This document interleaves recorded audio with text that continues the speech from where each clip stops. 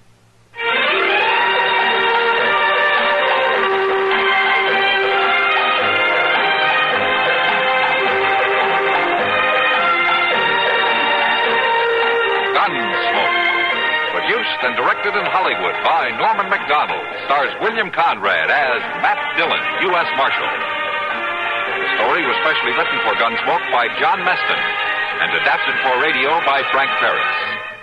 Featured in the cast were Ann Whitfield, Sam Edwards, John Daner, and Vic Perrin. Harley Bear is Chester, Howard McNear is Doc, and Georgia Ellis is Kitty.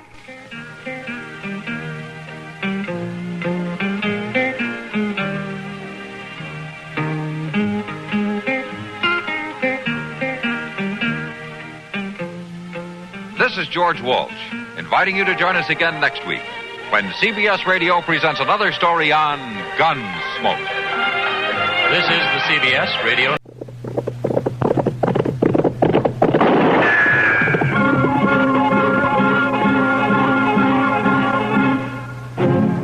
Around Dodge City and in the territory on West, there's just one way to handle the killers and the spoilers, and that's with a U.S. Marshal and the smell of Gunsmoke.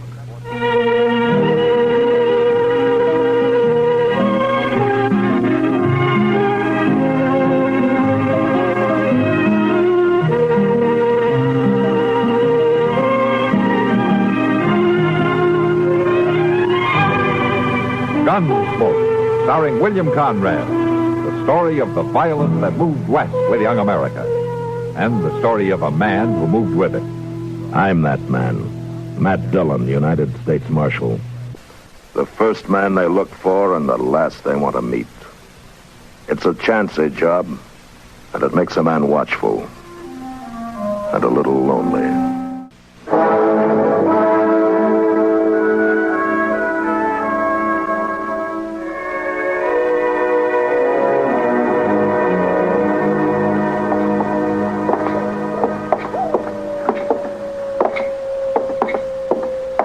Quiet night, Mr. Dillon. Yeah, except for that coyote. He's mad at the moon, I guess. Or in love, maybe. Oh? The way I've noticed it, any time you find a man or an animal out squalling around in the dark, it's usually love. Yeah, but this one sounds kind of mournful, Chester. Love is mournful sometimes. So I've heard. Matt, What? is that you? Oh. Good evening, Miss Morley. How have you been, Matt? Well, fine, thanks. Chester? Ma'am? You down here on Front Street this time of night alone? I'm looking for Red Lawson. Al's meeting him sometime after midnight, and they're going out on a cattle buying trip. I want to talk to him first. Are you satisfied? Well, there's no place for a woman alone. Maybe you better go home, huh? There are other women down here. Well, they belong here, Miss Morley. They work here. Don't be so stuffy, Matt. Call me Ava. Everybody else does. Your husband might take exception to that, Miss Morley. You are blaming me for what happened before. I'm not blaming you for anything, Miss Morley. I didn't tell them to get into a gunfight over me. It wasn't my fault. I didn't say it was. Chester, you better see that Miss Morley gets home all right, huh? Yes, sir. I can get home by myself. Good night. Miss Morley? My, she's pretty as a picture. Makes you wonder. Yeah. Maybe you were right, Chester. With a woman like that, love might be kind of mournful.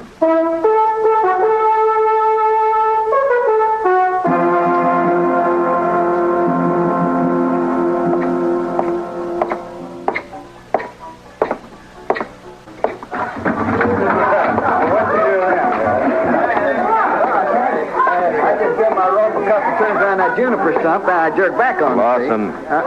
Oh, hi, Marshal. I wonder if I could see you for a minute. Yeah, sure. I'll be right back, boys. Okay, all right. We'll wait for you right here.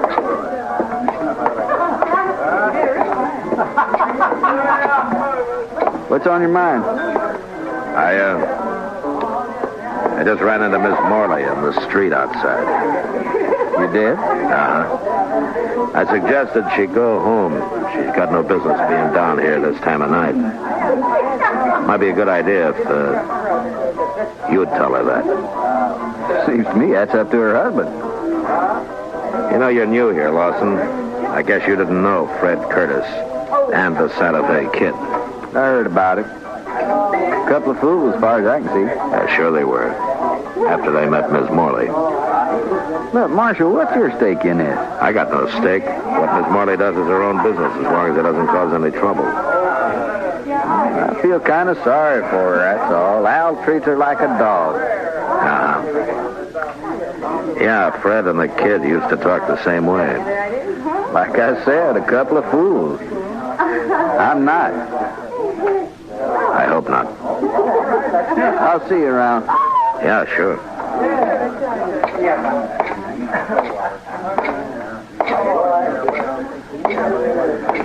Kitty, can I speak to you? Oh, what is it, Matt? Has Al Morley been in tonight? No, haven't seen him, Matt. Should he have been around? Oh, not necessarily. He and Lawson are riding out around midnight on a cattle buying trip. I thought they might be meeting here. Well, not yet, anyway. Jesse Wells would know what the plans are, though. Jesse Wells? Yeah, the new bartender down at the inn. Young one. You met him. Oh, yeah, sure. Why would he know? Well, he's going along. Al asked him to help out. They're going to follow the Lazy Bee roundup and try to get in ahead of the buyers from Chicago. He's a nice-looking kid, isn't he? Yeah. Is, he, Yeah. He's another friend of Ava's.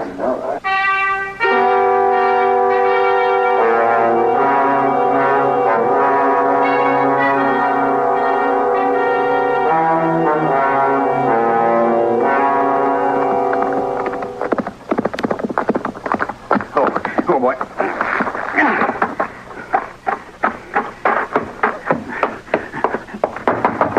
Marshal! Marshal Dillon! Wake up! All right, take it easy. Who is it? It's Jesse Wells, Marshal. Open up. All right, just a second.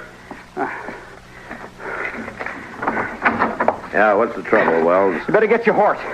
We got to ride back out there. Out where? What's happened? Buffalo Flats. We camped there to wait for the roundup crew. Al Morley is dead, Marshal. What? Knifed in the back. Well, you know who did it?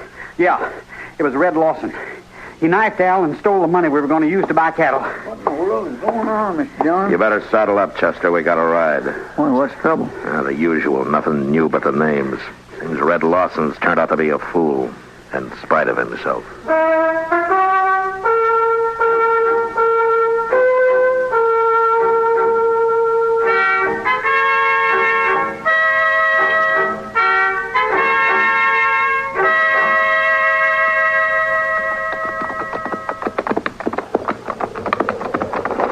Over this way, Marshal.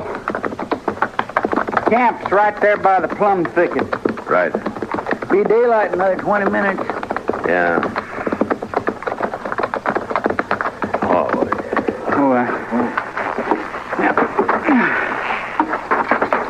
He's lying there by the bushes. Yeah, I see him.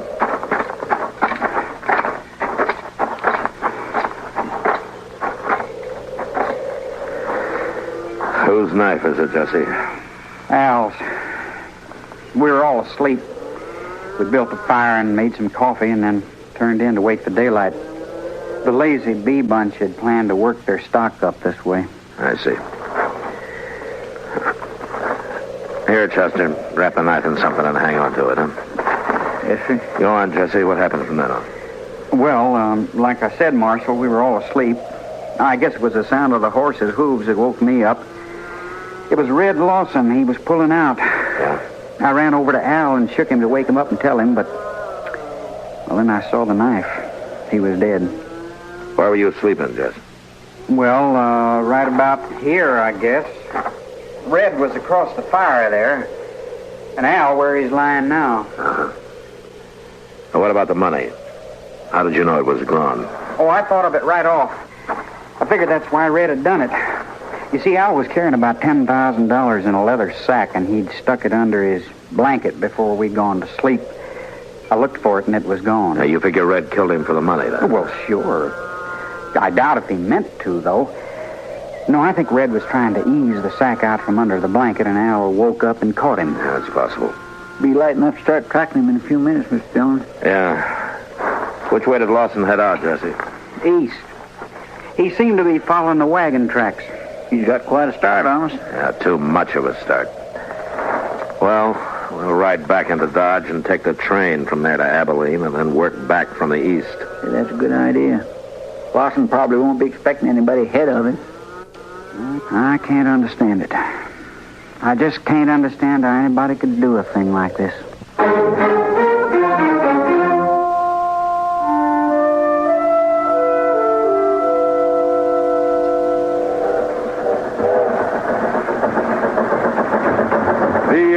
Sumac Creek water tank's right around the bend up ahead. How long do we stop there? Oh, about 5 minutes. Just long enough to take on water. Might as well relax, Marshal. It's a long way yet to Abilene. Why, we ain't but 24 miles from Dodge City. Feels more like 100. These seats are harder than an iron saddle. Hey, this here fella you boys are looking for, I guess he's a real mean one, huh? Yeah, mean enough. Yeah, just like I always say. This prairie country ain't never going to be a law-abiding place to live in. Well, every time I pull out of Kansas City on the run west, I'm expecting every minute to be shot, hung, or scalped. Chester. What's the matter, Mr. Dillon? I got the window here. You're on the bend there by the water tank, see? Ah, looks like we don't have to go to Abilene. Oh, yeah. Some fella waiting to catch the train, I reckon. Yeah. Hey, is he the one? That's him. His horse is tied there by the tank. He must have decided on a quicker way of traveling. Looks that way. All right, Chester, he won't be expecting us. Let's get out in the vestibule and then drop off and take him as soon as the train stops. Huh? Yes, sir. Well, Marshal, whatever you do, don't let him on this train. Just keep the passengers away from the windows. In a way, it's bad, Mr. Dillon. Miss Morley would have really enjoyed that $10,000. You're guessing, Chester. Holly hasn't seen us yet. All right, let's go. Lawson, get your hands up. You're under arrest. I said get your hands up. Oh. Lawson! Come on, Chester. That's cutting it awful thin, Mr. Dillon. Giving a man a couple chances before you haul down on him. We're still on our feet. He's not. It sure is pushing the odds, though. I guess. Pick up his gun there, will you? Yes, sir. Lawson? He's still alive. Yeah. Can you hear me, Lawson? Sure, I can hear you. He's got the sack of money. Yeah, I see it. Lawson, there's no doctor on the train. Now, we're going to try to stop the bleeding and do the best we can for you. There'll be a train back toward Dodge City in about a half hour. We'll wait for it. I guess I don't have much choice, do I? No, I guess you don't. You made your choice last night. Was she worth it?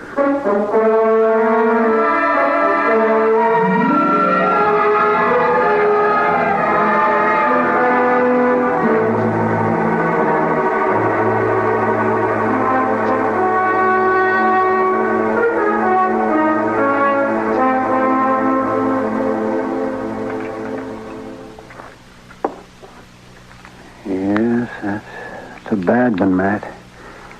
I'd say the bullet's lying right in against his heart. I might try to just wing him, Doc. But you can't always call him, you know. No, I guess not. Well, I'm afraid that's about all I can do for him, Matt. And that's not enough. Is that it? He won't live an hour. Yeah, I wish you were conscious. I want to talk to him. Well, the stimulant might take effect. Might not. But this kind of a case, you never know. What is it you're after, Matt? Ms. Morley.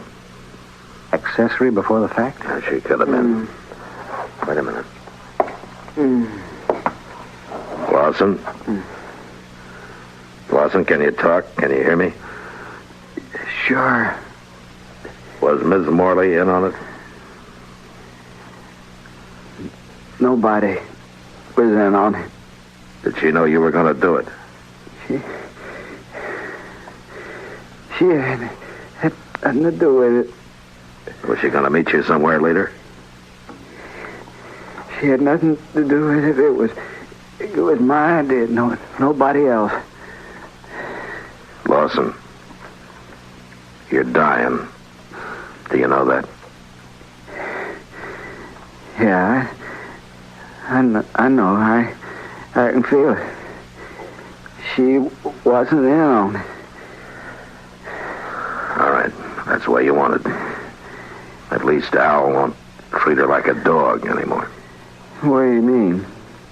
I mean, a dead man can't bother anybody. Al? You ought to know you killed him. No. What? No, he was asleep. I took the money and rode away. I didn't touch him. I swear I didn't kill him. I only stole the money and I didn't kill him.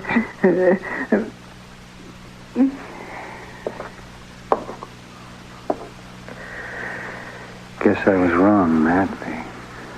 The bullet was closer to his heart than I thought. Yeah. I was wrong about something myself, Doc. I thought this was the end of it. Now it's wide open again. Wide open.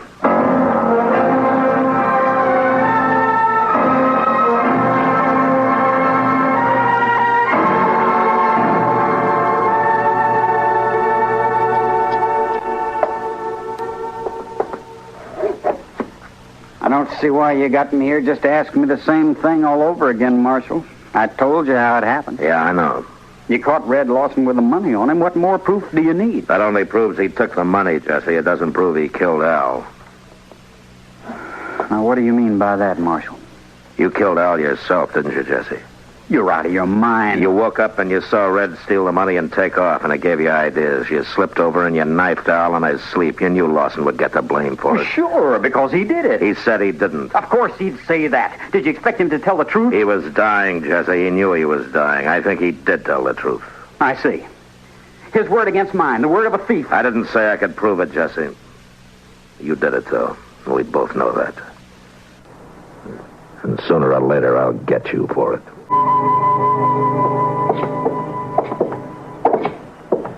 Quiet night, Mr. Dunn.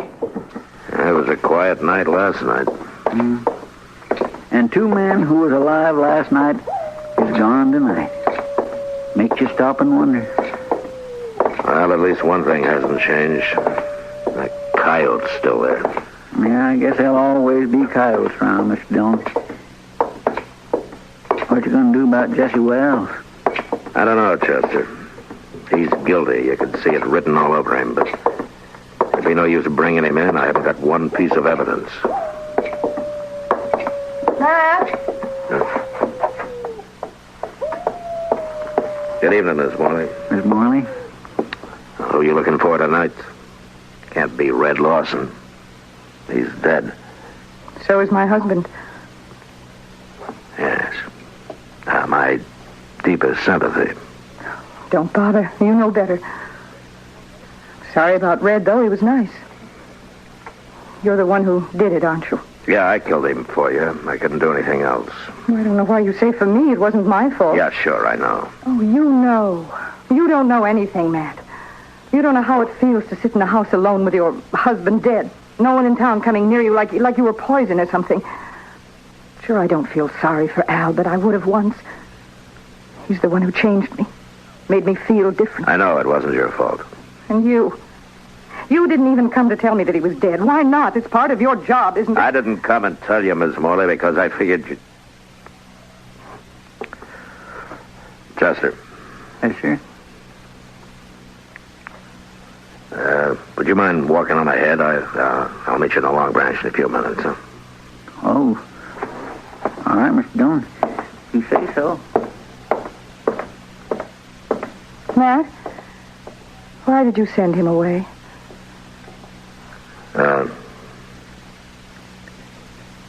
Ava, are you going to be home later tonight? I could be. Around 10 o'clock, say. Sure, Matt. Sure, I'll be there.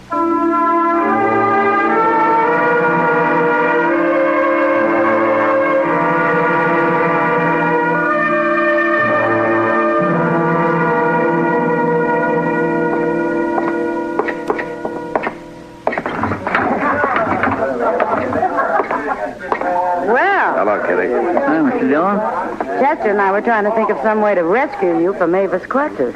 Only one thing, though, Miss Dillon, I wasn't sure you wanted to be rescued. Kitty, has Doc been in tonight? Oh, I haven't seen him, Matt. Chester, will you see if you can find him and have him meet me here? Yes, sir. I will, Miss Dillon. Kitty, I wonder if you could plant a rumor for me. What kind of rumor? Drop a hint to that new bartender of yours, Jesse Wells, that it might be smart to slip out of here and pay a visit to Miss Morley around, I'll say 9:45 tonight. Well, all right, Matt. Is it anything you can talk about? I don't exactly know how to talk about it, Kitty. I got a murder on my hands. I know who the killer is, and I can't touch him. So? So I'm going to try to make him touch me. All right, man. I'll plant the rumor. You going to be around for a while? Yeah, sure. I'll be here until 10 o'clock.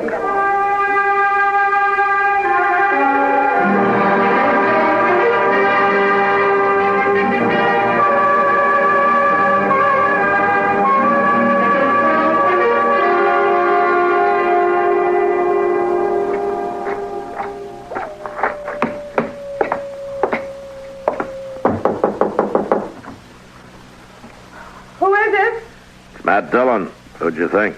Oh, just a minute. Hurry up, let me in.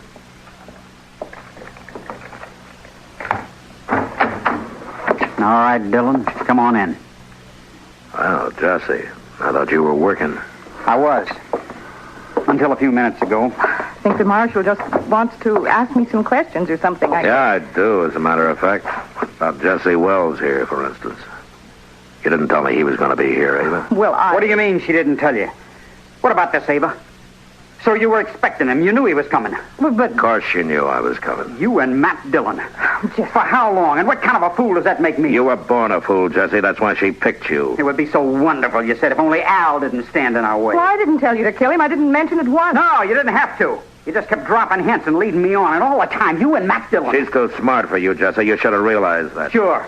But instead, I played right into your hands. Both of you. How, Jesse? By killing Al. Getting him out of your way. Giving the two of you a clear field. You're under arrest, Jesse, for murder. Oh, you'd like that, wouldn't you? Both of you would. You could sit around and laugh about it, waiting for me to hang. I said you're under arrest. Now, hand over your gun. No, you don't, Dillon. You're not taking me in for something both of you wanted me to do. Hand over your gun, Jesse. If you want my gun, you'll have to take it away from me. Get away from that door. Sure, I'll get away from it. Over, Wells!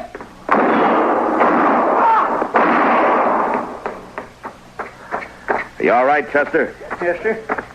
You were close, but he missed me. Well, you two didn't miss him. I don't know which one of you fired first, but either bullet would have done it. Well, you got what you wanted, all right, Mr. Dillon. Doc and I heard most every word. We sure did. Only one thing, though, Matt. He didn't implicate the woman in it. Yeah, I know. Will you take charge, Doc?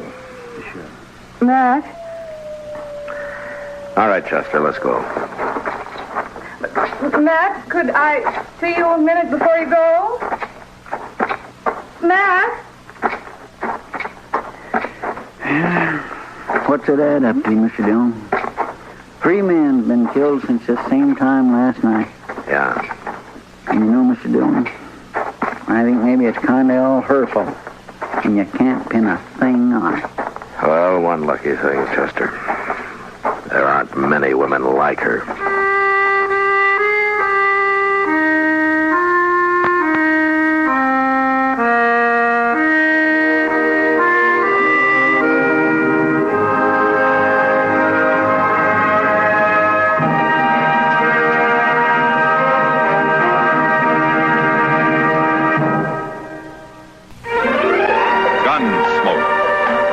Directed in Hollywood by Norman Macdonald, stars William Conrad as Matt Dillon, U.S. Marshal. The story was specially written for Gunsmoke by Les Crutchfield, with editorial supervision by John Messer. The Equitable Life Assurance Society presents This Is Your FBI.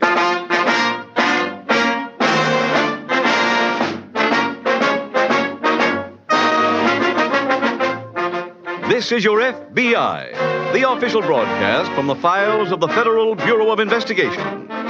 Presented transcribed as a public service by the Equitable Life Assurance Society of the United States and the Equitable Society's representative in your community.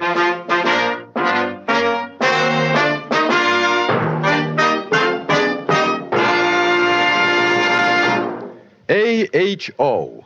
AHO. If you contemplate placing a mortgage on your home, it will pay you to remember those letters. They stand for the Assured Home Ownership Plan of the Equitable Life Assurance Society. A money-saving, home-saving plan designed to speed the day when you can say, "No mortgage on my house. I own it free and clear." If that appeals to you, please listen carefully in about 13 minutes for full information on the Equitable AHO plan.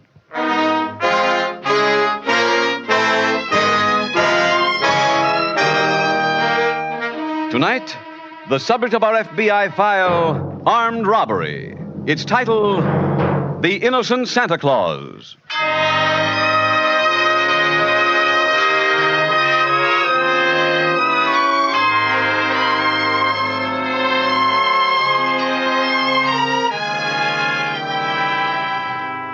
Nearly all criminals are emotionally childish, undependable, and unscrupulous. Some, like the characters you'll meet in tonight's dramatization from FBI Files, are more vicious than others. But make no mistake about it, the dashing and charming Robin Hood types are few and far between. Criminals taint with unhappiness the lives of all those with whom they come in contact. The little niceties of life, the decent, courteous kindnesses, the Christmas spirit itself that make up normal people's lives are completely foreign to the vast majority of them. Whatever they do is for themselves alone. One of your FBI's major purposes in bringing you these programs is to present the underworld as it really is, without glamour, without sentimentality.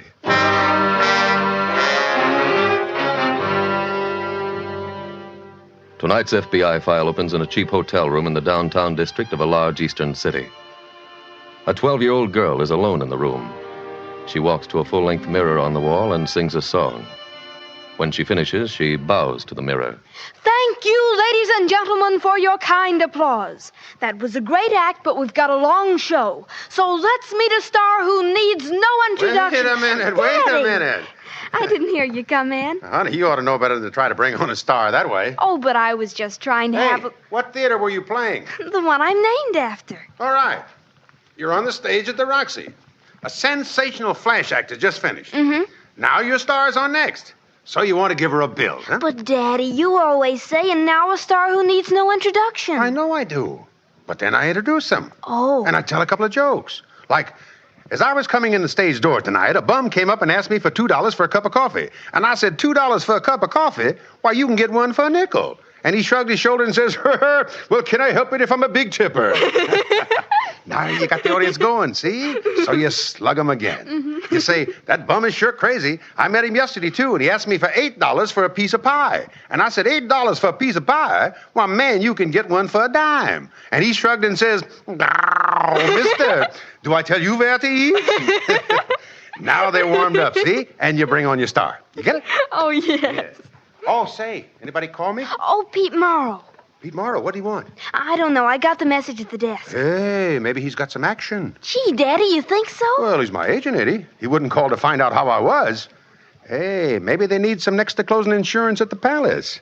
Can be anything. Wow-wee! Well, come on. Hit me with a good luck kiss and I'll go see him.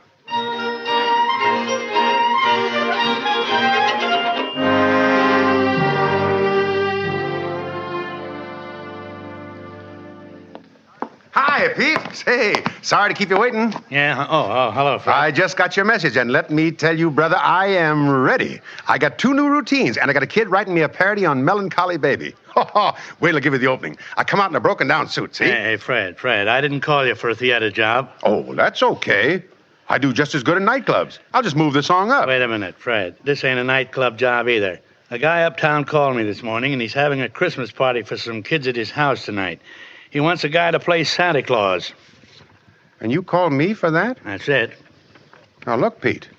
I know vaudeville's dead, but there's still a lot of places where I can There's $25 in it. Well, look, I give my dresser more than that. Fred, look, I better level with you.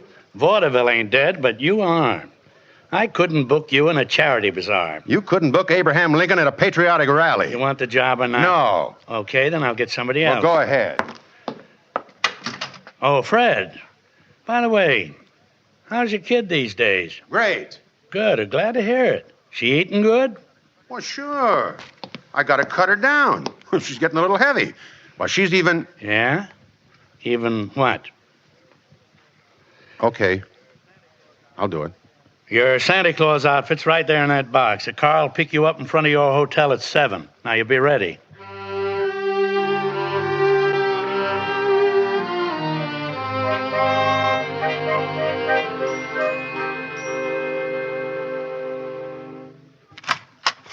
Daddy, how'd you make out? Wait till I get rid of this box. Oh. Now I'll take that hug. Oh, Daddy, what happened? Well, Pete Mara told me Oscar Hammerstein says he positively can't do his next show without me. And so that put Pete in the spot. Why? Well, Max Gordon's got a script. And he told Pete if I don't do it, he'll never hire another actor from him. And... Oh, the spaghetti! Oh. Ouch! Did you burn yourself? I'm sorry. I didn't keep watching and the water all boiled out and the spaghetti's ruined. So what? That was our last can. Look, you're going down to the grill and eat steak. But they said at the desk, no more signing. I'm paying them cash. Now, go ahead. Go. Aren't you eating with me? No, honey. Where are you going? Well, you see, Oscar Hammerstein is crazy to have me in the show he's doing, but the Angels don't know me. So Oscar asked me if I'd do him a favor and audition. Oh. Well, you never saw a guy so sorry in your life asking me to audition. But I told him I don't mind. I knew the spot he's in. Can I go? Oh, no. Not tonight, honey. Now hit me with a good luck kiss and run down and have your dinner. That's it. Now, go ahead. But, Daddy, I always thought when they did a show, they hired the actors before they bought the costumes. Oh, they do? Then how come Mr. Hammerstein had your costume already? What? On that box, it says Santa Claus costume, size 42. Oh, that? Well, you see, after the audition, I'm going to play a benefit. Daddy? Okay. I never could con you. You want to know what a big star your old man is? I'm playing Santa Claus at a kid's party uptown. You're playing Santa Claus? Yeah. Oh, that's wonderful. Daddy, that's great. Santa Claus is the biggest star in town right now. Who's bigger? Well... Hope, Crosby, the Lone Ranger? They're nothing at Christmas time. Santa Claus and his reindeer are headliners. Maybe you're right. Of course I am. It's perfect casting. They finally got a star playing a star's part. Don't you understand? Yeah, I understand. Thanks, honey.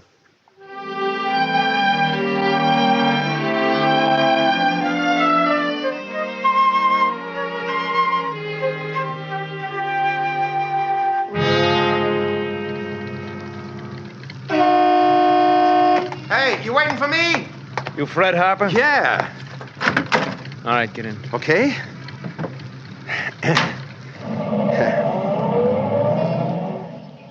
Hey, who's throwing this party? Mr. Caldwell. You his chauffeur? Uh-huh. See, look, I never worked a thing like this before. You mind if I try a couple of gags on you? Go ahead. Well, I figure I'll walk out and say, I know Santa Claus is supposed to come in through the door, but them chimney sweeps have got a real strong union. Nothing, huh? Yeah, maybe it's a little too fast. How about this? I'd have been here sooner except for one of my reindeer. He showed up late because he went to the movies. It seems he wanted to see the picture because he read the book. Say, pal, was your mother frightened by Ned Sparks? You know, it ain't against the law to laugh in this city. Uh-huh. What are we doing down here by the river? You, see that sign? Which one? Don't!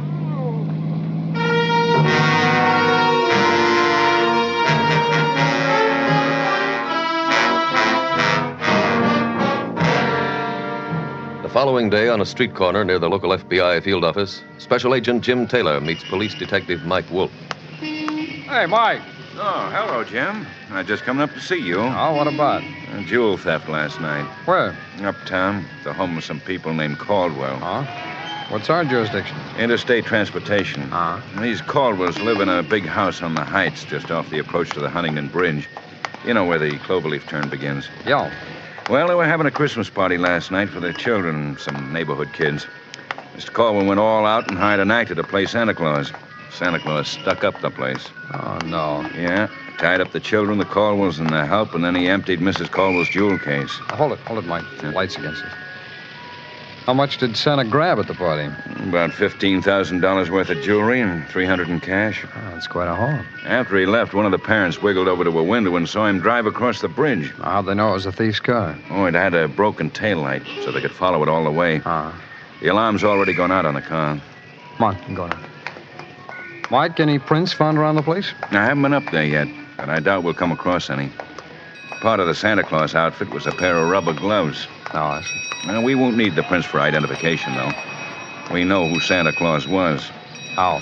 Mr. Caldwell told me he was hired through a theatrical agent named Pete Morrow. I contacted Morrow and learned that he sent an actor named Fred Harper.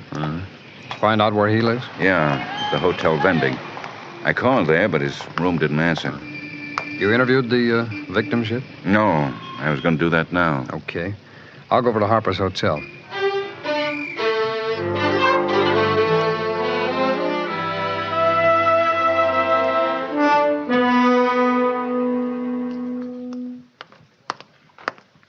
What do you want, Mac? Hello there. I'm Special Agent Taylor of the FBI. Here are my credentials. What can I do for you? Will you please ring Mr. Fred Harper's room? He's not in. His little girl's been looking for him, too. Seems he didn't get home last night. Oh, you know Harper? Very well. I was once his straight man. Is he in trouble? Yes, he seems to be. Mr. Perry, have you heard from my daddy yet? No, I haven't, Roxy. Mr. Taylor, this is Harper's daughter, Roxy. Mr. Taylor's from the FBI. Hello there. Do you know where my daddy is? Well, no, I don't. Can you help me find him? I mean, please. We'll do our best, Roxy. Did you see your father last night? Yes, sir. He was going to play a party as Santa Claus. Were you here when he left? Yes, a man called for him. You see this man? Only from the window. He was in a big car. Daddy got in and went with him. What kind of a car was it? I don't know. Or was it a sedan, a convertible? A sedan. What color? I couldn't tell. But I do remember one thing. One of the lights in back was broken. Oh? Mr. Taylor, why are you asking me all these questions? Well, Roxy, somebody came to that party wearing a Santa Claus outfit and held up the people. A real hold-up? With a gun? That's right. Not Daddy. He couldn't do anything like that. He's not a crook. Mr. Taylor, phone call for you. Oh, thanks. Please believe me, Mr. Taylor. I'll be right back, Roxy. You can take it on that phone. Fine, thanks. Hello. Hey, Jim. This is Mike Wolf. Yeah, Mike. Fred Harper's been picked up. Oh, where? Near the approach to the Huntington Bridge. And 2 of the stolen pieces of jewelry were found in his pocket.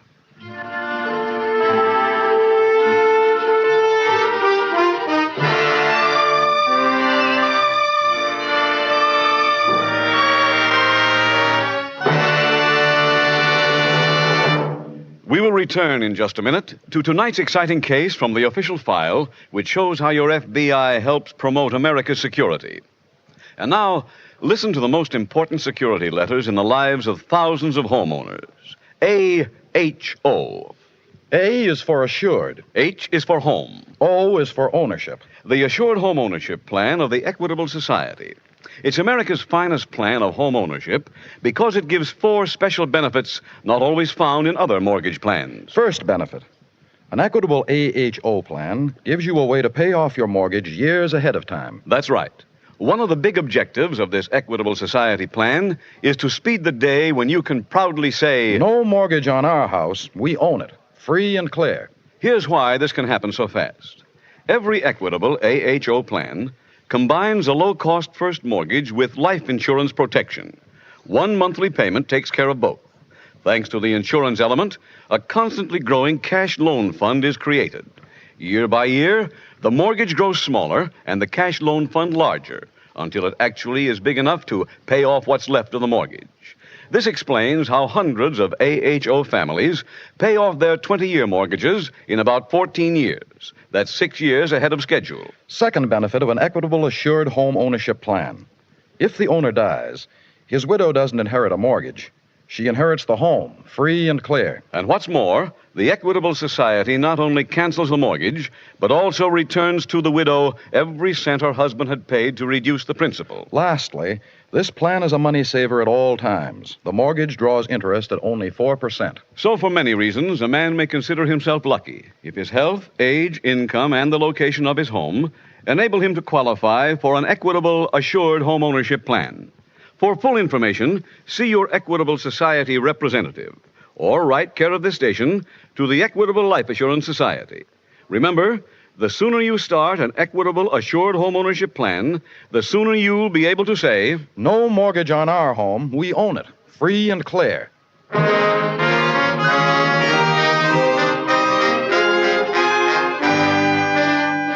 And now back to the FBI file, The Innocent Santa Claus.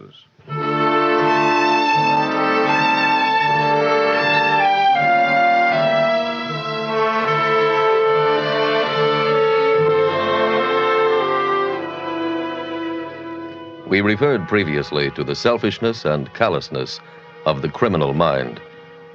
During the Christmas season, when the vast majority of us are in a genial, relaxed mood, the underworld does not hesitate even at this season to strike often and hard. There's no off-season in crime. Being off guard is not safe at any time. The men of your FBI are convinced that it is high time to stop romanticizing gangsters and hoodlums. FBI agents who come in contact with the underworld daily know it for what it is. Ruthless around the calendar, with no days off for good behavior. Tonight's FBI file continues in the hospital ward at the city jail. Special Agent Jim Taylor is interviewing Fred Harper. Mr. Harper, you insist that Mr. Caldwell's chauffeur knocked you out last night? Don't these lumps on my noggin prove it? But Mr. Caldwell says he has no chauffeur and never sent a car for you. Well, whoever the guy was, he belted me out. And that's all you can tell me. Mr. Taylor, do I look like a guy who'd stick up a kid's party? Well, unfortunately, looks don't mean a thing. But I've never been picked up even for jaywalking. The only record I got is in the back issues of Variety. Are you sure you can't remember anything about this man? Well, he's a tough audience. What do you mean? I told him 2 jokes, both boffs. He never even cracked a smile. Look, my agent can prove they sent a car for me. Pete Morrow in the Central Building. Yes, I know. Detective Wolf spoke to him. He claims he gave you the Santa Claus outfit and Caldwell's address, and you were supposed to get there by yourself. Well, he's a liar. Well, his word is better than yours right now. Why? He didn't turn up with any of the stolen jewelry on him. But I'm being framed. No, you're not. This case won't be closed till we find the rest of that jewelry.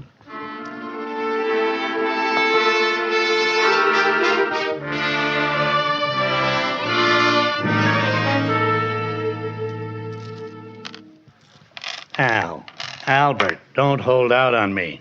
I ain't. Is this all the stuff you grabbed last night? Except for the 2 hunks I stuck in Harper's pocket. Well, the papers made it a much bigger job. Oh, the papers. They got Illinois as a 7-point favorite in the Rose Bowl. Can you bet them? Not me, no. Well, the same with stick-ups. I once heisted a joint, got 200 clams. Papers come out and say I grabbed 8,000. This is the age we live in, kid. Now, you're going to get the fence this, huh? Well, I'm not going to tell you that. Well, why not? Well, because the next time we do a job, you might take the loot straight to him. Well, I wouldn't do that. Well, let's leave it this way. You don't mind, do you? I suppose I do. Well, it won't make any difference. All right, then I don't mind. Fine. You call me tomorrow, and I'll tell you how much we're cutting up.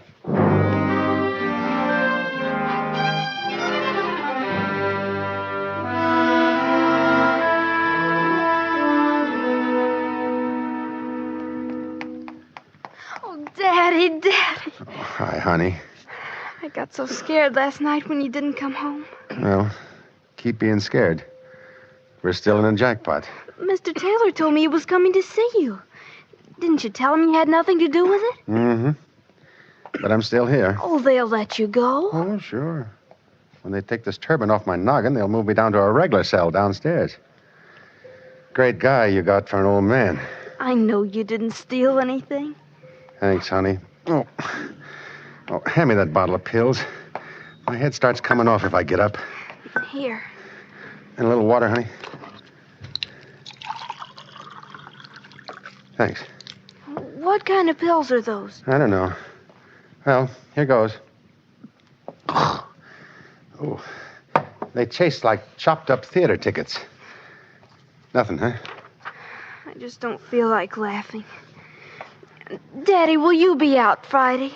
I doubt it. Why? I promised my teacher. Promised her what? Well, the school Christmas play is Friday. I told her you'd be there. Well, that's fine. But I'm such a hit here, I think they'll hold me over. But I told my teacher what a sensational Santa Claus you do. Daddy, we've got to figure some way to get you out by Friday. Well, if you get an idea, cut me in for half. Isn't there anything we can do? Sure. Just keep hoping, honey.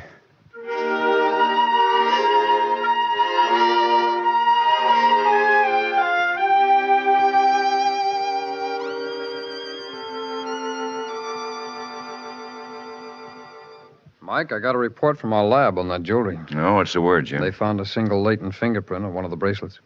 We've got Fred Harper's prints right here. Oh, wait, I've already checked. It's not one of his. Well, that doesn't prove he's innocent. I can't help feeling he is, though. You believe the story about the mysterious stranger posing as Caldwell's chauffeur? Yeah, I do. Harper's little girl told me about the taillight on that car being broken. There's no way she could have known that if she wasn't telling the truth. Yeah, pardon me. Sure, Mike. Wolf speaking.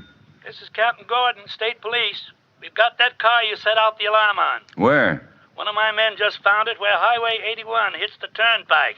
I'll see that nobody touches it. Thanks, Captain. Come on, Jim. Car's been found.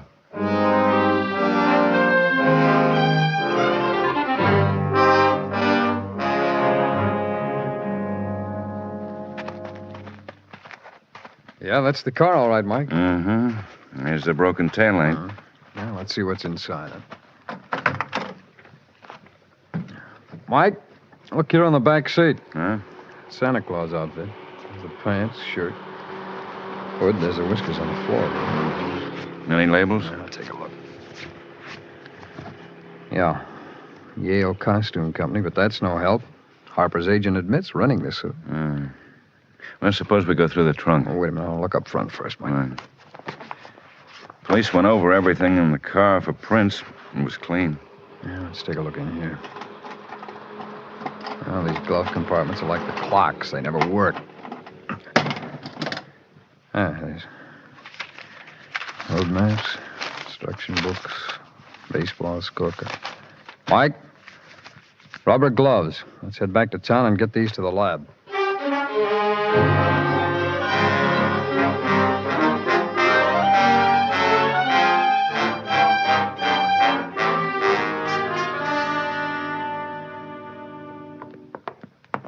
Hello, Pete. Well, Fred, how come they let you out? Mr. Taylor here can tell you. Oh, Taylor? Yes, I'm a special agent of the FBI. I'd like to ask you a few questions, if I may. Sure, anything. Sit down. Thanks. Now, Mr. Morrow, you told Detective Wolf you made no arrangements to have Harper picked up the other night? Yeah, that's right. We found that car yesterday. The one he used in the stick-up? Well, the one that was used, but not by Harper. We also found the gloves that were part of the hold-up man's costume. Oh, so? So our laboratory got a full set of prints off the inside of those gloves. One of them matches a print we got from a piece of jewelry we found in Harper's pocket. Well, what's that all got to do with me? Well, the prints belong to somebody named Al Bedford. Huh? Who? Mr. Taylor, I told you what to expect. This guy wouldn't give you the right time in Elgin, Illinois. Mr. Morrow, you know Al Bedford. Well, is he an actor? He's a professional criminal. Well, then how would I know him? His record shows you once gave him a character reference when he put in for a parole. What's his name? Al what? Al Bedford. You'd better be nice to him, Pete. Maybe he'll give you the job booking talent on those prison shows. Say, I don't know what either one of you guys are talking about. Oh, hi, Mike. We caught Al Bedford. I just got a full confession from him. Mr. Morrow here was his partner. No, that's a lie. Hey, Mr. Taylor. That clears me now, huh? Yes, it does. Then I'd better call my kid and find out if there's still time to do that Santa Claus bit. All right. Mike here can drop Murrow off at the city jail. I'll go with you.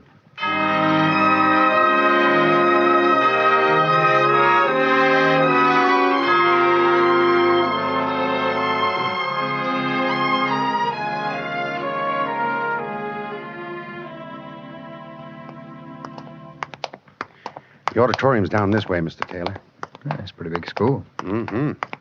Got the biggest stage of any school in town. That's why Roxy goes here. No? I think she's majoring in proscenium arches.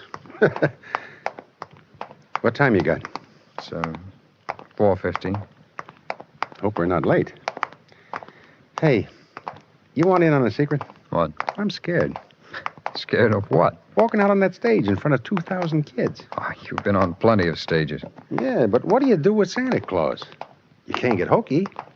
You got to play him straight. Oh, I guess this is the stage door. I saw 4 kids walk in here wearing halos. Oh, they've started. Yeah.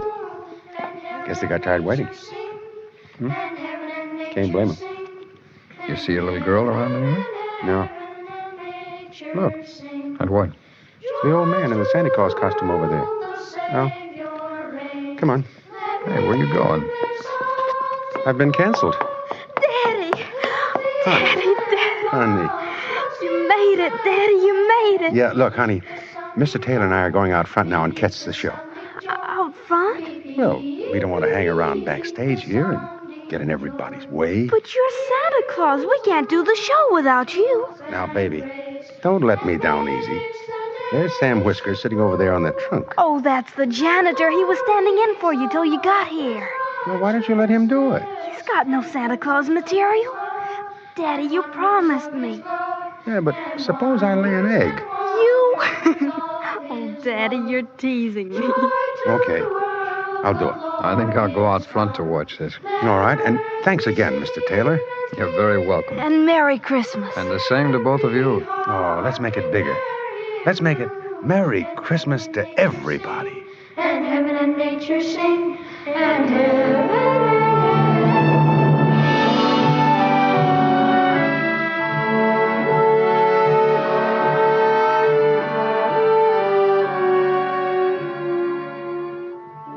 And now we bring you a message from the book of Luke in the New Testament. A message shared with you by FBI Director J. Edgar Hoover, every special agent and employee of the Federal Bureau of Investigation. A message also shared with you by every officer and employee of the Equitable Life Assurance Society of the United States. A message which comes, too, from those who bring you this weekly program. A message written in simple words. Glory to God in the highest, and on earth peace, goodwill toward men.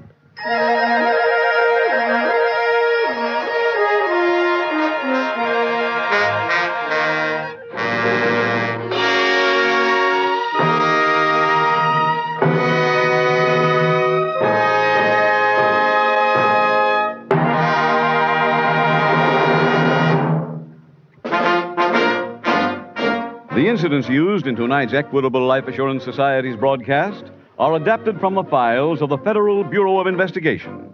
However, all names used are fictitious, and any similarity thereof to the names of places or persons living or dead is accidental. Tonight, the music was composed and conducted by Frederick Steiner. The author was Jerry D. Lewis.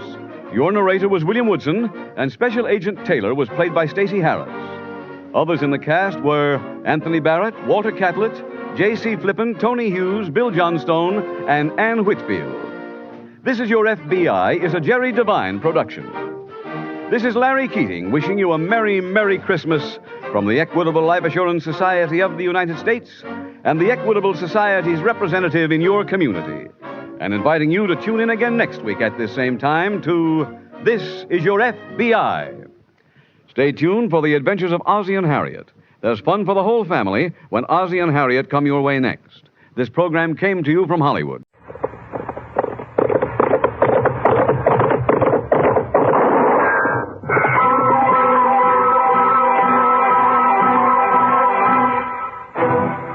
Around Dodge City and in the territory on West, there's just one way to handle the killers and the spoilers, and that's with a U.S. Marshal and the smell of Gunsmoke.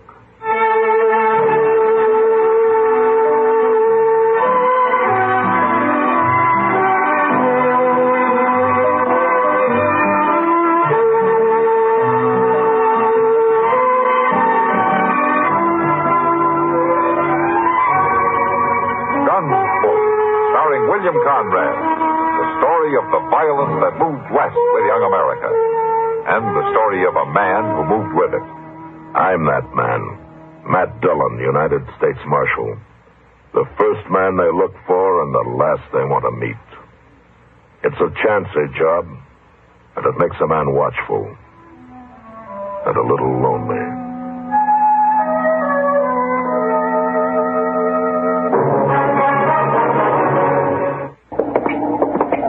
We gonna stop in at the Long Branch, Mr. Dillon? Yeah, might as well. There's not much doing around town tonight. Sure do hope they got a rip smarting fire going. Yeah, that wind's got a nip to it, all right. Gonna blow up worse for morning. It might.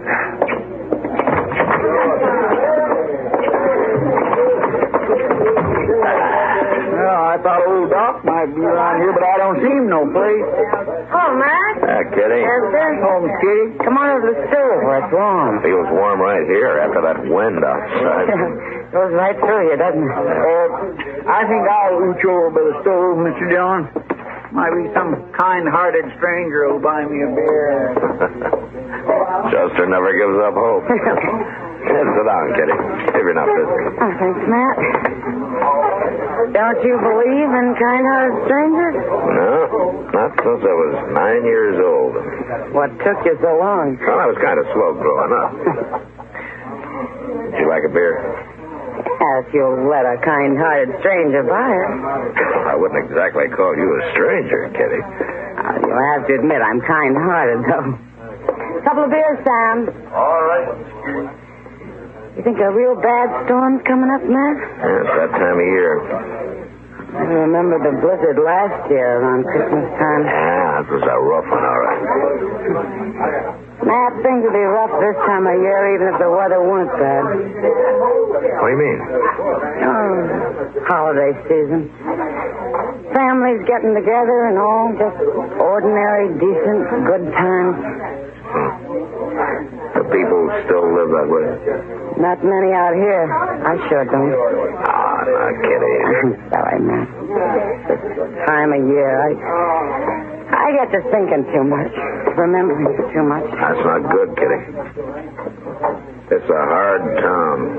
It's a hard country. Go soft and it'll kill you. I remember nights you come in here after you had to kill a man. Nights you stayed till sunup, not talking, alone mostly, and dying a dozen deaths inside. You're as sentimental as Chester. Oh, there you are, Marshal. Shut the doggone door, Mr. Jones. You let in all the cold. Well, I've been robbed, Marshal. What? Held up. Right in the old store. Well, how'd it happen, Mr. Jonas? Well, a fellow come in right after closing time, banged down over his face and stuck a gun in my stomach and took everything in the cash drawer. $68. Well, it sure took you a long time to get around telling me about it. Well, he tied me up, left me there in the back room. I just not got loose.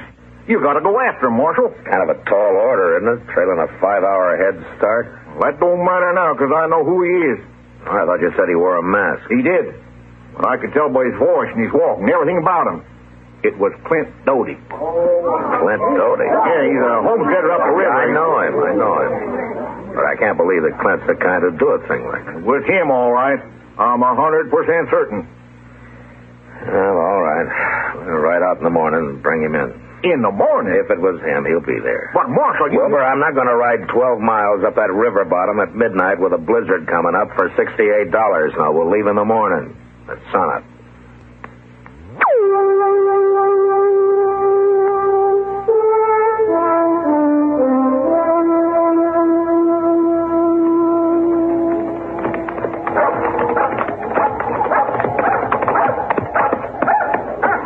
Probably heard us ride up, Mr. Dillon. Yeah, you'd think so. You suppose he's going to hold up the house and try to shoot it out? I thought he's not that tight, Chester. Yeah, nobody never thought he was the type to hold up Mr. Jones, neither. Well, morning, Marshal. Chester. Oh, Doty? How are you, Doty? Come on in and sit. I got some coffee on the stove. Well, we might warm our hands a little bit. Come on, Chester. Yes, sir.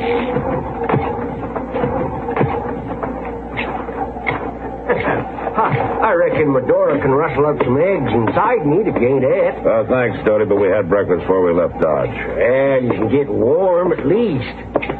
Hey, what you trying to do, Marshal? Blow up a storm? That looks that way.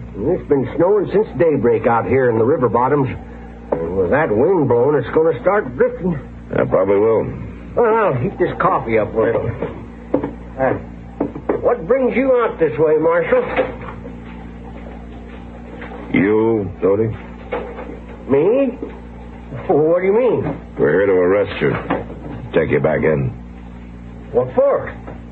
Armed robbery. Armed robbery? You mean that hold up at the general store? That news seems to travel fast, doesn't it? How'd you know about it? Well, What's all this about armed robbery? Oh, you know my wife again. Yeah, sure. How are you, Medora? Did I hear you accusing Clint of robbery, Marshal? That's more a matter of Wilbur Jonas accusing him, man. When did this happen, Marshal? Yesterday evening around 7 o'clock. Clint hasn't been away from this place for 2 days. Yeah, no, Medora. Well, a wife's word might not stand for much under the circumstances, Medora. Are you calling me a liar? No, Medora, stop that. There's people seen me in town yesterday evening. And Wilbur Jonas claims he's one of them. Well, the way I heard it, the fellow that held him up was wearing a mask. He says he recognized your voice. Wilbur Jonas couldn't recognize sour apples if he had a mouth full of them. Well, I guess that would be something for the judge to decide, man. And you're going to take me into jail? Unless you can prove you were somewhere else at 7 o'clock last night. Well, that might be kind of hard to do, Marshal.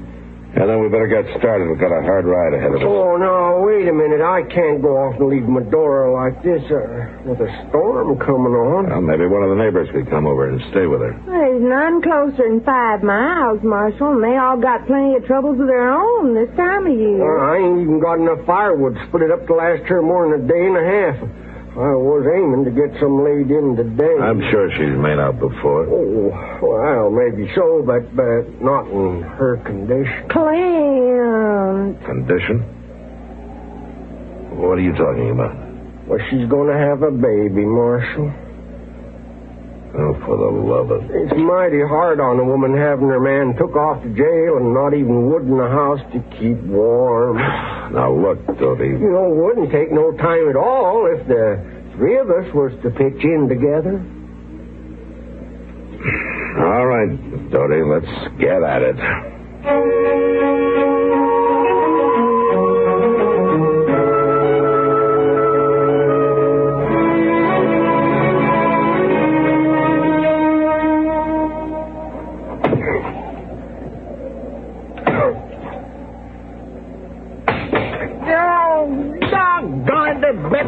What's the matter, Chester? Well, this cussed axe needs sharpening again, Mr. Dillon. It ain't too good as steel. The Marshal's got the best one. You couldn't prove it by me. Oh, listen, sure don't hold its edge none. Oh, here, Chester, let me touch it up with the stone. Oh, my gracious, that edge is mighty easy. If you ask me, we've already chopped enough wood to last through this winter and half of that. Stop that, don't he? That stove eats it up pretty fast. Chester's right, Doty. We've chopped enough. Well, she's got to use some of it to cook with, too, you know. It's enough here to last till she can make other arrangements. Now, let's pack it into the shed and head back for town before that snow gets any worse. Well, whatever you say, Marshal. Mister! You Mr. feel like taking on some victuals? I got some nice hot stew ready. Did you say victuals? Now, we got to get started, Medora. It's getting late. Oh, it won't do no harm to eat first. It'll make the trail shorter, Marshal. Well... My! Just look at all that firewood. I'm right obliged to you, men. You're welcome, Medora. I reckon I'll need every stick of it, too, with this wind driving the snow in through the north wall of the cabin. God, dang it, I clean forgot. Forgot what? The chinking. The chicken? No, the chinking. The chinkins all fell out of the north wall of the house. I was aiming to fix it today. I got a lot of bark slabs cut laying out back to the barn. Now, look, Doty. Oh, it's mighty hard on a woman in Medora's condition with the snow and the sleet blowing in on it. Doty, would it be all right if we eat first?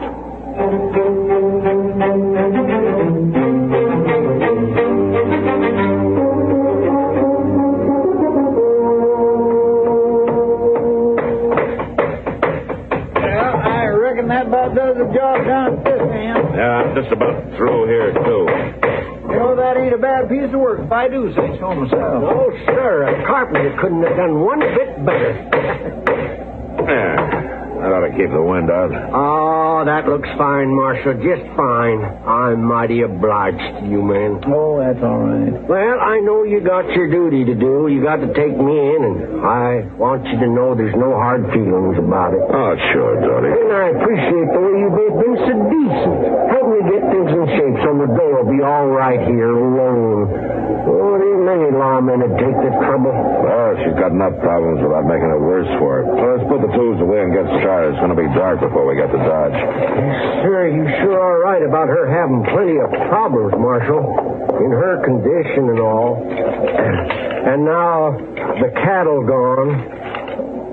The cattle gone? Oh, of course, we only had about 20 head, but with me going to prison, maybe it's been enough to see her through, her and the little one. What do you mean, the cattle gone? Well, I had them there in the meadow back of the corral, letting them pick clean what pasture was left. I guess they drifted off. Well, of course they drifted off. When that storm hit, they turned tail and moved along with the wind. Cattle always do that. Well, I guess it don't matter much, though. Medora couldn't take care of them nohow, not in her condition. Well, she could if you'd hold them in the corral there next to the barn. All she'd have to do is push the hay out of the loft door.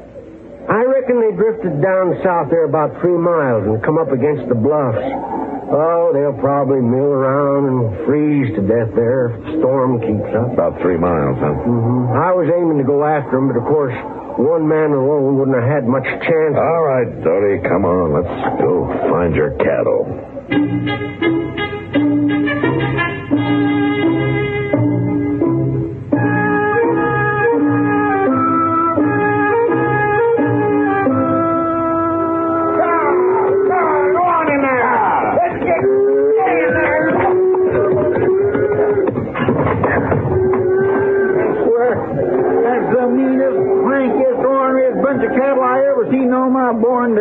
Storm's really got them spooked. You know, that turned out to be more of a chore than I thought, Marshal. Yeah, it sure did. I just don't know how I'd have managed without you fellas helping. We're mighty grateful to you, me and Medora both. Well, we couldn't let the cattle freeze. Well, if you're waiting now till I put these lanterns in the barn, we can leave any time you say. Oh, unless, of course, you'd like some hot coffee first. Dodie, it's dark now. You know as well as I do we're not going to ride back to Dodge tonight. Well, say, in that case, maybe you wouldn't mind helping me kill and dress a couple of dozen hens. Couple dozen hens? Yeah, hang them up under the eaves to freeze. Oh, my gracious. Chicken broth's mighty good for a woman in Medora's condition. Look, Dodie, we've already chopped your wood, fixed your house, and rounded up your cattle. Oh, you've been mighty decent. All right, we'll help you dress your chickens. We'll make soap for you, salt down the pork, preserve eggs, anything you say up until midnight. Then I'm going to get some sleep. And at sunup, we're going to ride into Dodge, and you're going to jail.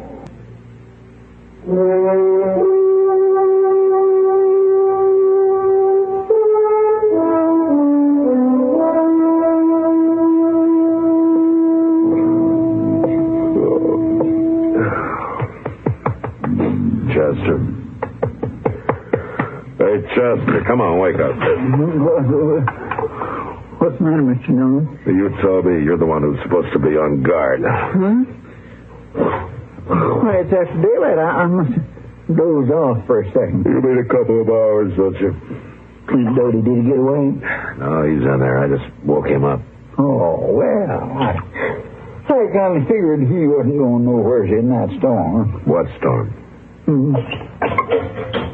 Why, it's over. That died out during the night. You better get yourself collected, Chester. We're heading for Dodge. My, just look at that sun on the snow with you. Now, turn out some of them boots out of the swore. Oh! What's the matter? Oh, Mr. Dillon, I'm so lame I don't even know if I can stand up straight. Well, keep trying. I swear I'm going to have to be spoon-fed for a month. I ain't never worked so hard in all my life. Hello? Is anybody home? Somebody outside you. Yeah.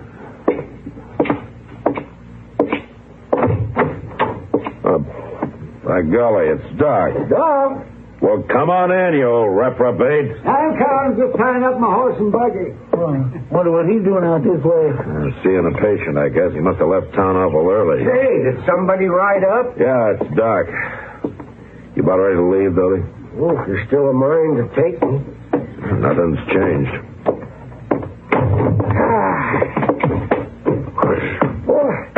Well, Matt, Chester, this is where you've been hiding out. How are you, Doc? Yeah. Oh, good morning, Clint. Morning, Doc.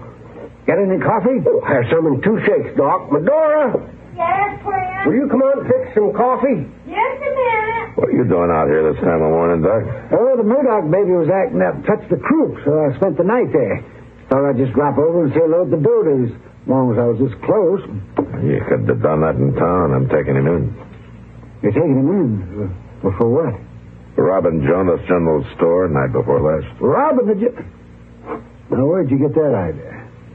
Jonas claims he recognized him. Wilbur Jonas hasn't got the sense the good Lord gave a gopher. Matt, they caught the fella who'd done that. What? That's right. It was some drifter riding through town. He threw a lot of money into a poker game, and the boys got kind of suspicious. And he finally admitted the whole thing. So they borrowed a jail key from Judge Bent and locked him up until you get back. Well, Clint, didn't you tell him? Well, Tell me Clint, he couldn't have done it, Matt. He was playing poker at the time with me and Moss Grimmick in the back room of the livery stable. Dodie. No, Marshal, I didn't lie to you. You asked me if I could prove where I was, and I didn't know Doc's word was actual proof. Clint, Dodie, he done that deliberate, Mr. Dillon, letting us think he was guilty just to get us to do all that work for him. And I suppose the story about your wife having a baby. Oh, that's the gospel truth, Marshal. Well, it sure is, Matt. I'll vouch for that. Let me see now. It's about another 6 months. Let me see. Around the 1st of July. 1st of July? Yes. I didn't say when, Marshal, and you didn't ask me. Ain't you gonna wish us well? The 1st of July? So help me, Dodie, for 2 cents. Oh, we might even name him after you, Marshal, if we can't think of nothing else. So help...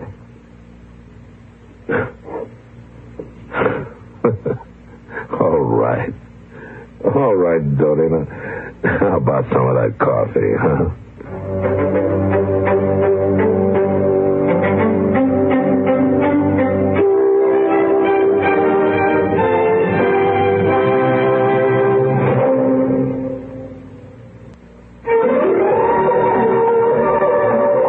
Gunsmoke. Produced and directed by Norman McDonald, stars William Conrad as Matt Dillon, U.S. Marshal. The story was specially written for Gunsmoke by Les Crutchfield, with editorial supervision by John Meston.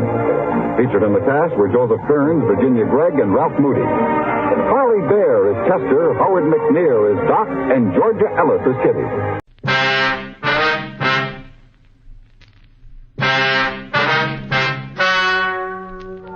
Ladies and gentlemen, the story you are about to hear is true. The names have been changed to protect the innocent. Dragnet, brought to you by Chesterfield. This is the best, Chesterfield, and the time to change today.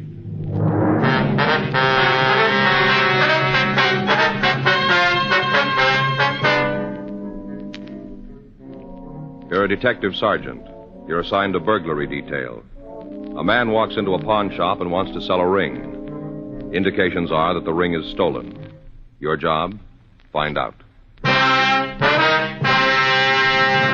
This is the best, Chesterfield, and the time to change today. In choosing your cigarette, be sure to remember this. You will like Chesterfield best because only Chesterfield has the right combination of the world's best tobaccos. Tobaccos that are highest in quality, low in nicotine. Best for you. All of us smoke for relaxation, for comfort, for satisfaction. And in the whole wide world, no cigarette satisfies like a Chesterfield. Get a carton of Chesterfields today. Chesterfield Regular, Chesterfield King Size. Both at the same price in most places. In regular or king size, you can get 'em either way. The best smoke ever made's the Chesterfield you buy today. Smokers coast to coast are changing, it's a cinch to do. Here's all you have to say to get the one that's best for you. Chesterfield's for me, Chesterfield's for me. You just say it's Chesterfield's for me. This is the best, Chesterfield. And the time to change, today.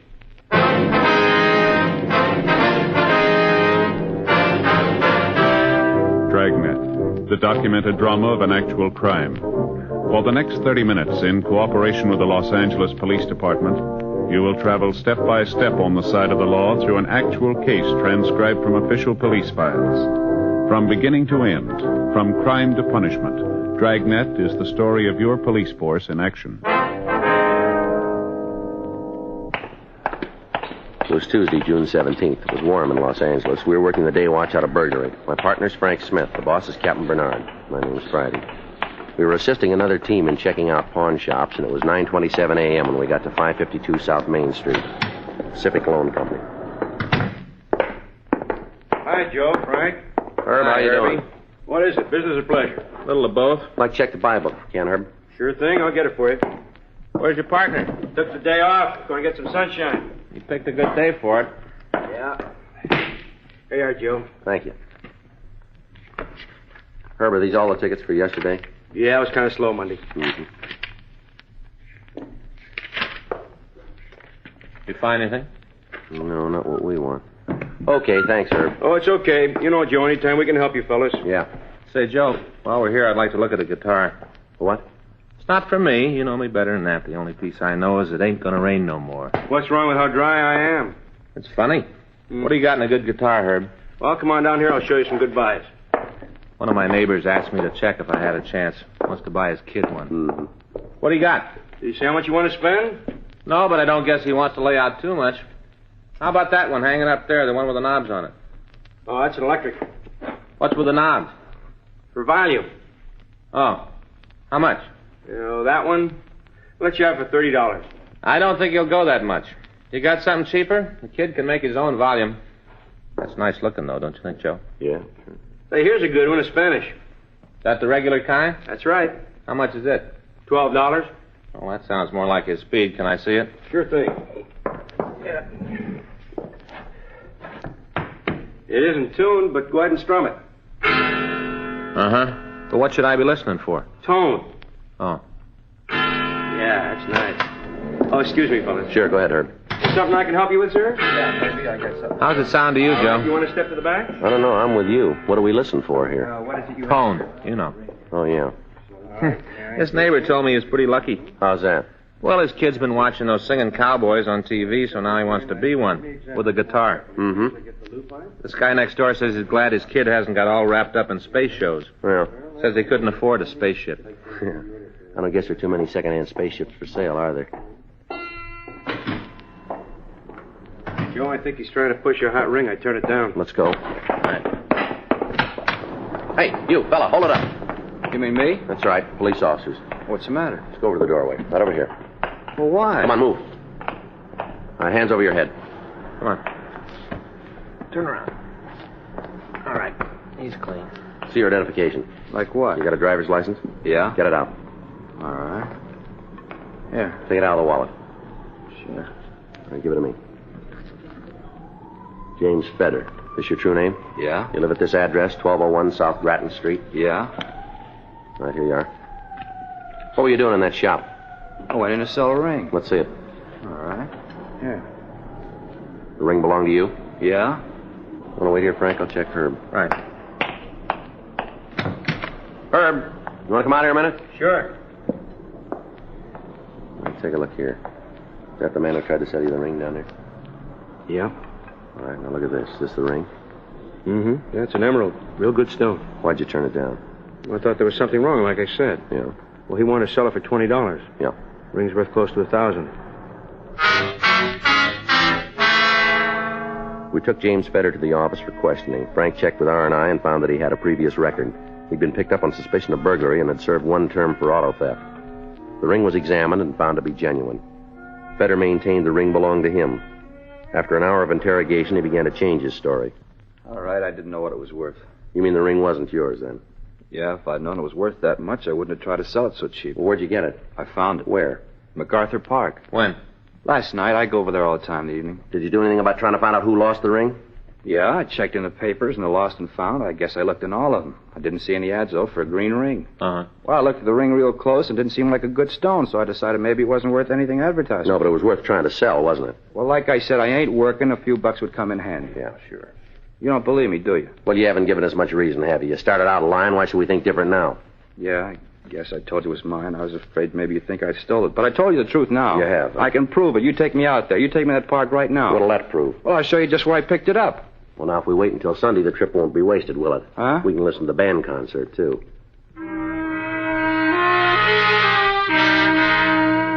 We continued to question James Fetter, but we were unable to change his story. He was booked in on suspicion of violation of Section 459 PC and held for investigation. We made a check of his residence, his friends, and the places he was known to frequent. We could find nothing to hold him on. He came up on the overtime sheet, and he was released. The ring was booked as found property. Friday, June 20th. Morning, Joe. Hi. You checked the book? Yeah, nothing in. Mm-hmm. Joe, letter for you. Thank you. Right.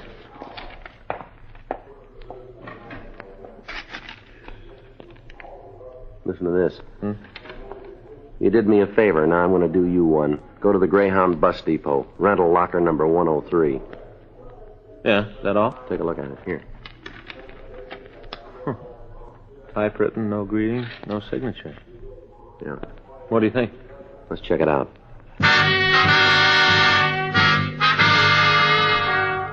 Frank and I took the letter over to Leighton Prince, and then we drove over to 6th and Los Angeles Street, the Greyhound bus depot. We went to the office of Ralph Thomas, the regional manager. We told him about the letter, and in his company, we went to check on locker number 103. Well, the locker's empty now. We'll have to see if anything's been removed from it recently. Want to come with me, gentlemen? We'll take the elevator to the basement. All right, fine. Thank you very much, sir. How are the lockers checked, Mr. Thomas? The 10 cents pays for 24 hours. All lockers are checked at midnight. I see. When the time limit's up, the articles are removed and a new lock's put on the locker. I see. Of course, as long as the fee's paid, we don't bother it. Mm-hmm. All the things removed are ticketed and held for 90 days. I see. See, we hold them here at the depot for 30 days and then remove them to a warehouse. You'd be surprised at how fast they accumulate. Yes, sir. Here we are. You mean all these things here have been left in lockers? People checked them, didn't come back for them? That's right. We get quite a variety of things. Yeah, you sure do. Of course, not all of them are of much value. For instance, sometimes a person will go out, buy a new shirt, change it in the station, check the old one, and forget about it. Mm-hmm. Look at that, Joe. See that stuffed yellow poodle dog up there? Yeah. Over there, half a radio. That's not much good unless you know the guy with the other half, huh? Flat iron. Sure a lot of stuff. Yeah, what about locker 103? Well, let's see now. If there was anything taken from it, should be right over here. Mm-hmm. Hey, there's some nice-looking luggage. Don't see how a guy would forget something like that. Here we are. Feels like a small box. That's from number 103? That's what the ticket says, see? Uh-huh. What about the date that this was removed? Well, let's see. Midnight, June 17th. That was 3 days ago. Yeah. It's okay if we open it? Not at all. Here you are. Here, give me the paper, John. Yeah. Looks like a Christmas card box, huh? Yeah. Take a look, Frank. Uh-huh. What's in it, Sergeant Friday? Jewelry. We signed a release form for the jewelry, and then we went back to the office. A check of pawn shop records was made, and we found that all the pieces had been reported stolen in a recent burglary. Leighton Prince had called to say no prints were found. The owner, Mrs. Carlton Hendricks, was notified, and she came down to the office. 11:07 a.m. Are you Mr. Friday, the gentleman that I talked to on the phone? Yes, ma'am. It's my partner, Frank Smith. Oh, how do you do, Mr. Smith? How do you do? Smith. Oh, that's a nice, uncomplicated name. If you don't mind my saying so, Mr. Smith, I think you look like a very competent officer. Thank you, ma'am. And you, Mr. Friday, you look, well, as though you might be more complicated, but very efficient. That's very nice of you, thank you. You see, that's one of my hobbies, reading character from faces. My friends say that I'm most always right. Yes, ma'am. Oh, when you called, I was so thrilled. You can understand what it means to recover possessions that you'd given up for lost. Yes, ma'am. Would you like to check the pieces now? Yes, you know, I had to call off a bridge party this afternoon, but then there'll be others, and this will be such an experience to tell them about. Yes, ma'am. Now, if you'll just look at these pieces and tell us if they're yours. Oh, all right, Mr. Riley, whenever you're ready. Yes, ma'am. Well, this is the box they were found in here. Well, it's a Christmas card box. How clever of them. I must remember that. You know, to tell my friends. Yes, ma'am, you do that. Frank, would you hand me that newspaper, please? Oh, yeah. There you go. Thank you. I'll just spread these on the table here and you can see them better. Oh, Maurice would just die if he saw this. That your husband? Oh, gracious, no, I don't have one. I mean, at present. I'm divorced, you see, but we're still very good friends. I meant Maurice, the jeweler. Huh? Just the way Mr. Friday spread my jewels on the newspaper. You see, when Maurice showed me these things, he had them all displayed on a wonderful piece of velvet. Oh. Then you recognize these pieces as being yours, Miss Hendricks? Oh, yes. Well, there's my wedding ring and my gold charm bracelet. Have you looked at that close, gentlemen? No, I missed it. Oh, you should. Here, now look. Now, you see, all those things have a special meaning. My husband gave them to me. The little stop-and-go light, oh, that was silly. I was just learning to drive. Yeah. It was a good thing we had insurance. Oh, and this little wheelbarrow. The first time we went to the races and I won so much money, he said I'd need this to carry it in. Yes, ma'am. Well, then I guess we can report that the jewels have been identified by the owner, huh? Oh, you see this little telephone, Mr. Friday? Yes, ma'am. It's got a number on it. But my husband didn't give me this. He didn't? No. It was all innocent enough, but poor Carlton. That was my husband got furious. I even caught him with a magnifying glass one day trying to read the number, the dear jealous man. Uh-huh. Is everything out of the box, Mr. Friday? Yes, ma'am. It's all right there in the paper. Why? Well, I don't see my ring. You mean this one right here? No, that's not it. It was an emerald in platinum setting. Well, when we checked the burglary report, I don't remember seeing any listing for that, Miss Hendricks. Well, yes, I know. The time I made the report, I hadn't missed it. These trinkets were stolen from my jewelry box, and I thought the emerald was in the safety deposit box. I see. But why didn't you make a report when you discovered that it was gone? Oh, well, it happened at a bad time. I'd made plans to go over to Reno for a vacation. You know what a lovely place that is. Well, I thought if the rest of the things were recovered, the ring would be too. Well, nevertheless, you should have taken the time to report it, ma'am. Oh, yes, I know. But at the time, I was more concerned with my plans for this trip. Have you ever been to Reno? No, ma'am. Oh, you should go sometime. It's really wonderful. I'm going back this winter for the winter sports. Do you gentlemen ski? No, ma'am. No. Miss Hendricks, how much was your ring valued for? Well, I'm not quite sure, but I think Carlton paid something like $1,000 for it. Well, 3 days ago, we recovered an emerald ring that was supposed to have been found. It may possibly be yours. There, you see.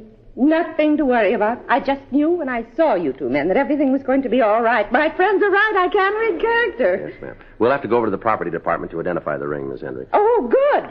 Good. That'll be another experience. I'm going to have to get in touch with Carlton. I'll need another charm for my bracelet. Yes, ma'am, you will. And I know now just what I want. Something that symbolizes this occasion, and especially you two officers. Uh-huh. Can you guess what it'll be? No, I can't. Can you, Frank? No, Joe, I can't. 2 little gold bloodhounds.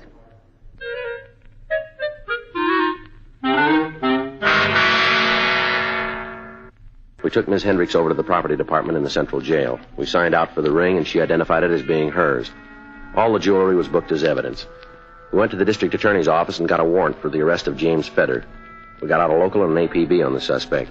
Frank and I checked his residence, but we were told the suspect had moved several days previously. The landlady had no forwarding address. She couldn't tell us about any visitors or any mail he'd received. She was unable to tell us if he drove a car. We rechecked his known associates and friends. Several leads were obtained, but none of them turned up anything. 5 days went by. Thursday, June 25th. Morning, Frank. Hi, Joe. You been here long? About 5 minutes. I just couldn't hit the lights this morning. What's new?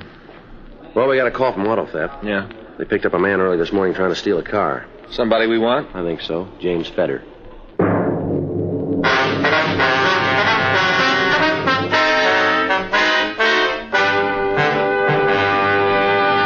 You are listening to Dragnet, the authentic story of your police force in action.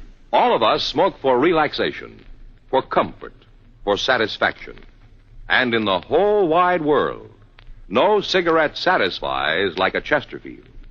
You smoke with the greatest possible pleasure when your cigarette is Chesterfield. Only Chesterfield gives you the right combination of the world's best tobaccos. Tobaccos that are highest in quality, low in nicotine. Best for you. Get a carton of Chesterfields. Chesterfield Regular, Chesterfield king size. Both at the same price in most places. It's America's most popular two-way cigarette.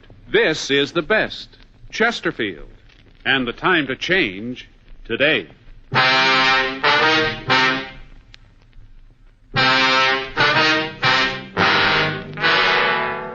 Before Frank and I checked out of the office, we contacted auto theft detail and told them we wanted to talk to Feder. We drove over to the main jail. The suspect was brought to the interview room. I heard you guys were looking for him. That's right. I could have come in, but I didn't think it was important. So you do it the hard way, huh? This is a bad beef. I guess you figure them all that way, huh? No, not always. You take a chance. You get caught, it's bad. But you ain't getting credit for something you didn't do. That's so? Yeah. What do you want to see me about? You don't know, huh? No, just that some of the boys said you were asking for me. Thought maybe you'd like to tell us more about where you found that ring. Oh, that again? Yeah, that again. You got my story. Now, what more do you want? We got an alibi. Now we'd like the truth. I found it. Sure you did. I don't know where I fit in and what you're trying to build, but I want no part of it. It's not that simple. All right, you tell me. That ring wasn't lost. It was stolen, and you know it. You figure I'm your pigeon, is that it? Let's try it for size, huh? Not this time. You can leave it with somebody else. Might take a little time, but we're going to make you on it. No, not from where I sit. You'll need a better story than you got right now. Well, not until you can prove I didn't find it. We got the other stuff you took. Oh, come on. Now you're really reaching. No, I don't think so. You did us a favor, but that doesn't put us on your side. Look, maybe you better fill me in. We got your letter. You did? Yeah. That's great. Now tell me what I said. I'll do even better. Here, you read it. This is the letter I wrote, huh? That's right. Mm-hmm. I get it. Now, you found some stuff down at the Greyhound Depot. You called it. Well, I'll give you something else. Yeah? I didn't write that letter. I don't know who did, but it wasn't me. The ring you had has been identified by the owner. A lot of other stuff we recovered. Look, I'll tell you something. It's like I said, you take your chances, but I ain't going to front for this deal. Yeah. Looks like someone was trying to nail me in, but I don't want it. You said I did you a favor. I didn't, but I'm going to now. All right, why don't you? I got that ring from a girl I know. What's her name? Jill Mason. Go ahead. Well, I ran into her the other night. I told her I could use a couple of bucks. She's owed me $15 for a long time. She said she didn't have any cash, but she gave me the ring. Uh-huh. I didn't know what it was worth. That's the truth. I don't think she did either. She was carrying a pretty fair package at the time. Well, go ahead. Well, she told me she got the ring from a boyfriend. That's all I knew about it. Why'd you give us the story about the park? Well, I figured maybe it'd keep her out of trouble. As long as you had the ring, I thought that was enough. And what's this girl mean to you? You mean how well do I know her? Yeah. I talked to her, that's all, but the only reason I give this to you is I don't want to pay somebody else's bill. She ever done any big time? I don't know. I never had any serious talks with her. Want to tell us where she lives? Yeah. You know, I don't understand that letter. Maybe you still think I wrote it, but I didn't. We only got your word for that. No. Doesn't make sense I'd send a letter if I'd taken the stuff and wanted to keep it. You might have. Why? You made a lot of other mistakes.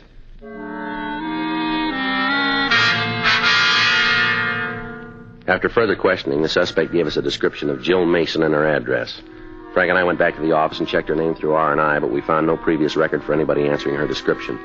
We drove over to 943 Wright Street, and we found the apartment house Feder had told us about. Jill Mason's name was listed on a mailbox near the front entrance. We went up to the third floor, apartment 316. We rang the bell, and the door was opened by a woman of about 35 years of age.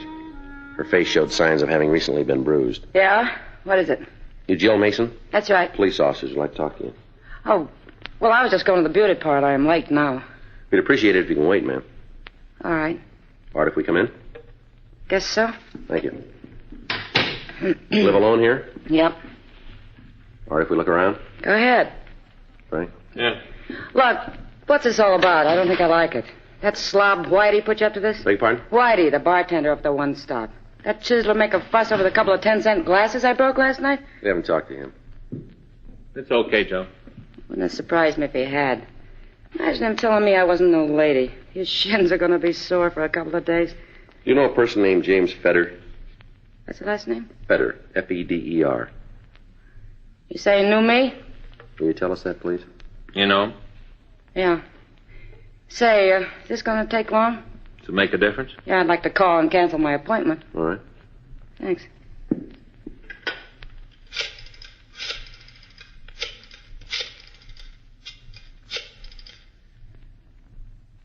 Hi, Helen. Joe Mason. Gonna have to cancel my appointment. Okay, I'll call you. Yeah. Sorry, honey. Yeah. Goodbye. No sense keeping her waiting. I didn't have to ask you if you'd be here long. When it wasn't about last night, I knew. Mm-hmm. Mind if I sit down? Go ahead. I could lie to you, but if you talked to Feder, it'd only be wasted breath. I'm beat as it is, more than one way. Did you give Feder a ring? That's what kicked the whole business off. Yeah. You see my face? It doesn't look too bad now, but you should have seen it a week ago. If I had had a gun, I think I'd have shot him.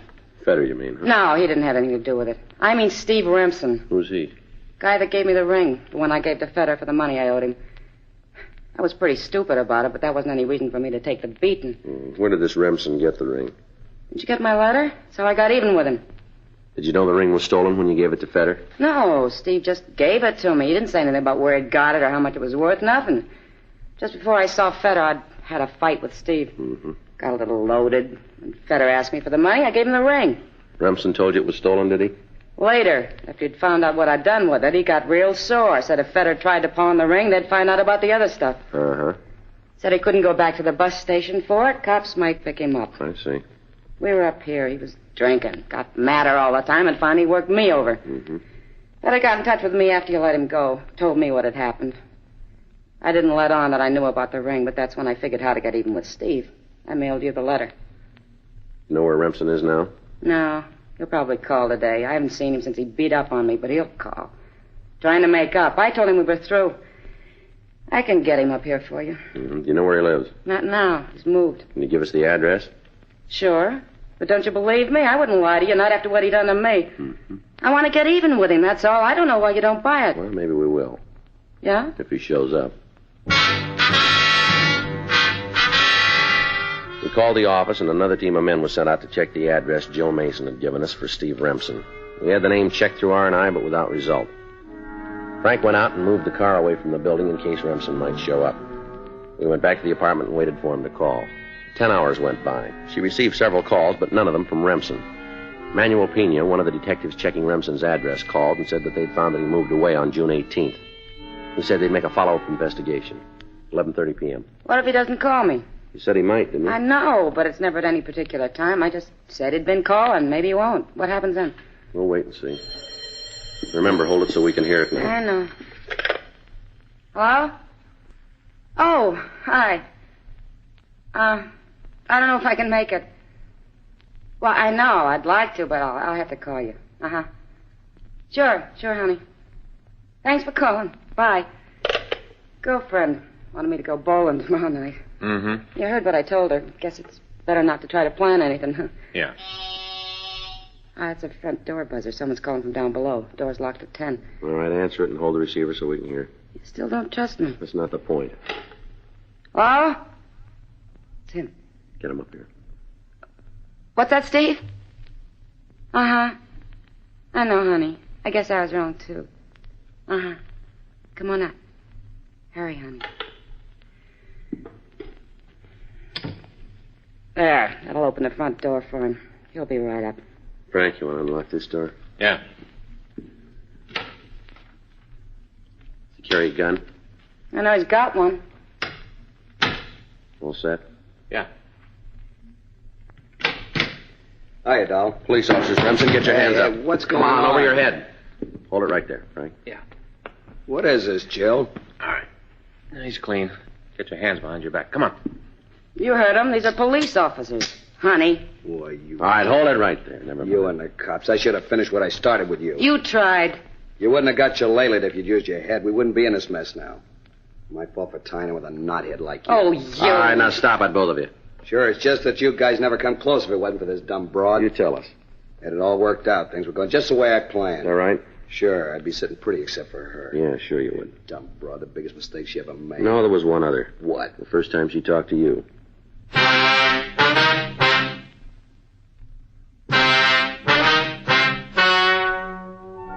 The story you have just heard is true. The names were changed to protect the innocent. On October 5th, trial was held in Department 98, Superior Court of the State of California, in and for the County of Los Angeles. In a moment, the results of that trial. Now, here is our star, Jack Webb. Thank you, George Fenneman. You know, any king-size cigarette can give you more length, but only Chesterfield gives you premium quality tobacco to go along with it. That's the big difference in king-size cigarettes for my money.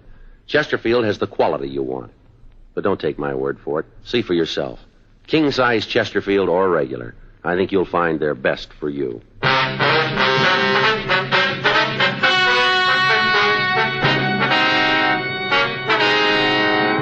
Steve Lynn Remsen was tried and convicted on one count of burglary in the second degree and received sentence as prescribed by law. Burglary in the second degree is punishable by imprisonment for a period of not more than 1 year in the county jail, or by imprisonment in the state penitentiary for a period of not less than 1 nor more than 15 years.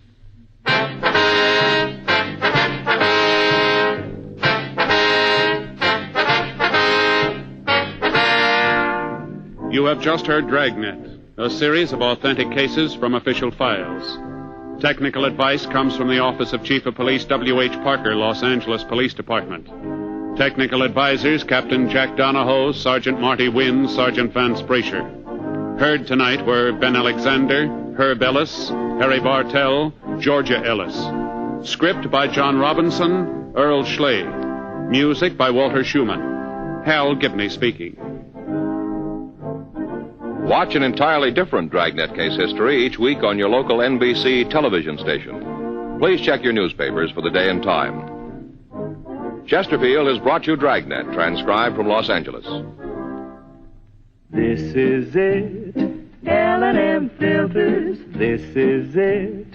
Light and mild. Much more flavor, L&M filters, much less nicotine, light and mild.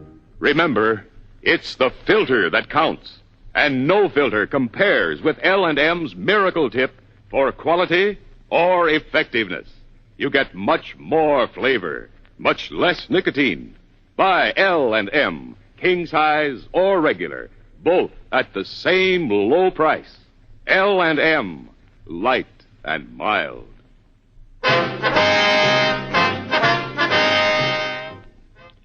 Now to NBC election headquarters in New York.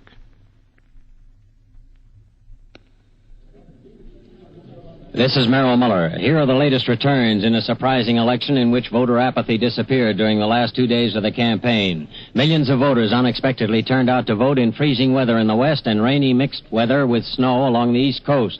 As of this time, the Republicans have elected one member to the Senate. She's Margaret Chase Smith in Maine last month. The Democrats have elected 11 senators, all shoe-in the South.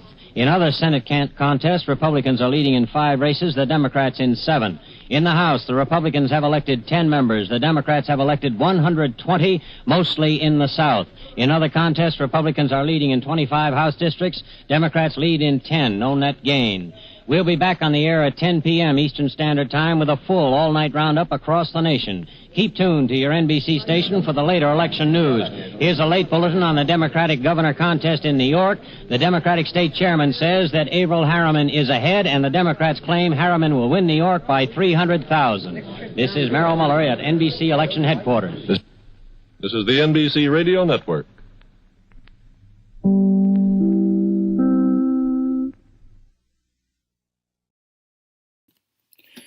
Edward James, born June 8, 1908, in New York City, grew up just 3 blocks from Brooklyn's famed Ebbets Field. This led to a lifelong devotion to the Dodgers baseball team, even after they left for California. James graduated from Syracuse University with the goal of becoming a sports writer. Instead, he cemented his legacy as a sitcom writer during the television era. Like many who found success in the early years of TV, however, Ed James honed his skills first on radio. James's first writing was for early 1940s screenplays that included Lady from Louisiana in 1941, Over My Dead Body in 1942, and Rookies in Burma in 1943. Records at the time indicate that James began writing for radio in the mid-1940s. However, details about specific writing assignments during this era are frustratingly difficult to find. James broke into radio's limelight in 1949 when he created and initially wrote the scripts for Father Knows Best, a program that would go on to gain considerable fame on television. Around 1952, James handed off the writing chores to Paul West, and by 1953, he was a regular on the writing team of the Phil Harris Alice Faye Show. During the 1950s, Ed James increasingly focused on television and was called on to pen scripts for a number of classic comedies of the era, including Leave It to Beaver, Petticoat Junction, and F Troop. James retired from writing in the early 1970s and enjoyed listening to baseball games in the years that followed. He especially enjoyed spending time with his wife, Louise, his 5 children, and his 8 grandchildren. After battling emphysema for several months, Ed James died on March 6, 1995.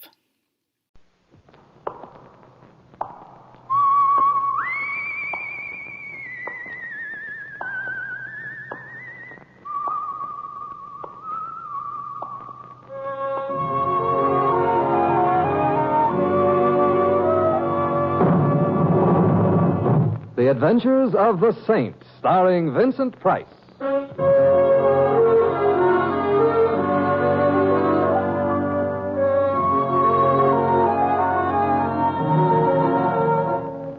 The Saint, based on characters created by Leslie Charteris and known to millions from books, magazines, and motion pictures. The Robin Hood of modern crime now comes transcribed to radio, starring Hollywood's brilliant and talented actor Vincent Price as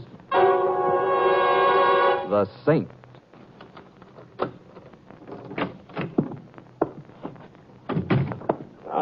Good afternoon, Mr. Templar. Oh, good afternoon. Well, come in, sir. Come in. You're very kind. Eh? Well, it isn't everyone who'd invite a mere stranger in like this. And the fact that it's my own apartment into which I'm being invited is... did you find what you were looking for? Oh, dear. Then you can tell I've been searching through your things. But I took such pains to be neat. I abhor disorder. That's exactly the way I feel about fat intruders who practice burglary in my apartment. Burglary? Oh, really, sir? Do I look like a burglar? You look like a fastidious rhinoceros with a taste for Bond Street tailoring. You see how appearances can be deceiving. I assure you, sir, another thing I am not is a rhinoceros. That makes 2 things you aren't. Suppose we trade them for one thing you are. Very well. For one thing, I am an unhappy man. Your wife doesn't understand you. No, the reason for my unhappiness is I no longer understand myself. I've changed. It worries me. Now, take last night, for example. Yes? It was such a commonplace activity, the sort of thing a man in my profession soon gets used to. And yet, all during it and afterwards, I found myself actually feeling sorry for the poor chap. Oh, and what was happening to the poor chap? Oh, the usual thing. Placing lighted matches under the fellow's fingernails, pressing burning cigars into the soles of his feet. Sticking pins into the calf of his leg. Yes, exactly. Prosaic, unoriginal, but still highly effective, eh? If they weren't effective, it's hardly likely that I would be here, wouldn't you say? The point is, why are you here, Fatty? The name is Archibald. Archibald? Roland P. Archibald. Obviously, I have come to regain possession of my property. What property? What does it look like? An envelope, Mr. Templar. A small manila envelope. And the man you tortured said he gave it to me? Yes. Fernandez said your name very clearly, even though we were doing a magnificent job of twisting his arm at the time. And he was doing a pretty good job of pulling your leg. What do you mean? Look, Roland P. Archibald, my tailor is due here at any moment with a newly made suit that I am very eager to try on. I'd be obliged to you if you picked up your marbles and... Nice. That depends on whom it's being pointed at. It's a Walther, one of the finest automatics the Germans ever made. I suppose you'd suspect an ulterior motive if I asked you for a closer look. The envelope, please. I've gone to considerable trouble, Mr. Templar. My patience is exhausted, thoroughly exhausted. I'm not as thin as I used to be. Shall we break some rye crisp together? The envelope, for the last time. Very well. I suppose next you'll be pestering me for a stamp. Don't come any closer, Saints. Well, I have to get the envelope. I just don't happen to have it on me. I've searched this apartment thoroughly. It has to be on your person. Outwitted, curse you. I'll take it, please. Hand it over. All right. Wouldn't it be amusing if when I reached into my pocket, instead of finding an envelope, I found a gun? You have a gun, Mr. Templar? A gun? Of course not. I was just... Wait. Keep your hands where they are, Saint. But the envelope... Now raise your hands, please. Higher. Thank you. I'll remove the envelope from your pocket myself. Playing it cagey, Chubby? In my profession, caution is the difference between living and dying. Now, which pocket? This one. Yes. It is a nice gun. If you'd shown it to me when I asked, I wouldn't have had to kick in your bay window. That kick is going to cost you your life. Well, everything's expensive these days. Do you know the way out? Yes, Mr. Templar. But what's more important, I know the way back.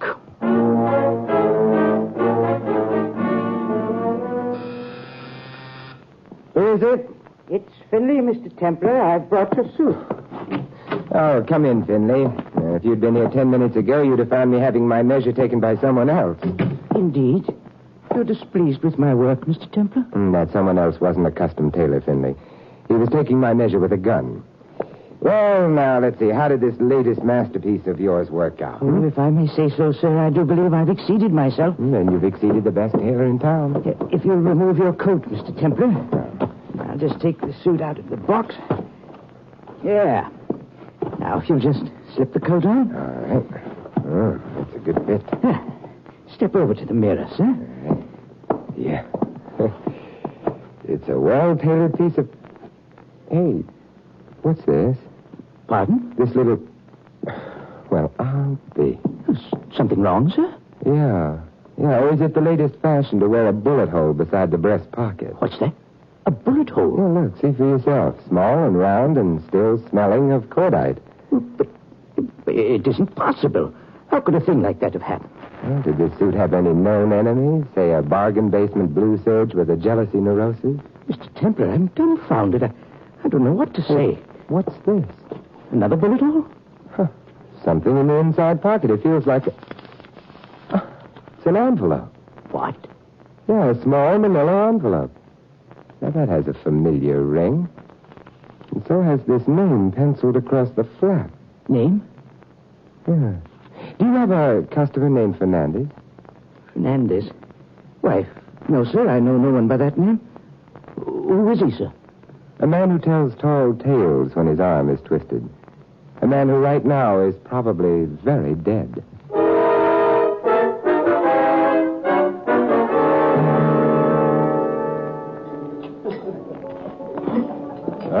My beloved, fill a cup that clears today of past regret and future fears. Tomorrow I may be... Exactly where you are right now. Quoting Omar Khayyam to a disinterested highball glass. And empty, Simon. This cup that clears, empty. An entirely temporary condition. Bartender? Yeah. Double for Mr. Murphy, and I will have the same. Yes, sir. Your generosity is matched only by your intelligence and wit. What brings the mighty man catcher to 3rd Avenue? Whiskey? Women? An encyclopedia that walks like a man. And drinks like a fish. I'm at your service, my saintly friend. Well, I'm glad Einstein just wasn't available. An amateur. Hey, aye, sir. No, thank you. Oh, thank you. Ask me anything, Simon. My brain is in your hands. I will start with names. 2 names. Name them. Roland P. Archibald. Neat, natty, and fat with an extra bulge under the arm. That probably means a gun. Mm-hmm, that's Roland. And that's all. Now, don't tell me that filing system you call a brain has slipped up on Roland P. I'm afraid so, Simon. He has, no friends, no acquaintances, no known occupation, no known anything. A very mysterious cookie. Oh, I'd put him more in the plum pudding class. Next name? Fernandez. Fernandez? Oh, Simon, I know so many. I was afraid you would. 3 bartenders, a manufacturer of hearing aids, a truck driver. Oh, best and safest driver I ever knew. All truck drivers are the best and the safest. Any more? Safecracker, a professor of Oriental languages, 3 more bartenders. What's the use? I wouldn't know the right one if I heard it. Look, take a look at this. 4 sheets of foolscap. You want to know what it is? I know what it is. It's a formula, a complicated formula in nuclear physics. Oh, now I'm learning. Where did you get this hot potato, Simon? It came in a small manila envelope that I found in the pocket of a brand new suit. And you want me to tell you what the formula means? Too bad Einstein wasn't available. I'm more concerned with whom this belongs to rather than what it means. These initials printed in the upper left-hand corner. Initials. Oh, yeah. VRL. Which means? VRL. Well, Simon, on a formula in nuclear physics, the L probably stands for laboratory. Bartender, Triple for Mr. Murphy. Yes, sir. Drop in any time, Simon, any time. I shall always be glad to receive you.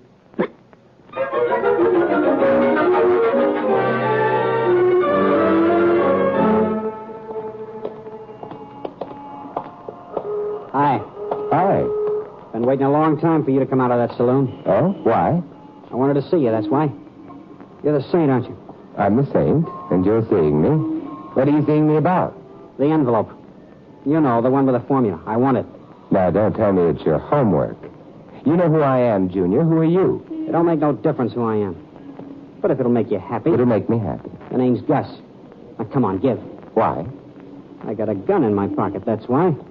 And I'm told to bring back that envelope no matter what. And if I refuse to give it to you, you'll shoot me and take it from me, huh? That's the truth. You're new at this, aren't you? I know my way around. What happens when you shoot me here on the sidewalk? You fall down, of course. Eventually.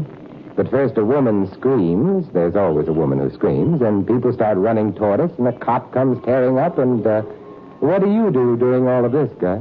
Me? I run. And the envelope? I take it out of your pocket before I run. Oh, you'll have time. Huh? When a man is shot, he doesn't just go plop like they do in the funny papers. First, he clutches the spot where the bullet hit him, and then he staggers around for a while. Then he lurches, swerves, sinks to one knee, gets up again. You know, nothing brings out the ham in a man like being shot. So? Well, you'll have to wait until I'm through with my dying act before you can reach into my pocket, Gus. By that time... Yeah. Maybe you're right. Well, there will be no charge for the lesson. Maybe I can teach you something. What? It's rifle fire. Get down. Over here, behind this car. Gus! You're wrong, Saint. I didn't lurch or stagger. No woman screamed. Gus! I didn't Gus! I guess mine was the last lie you'll ever hear.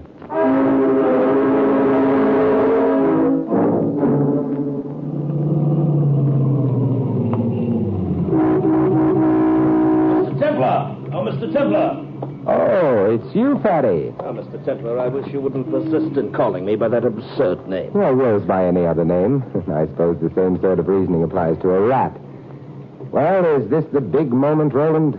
Eh? Archibald's revenge, the payoff I was promised for, the kick in the stomach I delivered? I would hardly honk my horn after you shot your name at the top of my voice on a busy thoroughfare if it were my intention to kill you, Mr. Templar. No, I suppose you wouldn't. You'd park your car somewhere and stalk me from it with a high-powered rifle. Well, you know, that sounds rather effective. I must bear it in mind for the future. Yeah, I'm still bearing it in mind from the past. A kid named Gus caught the bullet for me. Huh? I don't quite understand. It's simple, Fatty. You missed me. You think that I... Oh, really, sir, this is most amusing. You won't hear Gus laughing. My dear Templar, I am an expert rifleman. If I had aimed at you, I shouldn't have missed you. But come, sir, the temper of this conversation is not at all what I had in mind when I sought you out. No? I should like to suggest an armistice, a peace plan, as it were, with the loser paying a generous amount as reparations to the winner. Meaning that you wind up with a formula and I with the customary 30 pieces of silver. Oh, come, Templar. You make it sound as if treason were involved. I assure you the formula has nothing to do with any government project. Then what is it, Chubby? A recipe for sweet potato pie? A method of manufacturing quick frozen bourbon? What is it? The only person who can answer that is Dr. Vargas. Dr. Vargas? Vargas? Thanks. Where are you going, Mr. Templar? Consult a phone book. You've just given me the answer to another one of 3 puzzling initials, Chubby. I think I know now what the middle one stands for.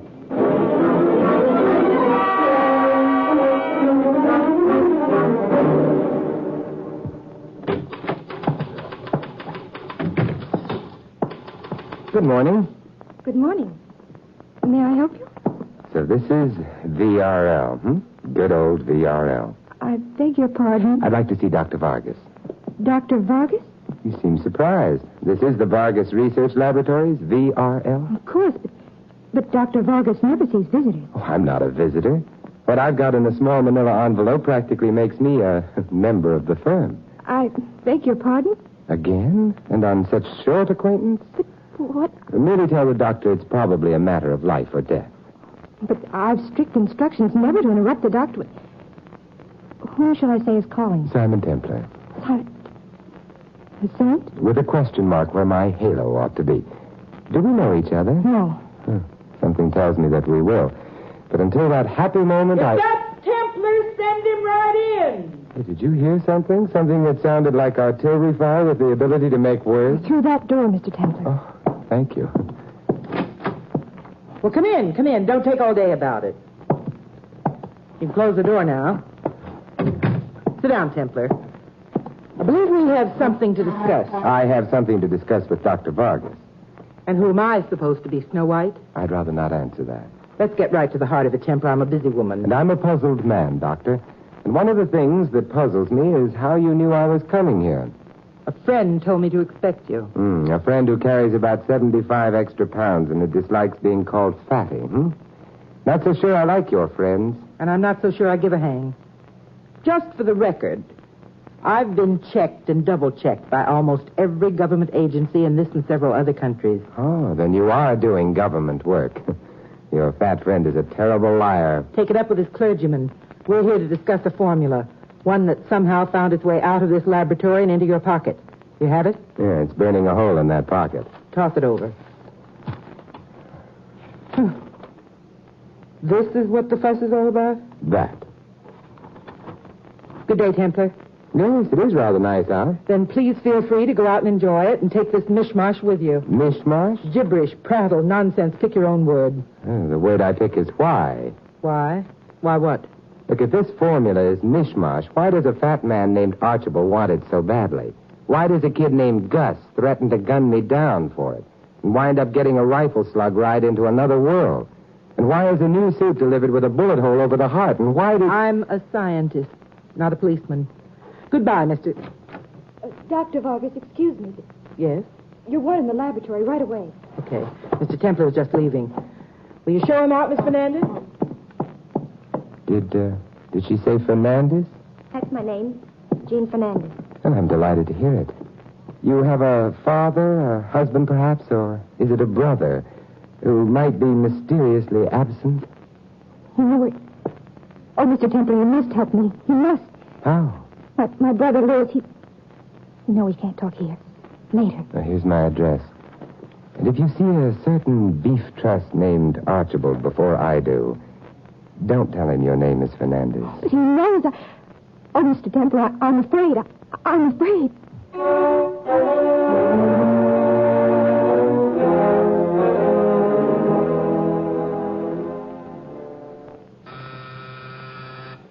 Who is it? It's I, sir. Finley. May I see you for a moment? Come in, Finley. Now, don't tell me you've made me a new coat this fast. Oh, no, Mr. Templar. I could hardly do justice to my craft if I...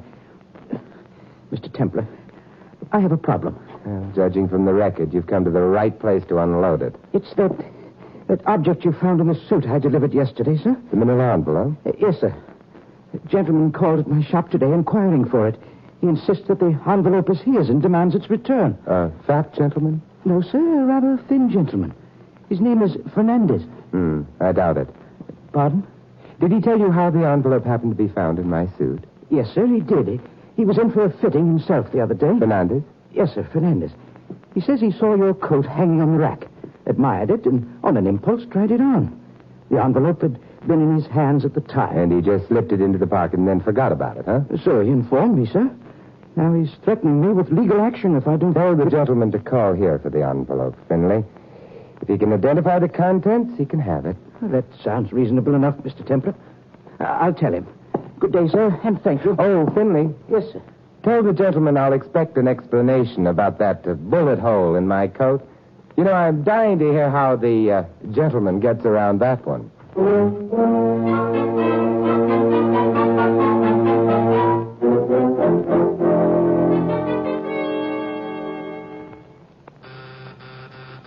Who is it this time? It's me, Jean Fernandez. Quick, let me in. Gee, I expected you hours ago. I couldn't get away, and when I did, he followed me. I had to lose him. Who? The fat man, Archibald. You know, it's remarkable that he stays that fat, getting around as much as he does. Oh, Mr. Templar, please. I haven't seen or heard from Louis in 3 days. Do you know where... No. But I thought I thought It isn't what you thought or what you think that's going to find your brother, Jean. It's what you know. What I know. I don't understand. Jean, what's your brother mixed up in? No, I can't tell you. I came here because I thought you knew where Lewis is. I'm going now. Do you want to see your brother again? Alive? What do you mean? The first and last I heard of your brother was when Fatty told me about putting lighted matches under his fingernails. Oh, no. No. I didn't mean to break it to you so ungently. But you've got to be made to realize that unless you tell me what... All right. I'll tell you. But you must help me find Lewis. You must. And I will. Now, first, that formula that seems to be so important and yet isn't. I did that. You did what? I'll begin at the beginning. That's a good place to begin from. When Lewis was a very young man, in his teens, he was restless, nervous, neurotic, the doctor called it. The type which, with a few lies here and a little propaganda there, is easily convinced that there's nothing more noble than a certain form of politics, huh? Well, he joined the movement and rose rapidly in it. He was slated for big things. Till one day he stopped being restless and neurotic and looked at himself and what he'd become with disgust. And so he quit? Oh, he only thought he quit. All these years, he didn't have the slightest connection with him. He never dreamed that they'd seek him out again and I'd expect him to... They wanted something from him, huh? Something that he could get for them easier than anyone else could. Well, they found out where I was working. They knew that Dr. Vargas was conducting important experiments, and they made my brother a proposition. Either he was to make me give him the Vargas formula, or he was to be executed. Oh, can't you see why I'm so worried? Especially since the formula you gave your brother to pass along was a phony. That's right. I couldn't give him the real one, not even to save his life. I simply couldn't. So I copied things from papers the doctor had thrown away, a little bit of each of a square of discarded papers. I thought it would work, that I'd fool them. Lewis doesn't know. He took it from me, said goodbye. And you haven't seen him since. Did he tell you where he was bringing the supposed formula? Who he was giving it to? He said I'd be safer if I didn't know. He merely said that he was going to meet a man who'd been one of their cleverest agents for years. One of the most important men in the organization. Oh, it must be him. It must be. Fatty? Well, what makes you think so? Why else would he follow me? Why else would he... Where are you going? To look out the window. I want to see if he's there. No, Jean, get away from that window. I just want to see if it... Somebody's been playing 4th of July with a high-powered rifle. This is no time to stand there. Jean, get down, Jean! Jean! Jean! Oh.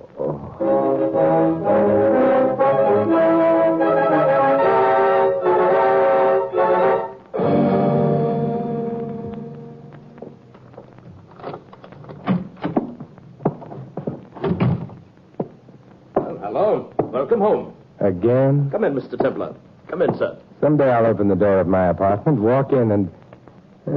this time you weren't quite so neat about it, Fatty. The name is Archibald. And this time, Mr. Templar, it was someone else. Someone with deplorably messy habits who searched your apartment. You've been to the hospital? Yes. Miss Fernandez is... She'll live. How about her brother, will he? He's still in a coma. I suppose we discuss Roland P. Archibald and what brings him here this time. My dear sir, the formula, naturally. No, Roland, not the formula. Eh? I'm certain Dr. Vargas must have told you by now that the formula... Why should she tell me anything? Because of what you are, Roland. Something had been stolen from a laboratory, so you set out to bring it back. That's your job. We're both on the same team. But, my dear Templar, I'm the villain in this opera. I'm the fellow who swore that he'd have your life, remember? And your cover. Eh? You were making like the criminal element as a cover-up. You're a counterintelligence agent. Am I? Yeah, I began to get on to you and to what part you were playing in this drama when I called on Vargas this morning. Huh? She was expecting me. And the only one who could possibly have told her that I'd be dropping in was you. And so? The doctor is doing important work. She's been security checked from here to Sunday. So, since you're playing ball with her, you must be playing for the home team. Have you anything at all that might help us find out who pressured Fernandez to go after the formula? He's the same man who's been shooting off his rifle. If we could only find out who he I is. know who he is. You do? Sure. Fernandez gets the formula from his sister, goes to deliver it, has a few unpleasant words with Uncle Joe's one-man spy ring, and they start fighting with guns. My new suit is a casualty. So was Fernandez. But he managed to get away and come to us. He's been in a coma ever since. Keeps muttering your name and the words, in the pocket, in the pocket. Which led you to me and the pocket I was wearing instead of the pocket of the new suit that was hanging in the shop with my name on it. Would you mind explaining? Well, Fernandez wasn't sure he'd be able to get away. So he hid the manila envelope with the formula in the pocket of my new suit. Get away? Get away from where? From the tailor shop where he went to meet the spy. But why the tailor shop? What? Because the spy has a cover identity, too. He happens to be Up your hands, both of you. I was saying he happens to be a tailor named Finley. Keep those hands up. A tailor named Finley who one day tells me he's never heard of a man named Fernandez, and the next day tells me an old customer named Fernandez is called to claim the manila envelope. You're very clever, Mr. Templar. But where did you come from just now? Where were you hiding? I was in the closet, Fatty. You very rudely dropped in here while I was going through Mr. Templar's things just before. Still looking for that elusive manila envelope, eh, Finley? Yes. But the search seems to be about over, Mr. Templar, sir. Oh, I know what you're going to say. It's worthless. Don't waste your words, your last words. Just take the envelope out of your pocket and hand it over. Well, if you insist, and I see that you do. Careful, Saint. Very careful now. Something is funny. Yes, I was just thinking. Wouldn't it be amusing if when he reached into his pocket, instead of bringing out an envelope, he brought out a gun? He wouldn't live long enough to point it. You have a gun, Templar? A gun? Oh, why, of course not. Wait. Stay just as you are, Templar. I'll take the envelope from your pocket myself. Playing it cagey, huh? In my profession, it... Which pocket? This one.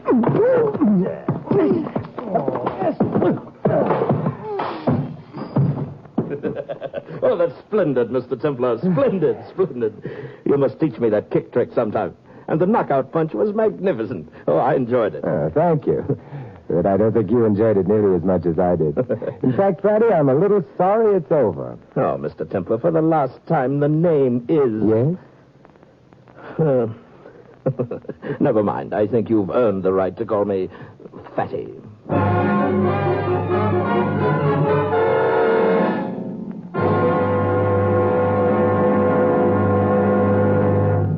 You have been listening to another transcribed adventure of the Saint, the Robin Hood of modern crime. Now, here is our star, Vincent Price.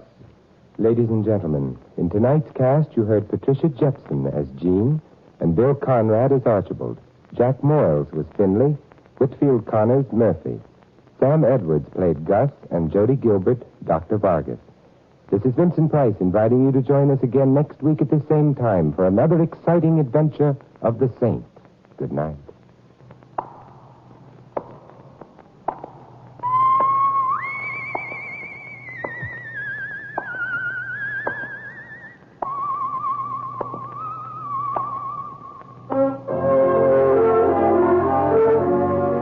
Tonight's script of The Saint was written by Michael Cramoy. The Saint, based on characters created by Leslie Charteris, is a James L. Sathia production and is directed by Helen Mack. Vincent Price is soon to be seen co-starring with Errol Flynn and Michelin Prell in William Marshall's production of Bloodline. All you Saint fans will be glad to know that the Saint comic books are on sale at all newsstands. Your announcer is Don Stanley. 3 chimes mean good times on NBC. There's fun today and every Sunday with 2 of your favorite families on NBC. There's the Blandings family with more perplexing adventures in their famous dream house, starring Cary Grant and Betsy Drake as Mr. and Mrs. Blanding. And Sunday also means the Harris family with Frankie, Julius, and all the other favorites of the Phil Harris Alice Faye show. And today, hear Judy Holliday, Jimmy Durante, Carmen Miranda on The Big Show on NBC.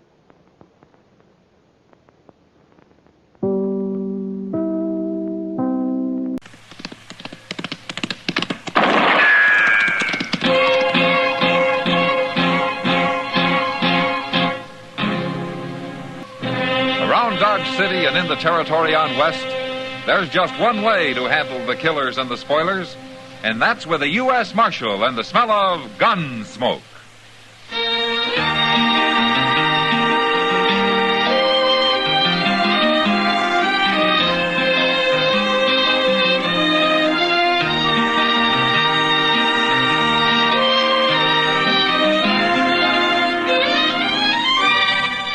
Gunsmoke, starring William Conrad. The transcribed story of the violence that moved west with young America. and the story of a man who moved with it. I'm that man, Matt Dillon, United States Marshal. The first man they look for and the last they want to meet. It's a chancy job, and it makes a man watchful and a little lonely.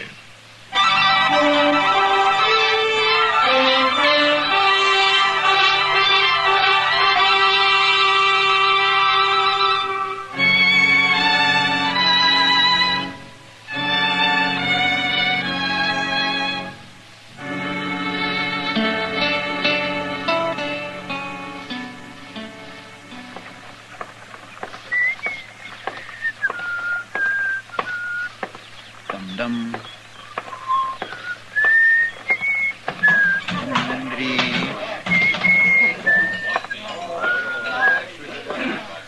Hello, Chester. Well, hi, Miss Kitty. Hey, look what I got. Oh, what about it? Why, that's a whole $1, Miss Kitty. Well, congratulations, Chester. I borrowed it off Mr. Dillon. He's outside there talking to some fella. Huh? I'd be mighty proud if you'd have a beer with me, Miss Kitty. Well, you know I don't like to drink at the bar, Chester. Well, we can sit down. And I'm tired of sitting. I'll have a beer with you right here. All right, that's fine. Sam? Yeah? Draw a couple beers for me and this lady. Well, sure. Coming up, Chester. Chester, you talk about me like I was a stranger around here. What do you mean? This lady. Why, I always think of you as a lady, Miss Kitty. Well, I mean, I don't never... Thank you, Chester. Here's your beer. Here's your money, Sam. Okay. Oh, my, it looks nice and cold, don't it? You look like you're about to swim in it, Chester. That's right, I'd like to. Hey, Kitty. Hmm? They told me your name's Kitty. It is. Well, then why don't you say hello? Hello. Let's drink, Chester. Now, that ain't no way to act. All right, now leave her alone, mister. I didn't come over here to leave her alone. Stop that! What do you think? No, Chester, I'll handle this. Get out of the way, Miss Kitty. Chester. Get out of the way, I said. It's all right, Kitty. I'll see you afterwards. I'm going. And I know where, too. Your move, stranger. Well, go ahead. I guess you don't know who I am, do you? Stranger's good enough for me. Don't be a fool. We ain't fighting over me. Wait till you hear my name. It's Shin. Hank Shin. Oh, mine's Chester Proudfoot. You mean you never heard of Hank Shin? No. Anybody ever hear of Hank Shin? No. Who's he? Nobody never heard of you. Now, fight or get out. There must be somebody. You heard him. Chester. No, sir. This is my fight, Mr. Dillon. I interfere in all fights. You know that. But he insulted a Yeah, lady. she told me. But there isn't going to be any gunplay over it. There better not be. That's right, stranger. So you get out of here. You don't know who you're talking to. Hey, Marshal. Marshal? Yeah, what is it, Davy? I followed you in here, Marshal. It's a good thing, too. Oh, why? This here's Hank Shin. I've been telling him that. I never met him, but I seen him. So? Well, maybe you never heard of him here, Marshal, but I was up in Dakota Territory last year. Hank Shin's got quite a reputation up there. Oh? For what? For gunman, Marshal. Why, there ain't nobody up there to go against him. Ain't that so, Shin? 3 men tried it once. By golly, that's right. That was in the town of Blackhawk, wasn't it, Shin? That's where it happened. 3 men tried to take him in a saloon there, Marshal, and he killed every one of them. It was all gunmen, too. People are still talking about it. Hank Shin's got about the biggest reputation of anybody up there. I guess the word don't get to Dodge very fast. Well, maybe I ought to apologize to you, Shin. Oh, it's all right, Marshal. You didn't know. Forget it. Okay, I'll forget it. But I want you to remember something. What? You're going to impress a lot of citizens around here. But I don't care how big a man you are in Blackhawk or anyplace else. You start trouble in Dodge and I'll cut your string. You're talking mighty loose, Marshal. You know, somehow I got a feeling you kind of thrive on talk. I don't think I like that. Don't you? Come on, Chester. Yes, sir. I'd have fought him anyway, Mr. Dillon. I don't care who he is. I didn't step in to help you out, Chester. I did it to stop a gunfight. Oh, somebody's going to fight him if he keeps going on like that. Maybe. And I hope there's no trouble while I'm gone. Yeah. Say, I plumb forgot. You're taking Santa Fe up to Abilene tonight, ain't you? Yeah, I'll be back in about a week. But if this Hank Shen starts on a killing spree, you telegraph me. Yes, sir, I sure will, Mr. Dillon.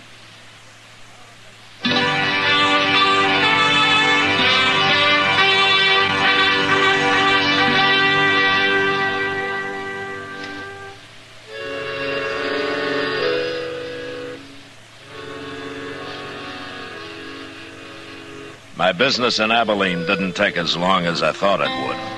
And I was back in Dodge 4 or 5 days later. And I found that the growth of Hank Shen's reputation hadn't taken long either. I heard about it at the depot, at the post office, and then at Delmonico's, where I stopped in for a cup of coffee. Kitty was there, finishing her dinner at a corner table. And she beckoned me when I walked in. Hello, Matt. Hello, Kitty. How are you? How's Abilene? Well, it's still growing.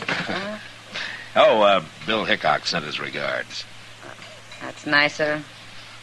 Is he as handsome as ever? Yeah, he is. But, you know, I'm kind of worried about him, Kitty. Oh, why, Matt? That's his eyes. I don't think they're as good as they used to be. Oh, well, that's bad. Yeah. Well, how are things around here? Well, the only thing that's growing here seems to be Hank Shin. Yeah, they tell me he's having a real fine time. Oh, he's acting mighty proud, Matt. But I've seen his kind before. Oh? Oh, how do you mean? Well, somebody who hasn't heard what a devil he is with a gun just might shoot a hole in him one of these days. You know, I got a feeling that you'd like to do it yourself. Matt, if women ever took to carrying guns, you men would have to start behaving yourselves. All of you. Uh-oh. What? Welcome back to Dodge, Marshal. Hello, Shen. We missed you. Didn't we, Kitty? Something you wanted? I declare you're as hard to get along with as she is. She won't even talk to me. Just 'cause a person lives around hogs, he doesn't have to wallow with them. I wouldn't take that from a man. Well, from what I hear, no man's dared to talk to you like that, Shen. You bet they haven't. Yeah, you got the town pretty well buffaloed, haven't you? A little respect is all I ask for, Marshal. Uh-huh. The, kind you got up in Blackhawk? The kind I'm getting here. From most people. But not from me. I got no quarrel with you, Marshal. You know, you can't seem to make up your mind. What's your trouble, Shen? I got no trouble. Why do you say that? I don't know. Just a feeling, I guess. But, don't let it spook you. Nothing spooks me. Oh, you're lucky. So far. I don't like this talk. Nobody's making you listen to it. Well, you bet they ain't.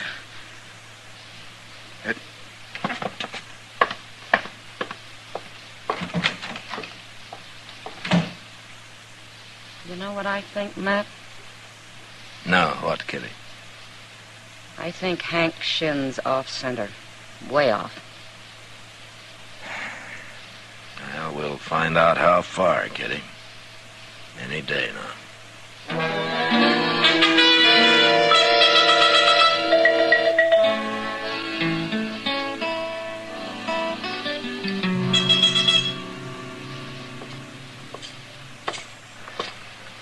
Matt! What? Oh, Matt! Well, how are you, Doc? When did you get back, Matt? Oh, about an hour ago. I was just coming up to see you. You were, yeah? Yeah. Hey, you remember Jim Branch? Jim Branch? Oh, Jim Branch. Yes, I oughta. I cut a frozen toe off of him last winter. Yeah, well, I ran into him up in Abilene. wanted me to give you this. He did? But what is it? $20? Oh, $20. Well, that was worth waiting for. He didn't know exactly how much it was that he did owe you. I'd nick him for more if he was here, but this'll do all right. What's he doing in Abilene? He give up buffalo hunting? He told me he'd never go out on the prairie again. He's running the old golf house right now. The old golf house? You mean, did he buy that? No, he bought into it. Oh, yes, I always knew that man had money hidden away somewheres. Well, he's quite a dude now, Doc. Beaver hat, fancy shirts. Oh. I hardly recognize. What's that? It came from the Alfraganza. I thought things had been too quiet around here lately. It's about time we had to kill him. There's Chester. Oh, good. At least it wasn't him that got shot. Mr. Dillon? What happened, Chester? It was Hank Shin, Mr. Dillon. He just killed a man in there. What, a fight? Yes, sir.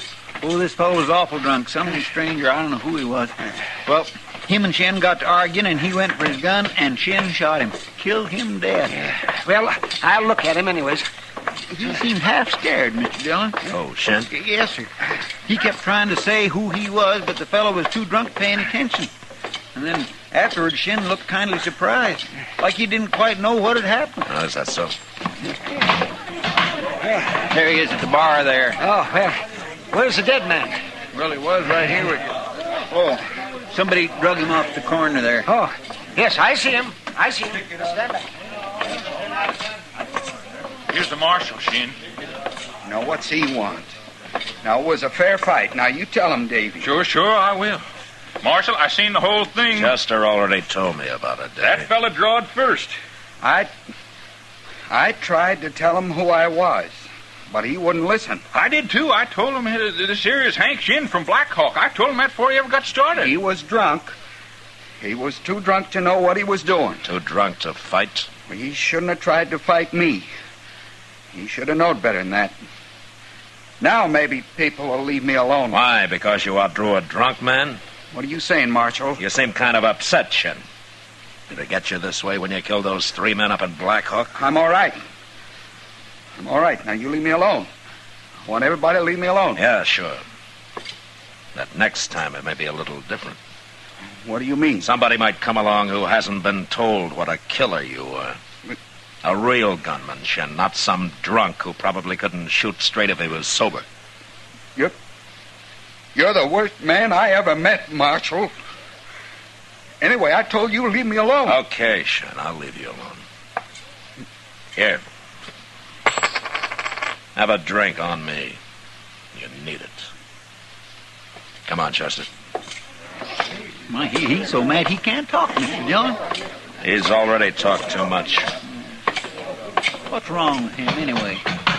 Maybe he's not getting all the respect he needs. No. Wait a minute. What? That man tying up his horse over there. I don't know him. He knows you, though. He's coming over here. Yeah. Who is he? He's a gunman from New Mexico, Chester. His name's Al James. By golly, I was right. Matt Dillon. Yeah, that's right. Hello, James. It's Marshal Dillon now, ain't it? Uh-huh. Oh, this is Chester Proudfoot. How, James? How you do? Chester? Oh, what are you doing in Dodge? Oh, nothing, Marshal. Looking around. Yeah. You, never came here before? No. I never did. Man like you has usually got something in his mind, hasn't he? I'm here on pleasure, Marshal. Little gambling and the like. Uh-huh. All right, James, but you stay out of trouble, huh? Dodge isn't as wide open as some of the towns you've been in. Man gets a reputation, it sure stays with him, don't it? You wouldn't be able to sell your gun if it didn't. Now, ain't that the truth? See you around later. I'll buy you a drink, maybe. You too, Chester. Sure.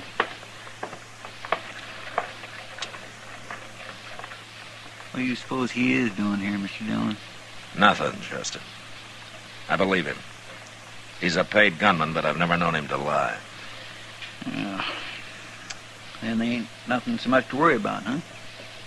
Chester, around a man like Al Janes, there's always something to worry about.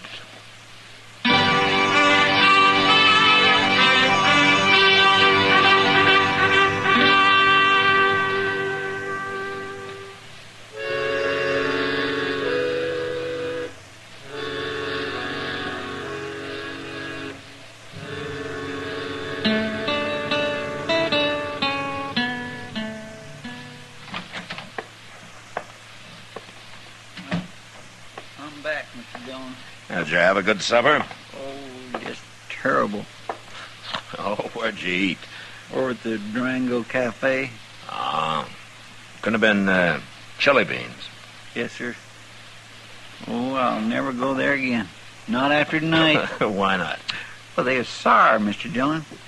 Like they'd been cooked a month ago. My, I had an awful time getting them down. Well, you didn't have to eat them, you know, Chester. Well, after putting out 15 cents, of course I had to eat them. Oh. If I wouldn't have been so hungry, I wouldn't have had them. I ain't one to...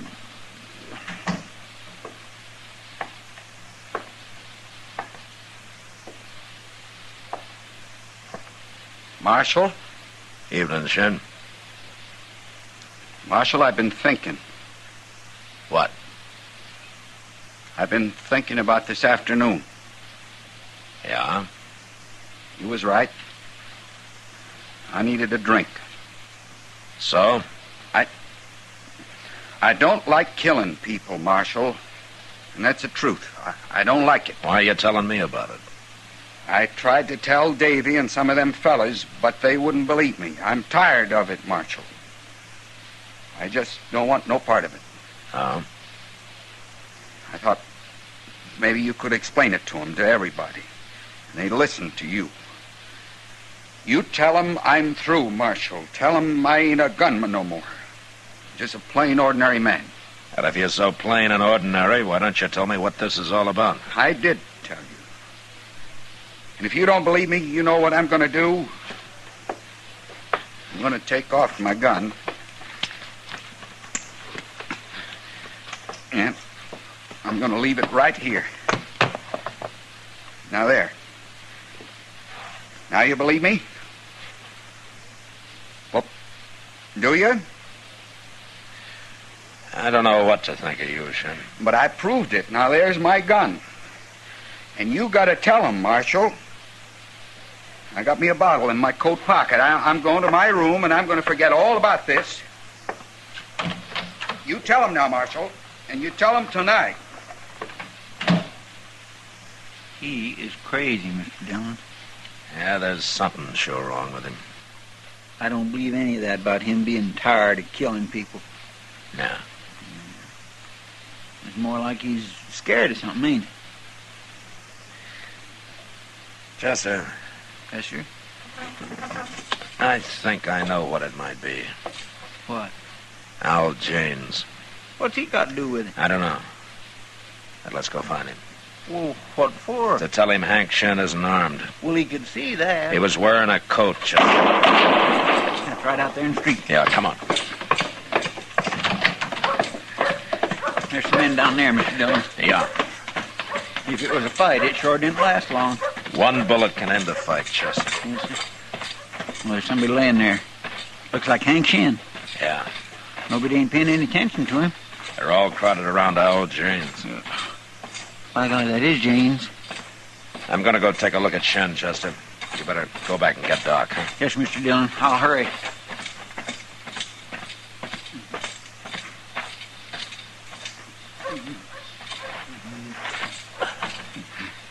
Shin. Shin. He shot me, Marshal. He shot me. Al Janes. He run into me here. But I was so scared I couldn't say nothing. I tried to open my coat to show him I wasn't armed. And he shot me. Doc will be here in a minute, Shin. Marshal?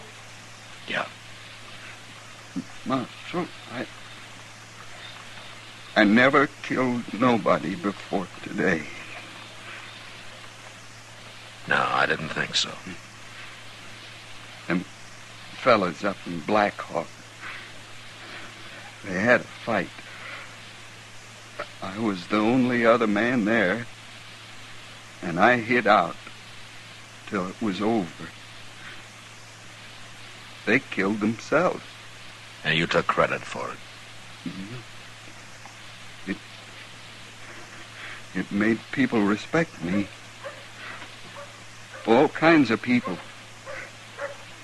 You understand? Yeah, I understand. How's he doing, Marshal? I hit him twice. Marshal?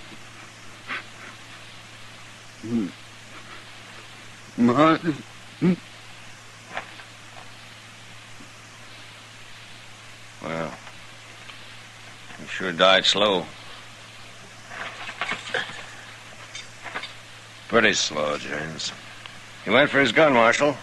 Them men over there can tell you they saw it. You heard about his reputation and you had to kill him, didn't you? Self-defense, Marshal.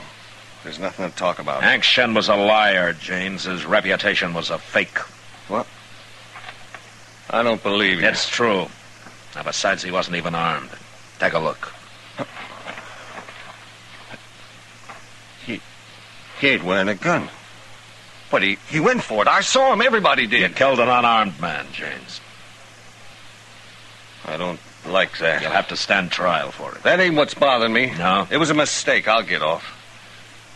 But everybody's gonna be laughing at me. Especially if you tell them about him being a liar. He shot a drunk this afternoon, and that nearly scared him to death. You have to tell him that, Marshal? I don't like gunmen, James. What do you mean? After this, your reputation isn't going to be worth much. It won't be worth nothing. So it looks like Hank Shen got himself a gunman after all, doesn't it? All right, come on, let's go to jail.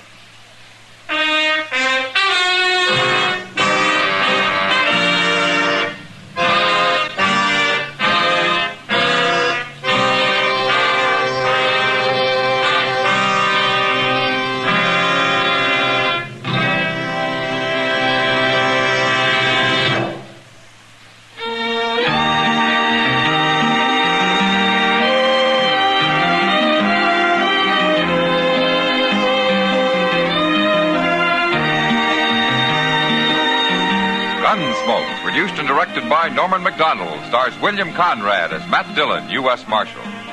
Our story was specially written for Gunsmoke by John Meston, with music composed and conducted by Rex Corey. Sound patterns by Tom Hanley and Bill James. Featured in the cast were Vic Perrin, Paul Dubov, and Barney Phillips. Harley Bear as Chester, Howard McNear as Doc, and Georgia Ellis as Kitty.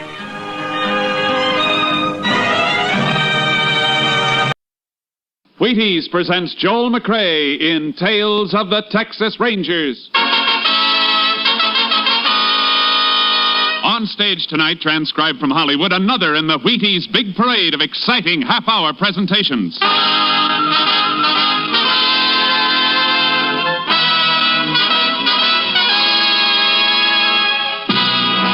Tales of the Texas Rangers, starring Joel McCrea as Ranger Pearson. Texas, more than 260,000 square miles, and 50 men who make up the most famous and oldest law enforcement body in North America.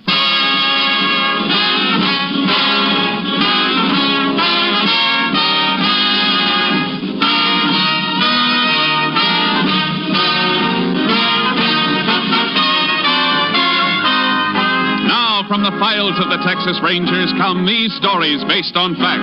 Only names, dates, and places are fictitious for obvious reasons. The events themselves are a matter of record.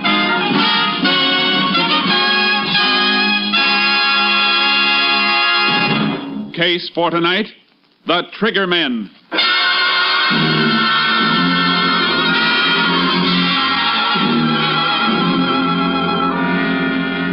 At 9 o'clock on the evening of May 27, 1947, Jasper Leach, operator of an independent service station in Ada, Oklahoma, was preparing to shut down for the night.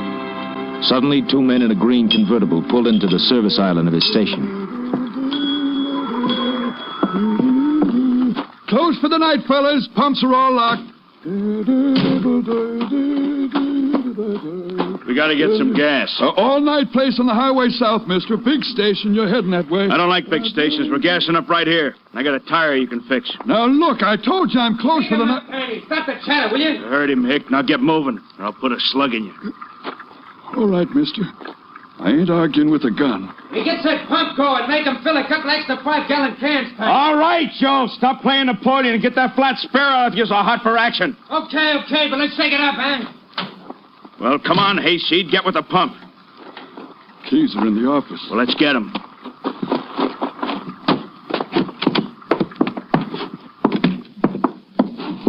And while we're in here, you might as well open the safe. I don't know the combination. Yeah? Oh! I said open it, you hick. All right, mister, I'll open it. But you ain't getting away with this. Not by a dang sight. We'll talk that over later. Just you and me, Hick. Just you and me.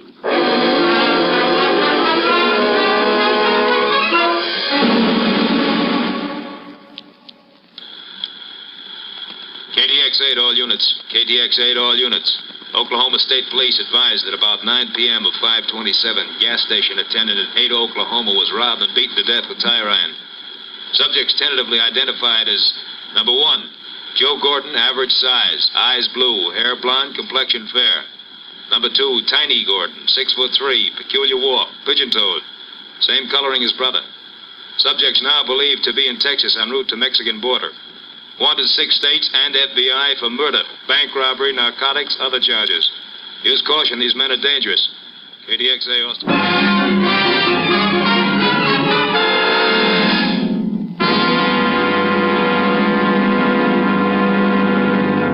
Tales of the Texas Rangers will continue in just a moment.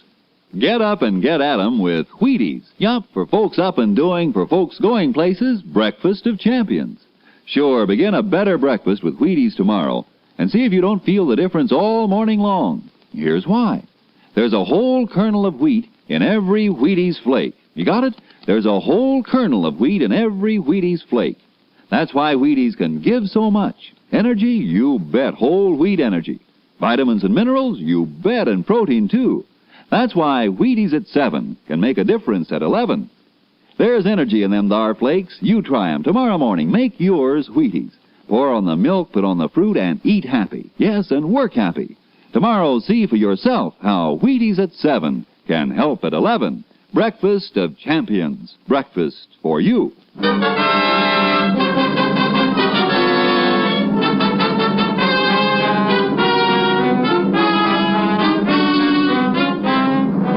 There were no further signs of the Gordon brothers on the night of May 27th. But on the morning of the 28th, Captain Stinson of the Texas Rangers received a report that looked like a lead and immediately sent for Ranger Jace Pearson. You sent for me, Captain? Yeah, Jace. I want you to get right over to the General Hospital in Palo Pinto County. Been a double shooting. Deputy Sheriff and his son. Where'd it happen? Near Mineral Wells, but check the hospital first. Shooting took place during the night. Rancher found the men this morning. Mineral Wells, that's on the road south from Ada, Oklahoma. You think it might have been the Gordon brothers? It smells like them. They were headed south, according to all previous reports. I figure they're making their run for the border, and they'll kill anybody who tries to stop them. Sure looks that way. The deputy never saw who gunned him, Jace. If he can talk, get all the information you can. And if it looks like the Gordons, stay with it all the way. We don't want them to get across the border. I understand. Judging by their past movements, they steal cars and dump them for new ones at regular intervals before they get too hot. So don't pin too much on any car descriptions. I won't. I'll see you later. Oh, Jace. Yeah? You get anything hot, report it by phone. If I have anything for you, I'll have the radio dispatcher tell you to call in. The men we're after might have a shortwave set. Right, Captain. One thing more, Jace. This department hasn't lost a man in a long time. Let's keep it that way. Yeah. I wouldn't want to be the one to spoil the record.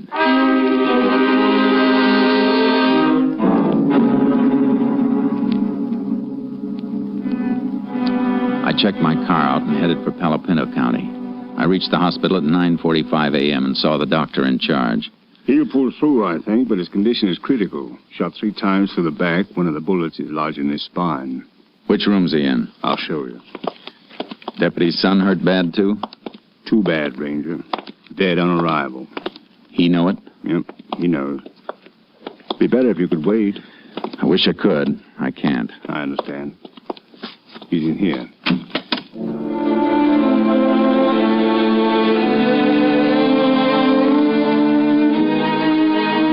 The deputy was lying on his stomach, a dazed look on his face like he was remembering something over and over, but still couldn't believe it. I knelt on the floor beside him so he could see me while he was telling me what happened. You see, my boy built himself one of them hot rod cars out of an old chassis and spare parts. You know youngsters. Yeah.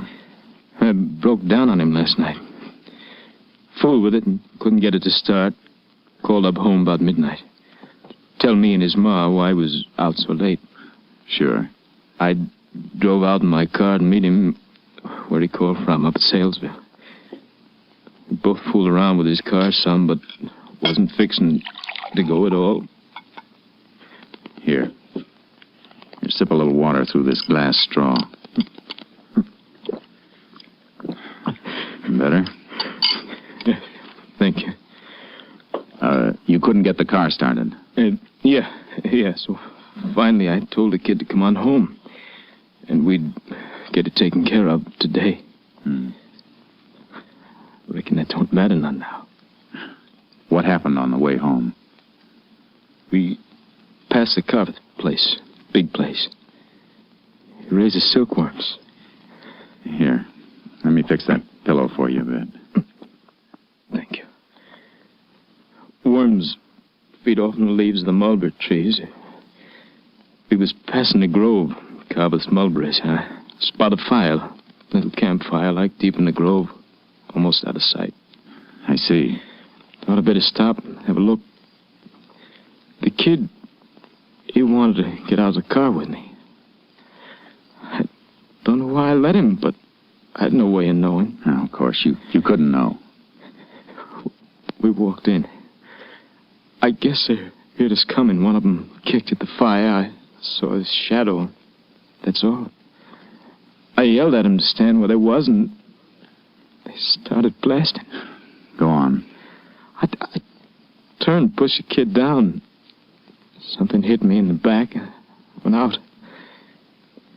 When I came to, my kid was lying there, just a couple of feet from me. 15 years old. All right. Don't try to talk anymore. Get him for me, Ranger. Please get him. Me and my kid.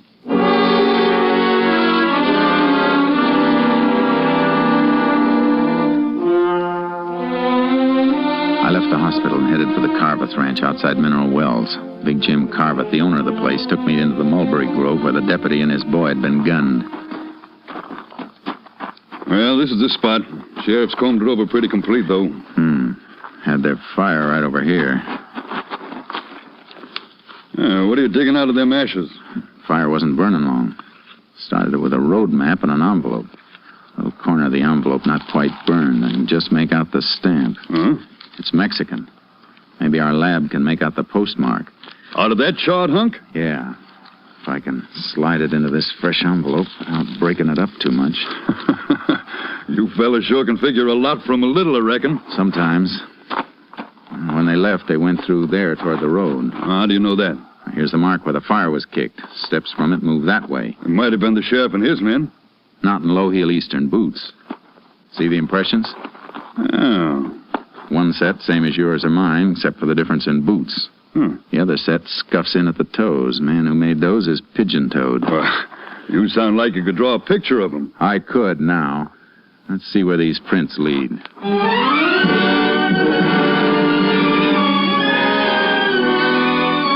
They led to the road, or almost to the road. Just at the edge of the grove were tire markings where a car had been backed into the mulberries to screen it from sight. Yeah, this is it, all right. Can see where it scraped the branches. Did more than scrape them. End of this one's been torn off. The part that got torn off isn't on the ground. Low branch, too. Oh, that means something? From the tire marks and the height of the branch, it means the baggage compartment of the car was open and then closed down on the end of the branch. See, it snapped off when the car moved. You sound like that's worth knowing. It might be worth plenty if the highway patrol turns up an abandoned car with a piece of mulberry branch caught on it.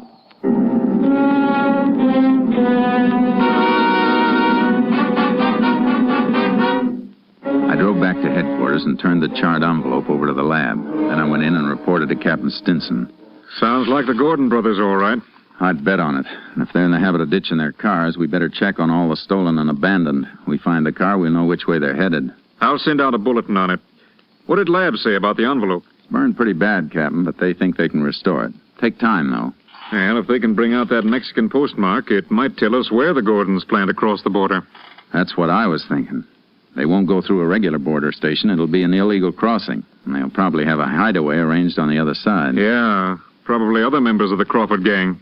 I figure they'll try to make it before tomorrow morning. They'll be making their big run tonight. Well, head south, Jace, toward the border. We'll relay all information to you as it comes up. I'd better get charcoal out of the barn and hitch up my horse trailer. That's a good idea. Wherever they try to cross, it's a cinch it won't be good territory for a car. The border stations are covered, though, aren't they, in case they do try illegal crossing? Now, their mugs are hanging in every customs house from Brownsville to El Paso. FBI has given them extra cover, and the Mexican police are helping, too. I better get going, then. So long, Captain. So long, Jace, and good luck.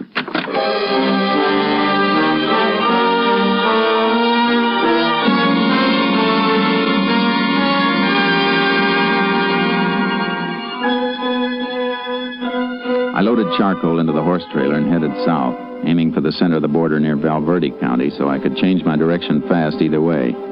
I kept a lead foot on the gas pedal. Toward sundown, I was just outside El Dorado when the radio dispatcher came through telling me to call headquarters. I got Captain Stinson on long distance. That mulberry branch is paying off, Jace. Abandoned car with a piece of it caught in the trunk has just been found in Fort Stockton, Pecos County. How long ago? Less than 15 minutes. And the motor was still warm. Highway Patrol is throwing up roadblocks at all points, south and west. They can't be far out of Stockton. Must be planning to try a border crossing in Presidio or Brewster County, then. Any report on that burned envelope? Still working on it, Jace. You better head for Fort Stockton. If they do get past our block, they're within 90 miles of the border. I'll do my best, Captain. So long.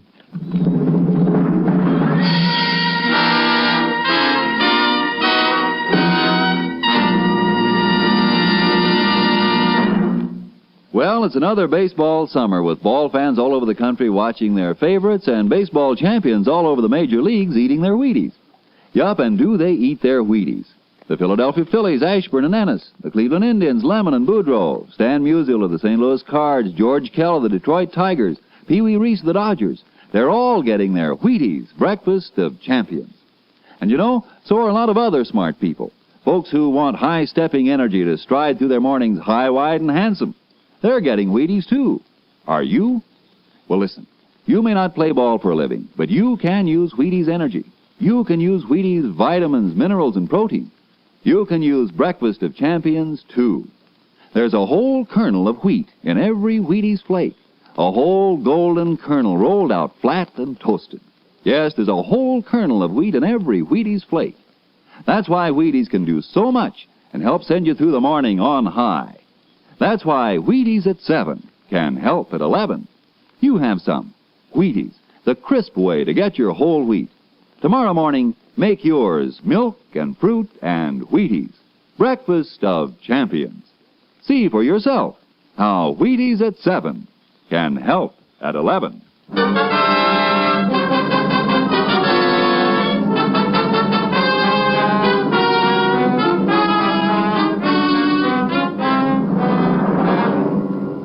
I started for the roadblock area in Pecos County, but I never got there. I was still 50 miles away when headquarters radioed me to contact them by phone. Had a feeling the news wasn't going to be good, and it wasn't. We can forget about Pecos County, Jace. The Gordons broke through our roadblock. Where? Back road near Hovey. They turned a Tommy gun on the highway patrol and a sheriff's car. Kill anybody? 2, and 2 more badly wounded. The men were just found when they didn't answer a radio call. Happened 2 hours ago. Then the Gordons could be at the border by now. The wildest part of it, Jace. And you'll have to guess what... Just a second. I didn't say so. Oh, okay, thanks. Here it is, Jace. Lab report on the burned envelope. Where was it mailed from? Paquillas, right across the Rio Grande from the Santiago Mountains. That country's murder. Worse for them than for us. River swollen by spring rains. They'll need a boat to cross. County sheriff can beat through the mountains with posses, 10 miles each side. I'll get as close as I can by car, and then Charcoal and I'll ride in. If the posse will corner them, we'll have them. You're the closest ranger unit, Jace.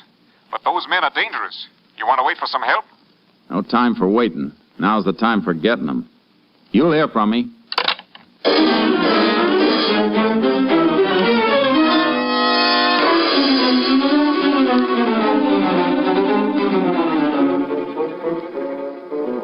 In the south of Brewster County, the world comes to an end. I drove as far as I could and met one wing of the sheriff's posse where Maravillas Creek runs into the Rio Grande. Any sign of them, Sheriff? Nope. Got men working in from the other side of the mountains, though. I'll get my horse and ride in with you a ways. Then we can split and fan out. Good.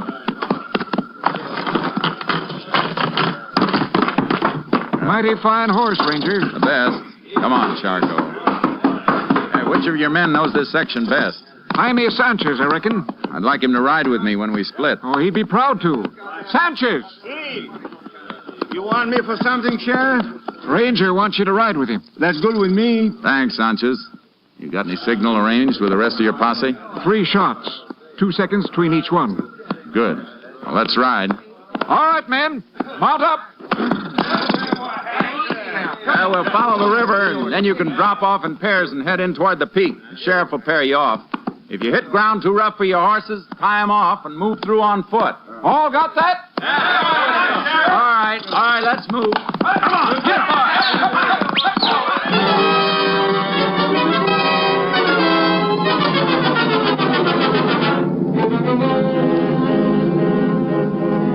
We moved along the river, closing the circle and hoping that Joe and Tiny Gordon were inside of it.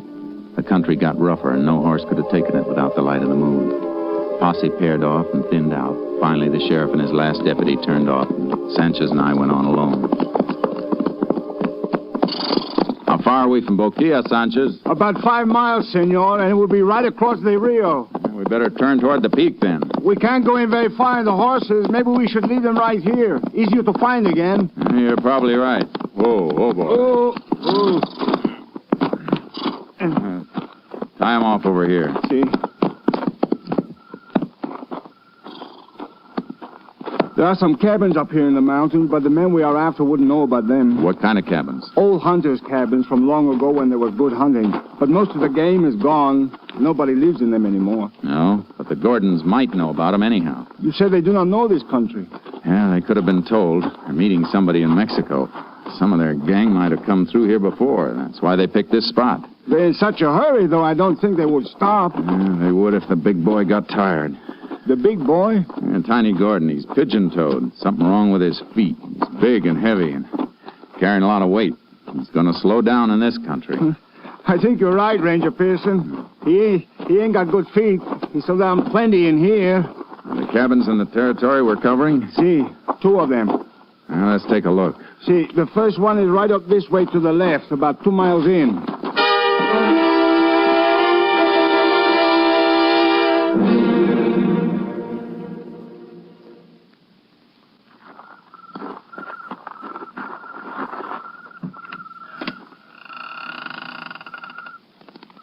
Doesn't seem to be anybody in there. No. Well, maybe they're just waiting there. Soon find out. Stay clear of the doorway and keep your gun ready while I go in. See, but you better have your guns ready, too. Don't worry. I got them. Watch it.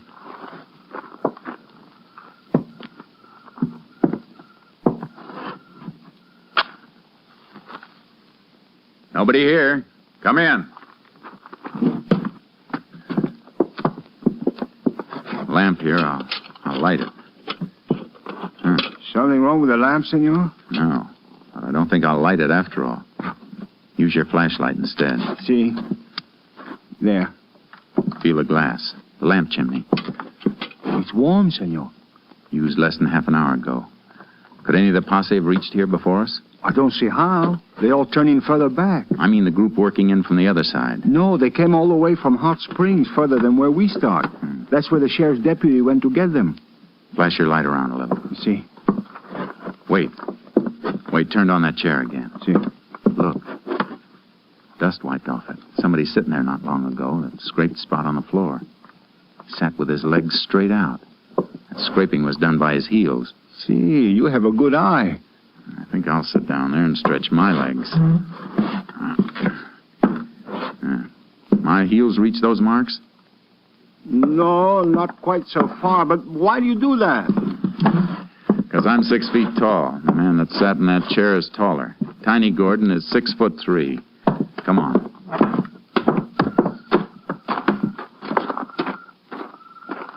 Look around, see which way they headed. See. I think this way, Ranger Pearson. Why? What'd you find? Somebody step on this dead log, take off a piece of the bark. Yeah. And prints there, too. Here, flash your light. See? Here. 2 sets. One of them with the toes turning in. Now throw the light that way. See, that bush. First one through here held the branch back for the other to pass. Knocked off a few berries. Crushed them on the ground. He's still wet from the juice. We got the direction now. Let's move. You better put that light off. They headed for the Rio, all right. Shouldn't we fire the gun now, the signal for the posse? No, we're too close. Gordons might hear it, too. Probably think they're safe in here. They don't know we've got a postmark. Better chance of getting them cold if they don't know. See. You think they're going to fight if we catch them? With murder charges in a couple of states, they got nothing to lose. They'll fight plenty.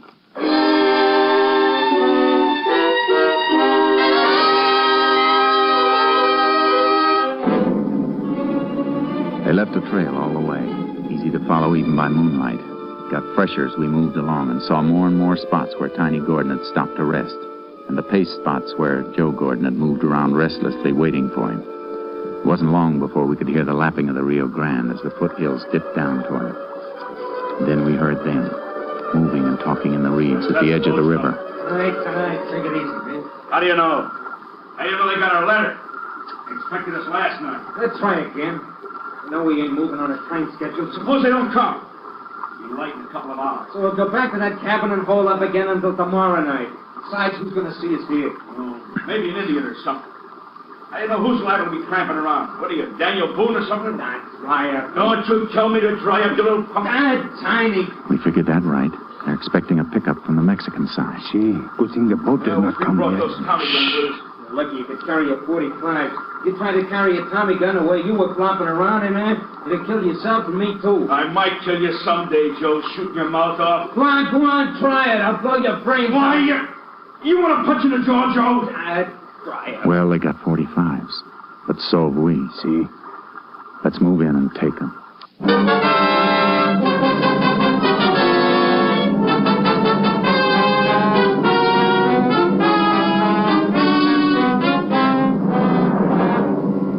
We slipped down to the edge of the reeds. I tapped Sanchez to move off about 30 yards so they'd have to come between us if they made a break away from the river. We couldn't see them in the reeds, but they couldn't see us either. Sanchez reached his position, and then I straightened up. Tiny! Hey, Joe! Who's that? Get up, Tiny! I'm a Texas Ranger. There's a posse of 20 men in the hills. You're surrounded. Will you come out? That won't do you any good. This way, Tiny. Open up, Sanchez! Don't get through here! That's a posse signal, Tiny. They'll all be heading this way. You won't be here to meet us! Late gun! What's the matter, Tiny? Your gun empty? Mine isn't, Chapman! Hey! How'd you fellas ever kill anybody? You don't even come close. Where are you, you hicks? I'll kill all of you, you stinking hicks! I'm over here, senor! Oh, yeah? The rest of the posse will be here soon. It'll be daylight. We'll starve you out or burn you out. You're hogtied. You better give up while you can. I ain't giving up. I'll take a lot of you hicks with me. Come on, Joe. Hey, with you. Bring them this way, son. Joe! Joe! Joe! You dirty!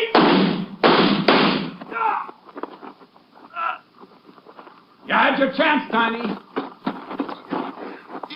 Hicks, you dirty Hicks. All right, Sanchez. You got it, senor. Guess this job is almost finished. Almost finished. They look like they finished good. Yeah, I mean, the rest of the Crawford gang are from across the river. We'll have a nice surprise for them if they come over in their boat. Posse will be here soon, and we may be able to take them by surprise. Easier than these two, senor. You know, I don't think they like us very much. I saw what they did to a deputy sheriff and his kid. I didn't like the Gordon brothers very much either.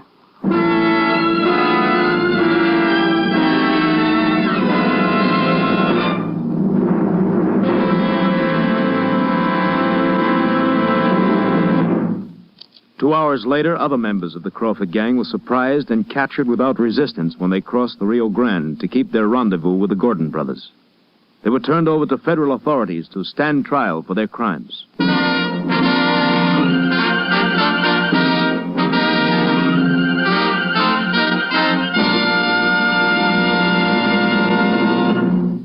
Well, partner, whether you're riding the Texas prairie or smelting steel in Pittsburgh, first you need your Wheaties.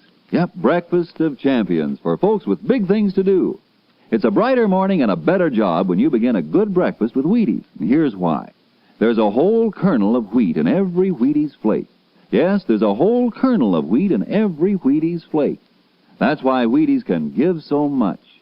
Whole wheat vitamins and minerals, protein too. Whole wheat energy to help you stride through the morning high, wide, and handsome. Yes, there's a whole kernel of wheat in every Wheaties flake. That's how Wheaties at 7 can help at 11. You try 'em. Golden Flakes, Crisp Flakes, Wheaties Flakes. Have some tomorrow with milk and fruit.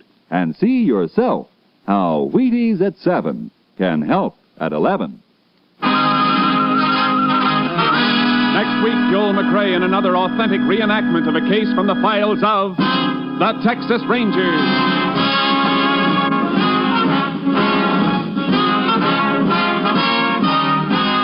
Joel McRae will soon be seen starring in the Universal International Technicolor production Saddle Trim. Tonight's cast included Tony Barrett, Tom McKee, Tom Holland, Jack Crucian, Byron Kane, and Jay Novello. This story was transcribed and adapted by Joel Murcott, and the program was produced and directed by Stacy Keach. This is Hal Gibney speaking. And this is the Wheaties man, Frank Martin, inviting you to listen Tuesday night to the Penny Singleton Show on the Wheaties Big Parade. See you then.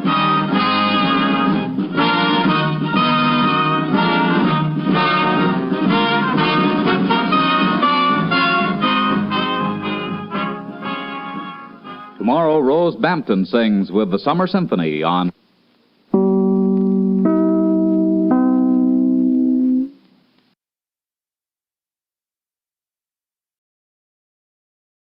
The Equitable Life Assurance Society presents This Is Your FBI.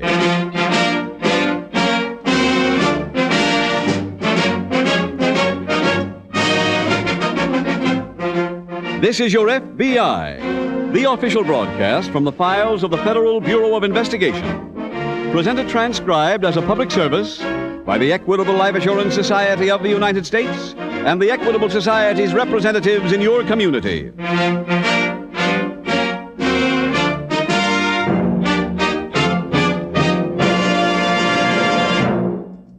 Did you ever say to yourself, gee, I wish I could make more money. Then I could do what I want to do. Well, I have news for you. In a recent survey covering people earning anywhere from $3,000 to $50,000 a year, 90% said that if they made more money, they'd be happier. That means that the problem is not how much you earn, but how to manage what you have. Now, there is one man who can help you, your local representative of the Equitable Society. He can show you how to build future security for your wife and children, how to make sure your children get a good education, or how to own your own home years ahead of time. In about 14 minutes, I want to tell you more about your local Equitable Life Assurance Society representative.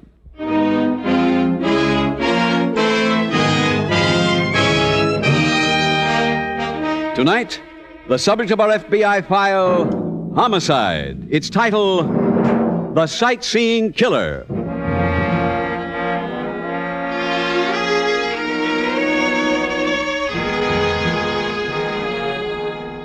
In the solution of crime, the Federal Bureau of Investigation makes use of every modern scientific aid.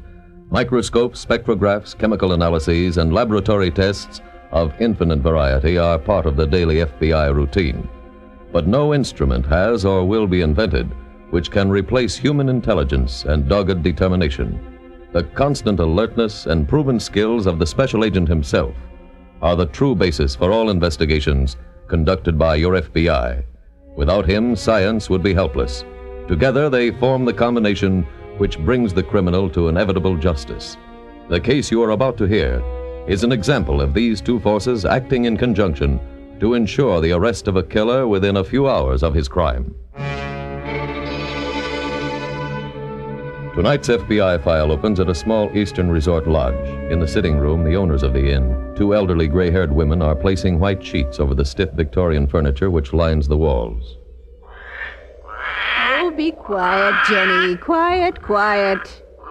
You'll have to cover her up, Cora Sue. But Clara, she isn't bothering anyone. They've all checked out.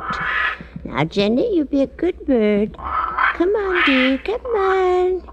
There, that's better. You're just lonesome, aren't you, poor Jenny? You get used to having people around all summer, and then when the season ends, there's nobody to talk to. Jenny, want a cracker? Well, of course she Cora does. Sue, I'm waiting for you to help me with this sheet. Oh, I'm sorry. Tuck your end under the cushion. Yes, of course.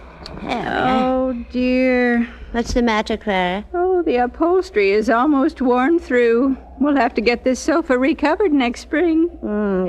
Hardly seems worth it. Now, what do you mean by that? Well, we barely make a living out of the lodge as it is, and with that new motel opening up next year, We'll still have our regular customers. People who've been coming to stay here since before Father died. I guess so, but they're fewer every year. And I'll wrap these miniatures in tissue paper, and I'll pack them in this box. All right. Oh, it's cold tonight. Winter seems to come earlier every year. That's your imagination. I don't like it here when we're all alone. I wish we could close up now and stay overnight in Meadville. We'll leave tomorrow. For 20 years, this inn is closed on the 1st of October. And I see no reason to change that schedule because of some whim of yours.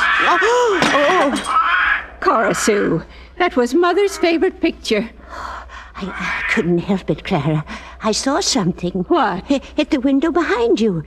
It looked like a face. Oh, stuff and nonsense. There's no one out there. Will you be quiet, Jenny? Now get hold of yourself, Cora Sue. See if you can find the broom and clean up this mess. Now you see you've got me upset, too. Don't answer it, Clara. Don't let anyone in. We aren't in a position to turn down customers, Cora Sue. Every $3 helps. Good evening. Can I help you? I hope so. I need a place to stay tonight. Please come in. I'm sure we can take care of you. Thank you. You'll have to forgive the way things look. We close up tomorrow. Oh? Well, that's a shame. I was hoping I could stay on for a few days. Well, I'm sorry, but we always close on the 1st of October. Well, I guess I'm lucky to get in at all, even for one night. Oh, hello. This is my sister, Mr. Johnson. Sam Johnson. How do you do, Mr. Johnson? My name is Clara Dalton, and my sister is Cora Sue Dalton. Pleased to meet you both. How do you do? Is there something wrong with me? Oh, no. You were giving me such a strange look, I was beginning to wonder. Oh, don't pay any attention to Cora Sue, Mr. Johnson. She's been carrying on all evening. Just a few minutes ago, she thought she saw a face at the window. Clara. Oh, she saw a face, all right. It was mine. What? I took a chance you'd have a vacancy and put my car in the garage. Then I happened to glance in the window as I came up the path. I'm sorry if I frightened you, Miss Dalton. You see, Cora Sue, I told you were fretting about nothing. Well, who is this? Another member of the family? That's Cora Sue's parrot. Her name is Jenny. Hello, Jenny. How's the girl? I hope she didn't bite you, Mr. Johnson. She just took a nip. It's my own fault for putting my finger in the cage. I told you to cover that bird, Cora Sue. Yes, Clara. Come on, Jenny. That's a good girl. Now, Mr. Johnson, you just sit over there by the fire and warm up. I'll uncover a chair. Well, I left my suitcase in the car. I'd better bring it in before I settle down for the night. Oh, you can go out that side door across the porch. Oh, thanks. Be right back. Seems like a nice young man. Do you think so? Well, of course I do, don't you? Well, he acts sort of shifty to me. Now, why on earth do you say that? I don't know exactly. Jenny didn't like him either. She doesn't usually nip people. She's very friendly toward... Oh, you know, that wind's darn cold. Oh, there's some coffee left over from supper. I could heat up a cup if you'd like, Mr. Johnson. Well, that's very thoughtful of you. As a matter of fact, I didn't get a chance to stop for dinner tonight. If you could fix up a sandwich, too, I'd be glad to pay for it. Why didn't you say you were hungry? I don't like to be a bother. It's no bother at all. Cora Sue, would you go out and get him that sandwich I made for you earlier? The one you didn't eat. Clara, I would If you please, Cora Sue. No. You don't live around here, Mr. Johnson? No, I drove up from Pennsylvania. Oh, did you stop at that cave on the way? Cave? Yes, Echo Cave. It's just down the road. You must have passed it. Well, I think I did see a sign, but I didn't turn off. It was so late. Oh, that's too bad. It's really quite a remarkable phenomenon. Well, maybe I can find time for it on my way back. There you are. You can use this end table to eat on, Mr. Johnson. Aye, that looks wonderful. I'll turn down your bed and take your suitcase upstairs. No, leave it here. I'll take it up myself. Oh, Just but is it... leave it where it is. Whatever you say. Yeah, this is good, Miss Dalton.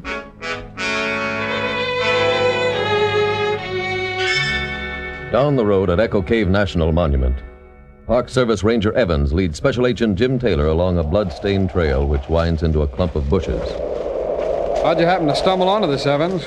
I was making a routine patrol about an hour ago. Saw some blood up there near the road and tracked it down. I'm glad you called the FBI field office right away. Now, this being a national park, I knew it came under your jurisdiction. Jeff Hoffman was liked by everybody. You know him? Just to speak to. Worked at the souvenir counter over by the cave entrance. Well, here's the body, Mr. Taylor. Yeah, it's not very pretty, is it? No. Looks like it was robbery as well as murder. I wonder, Hoffman carry much money? Probably the day's receipts from the souvenir stand. It's pretty late in the season, wouldn't amount to more than $30 or $40. Killings for less than that. Hey, there's something over there behind that bush. Man's cap. Oh? I may have some fingerprints on the shiny visor. There's a name band here on the inside. G. Collins. Well, let's get back up to the road, huh? I'd like you to help me make some plastic casts of the tire tracks up there.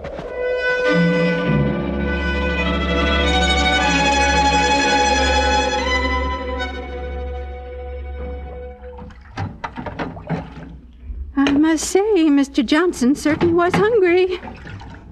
Oh, don't just stand there, Cora Sue. Dry the plate and put it in the cupboard. Oh, yeah.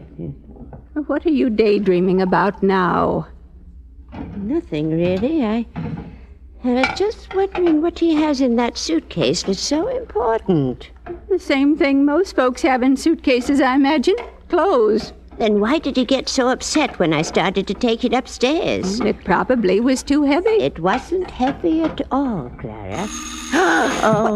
What are you so jumpy about? The phone startled me. But it isn't our ring. I know, but it still startled me. Now, don't you go out there and listen in. I've told you time and time again, the Logans don't like it. Maybe somebody's sick or something. I only want to find out if the call is important.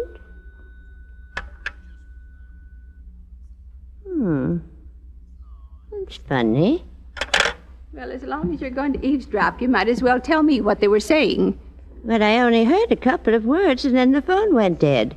like it was out of order. Mrs. Logan probably heard you come on the line and hung up. No, she was right in the middle of a sentence when it happened. Oh, here, let me try it. All right. Hello? Hello?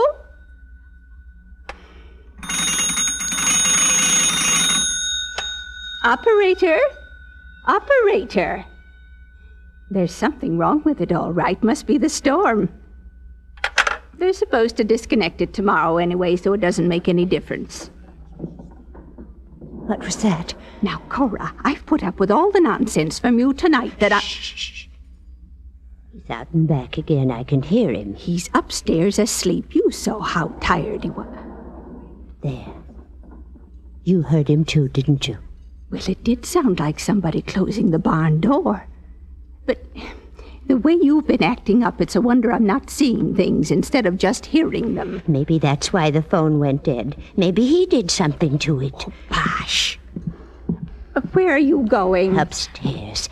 I want to see what's in that suitcase. Cora Sue, I won't stand for this. Do you hear me, Cora Sue? He's a perfectly respectable young man. Is he? He isn't in there. Well, let's see now. Oh, there's the suitcase over by the bed.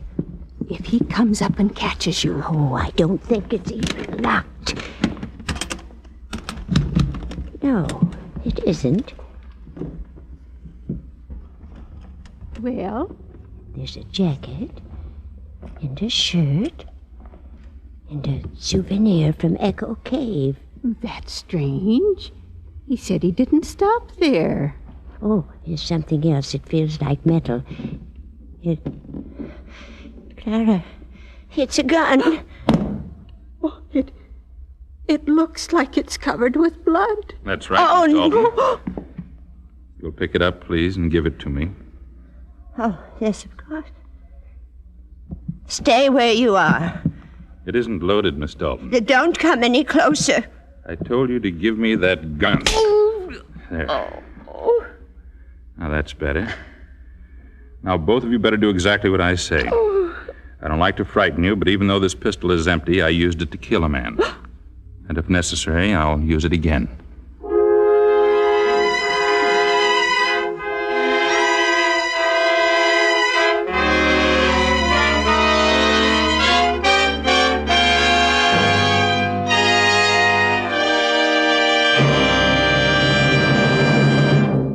We will return in just a moment to tonight's dramatic case from the official files of your FBI.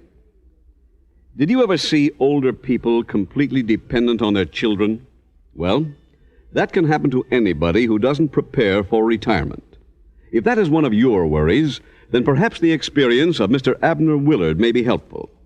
Mr. Willard, I wonder if you'd mind telling us how membership in the Equitable Society solved your problem. Well, I'm only 39 years old, and I make a comfortable living. But the way prices are today, I can't lay an awful lot by. So my wife and I started to talk about where we'd be when we're in our 60s. Did you solve your problem? Our local Equitable representative did. You see, I heard you talking about a retirement plan on this program. That would be the Equitable Independent 60s plan. That's right. I called our Equitable man, and we talked it over. He explained how the Independent 60s plan would provide for our future, how we could go and come as we pleased and live where we wanted, because we'd draw a handsome check every week. And he also showed me how my wife would get all these good things if something happened to me. What surprised me most was how little it cost. Now, whenever somebody tells me he's worried about the future, well, I tell him to call up my friend, the Equitable Society man. You couldn't give sounder advice. If you want to be independent at 60, if you want to own your own home free and clear, if you want protection for your wife and children, or assurance your children will get a college education, then talk it over with your local Equitable representative. You can count on him to arrange the most for your life insurance dollar. The solution to your life insurance problems is no farther away than your phone. To get his advice without obligation, consult your local phone book for the name of your local representative of the Equitable Life Assurance Society of the United States.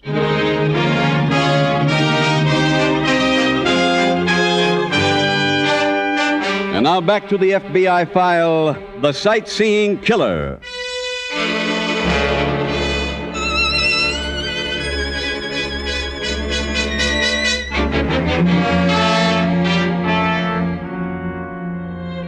In the apprehension of a killer, time is a paramount consideration. Any delay may give the criminal an opportunity to kill again.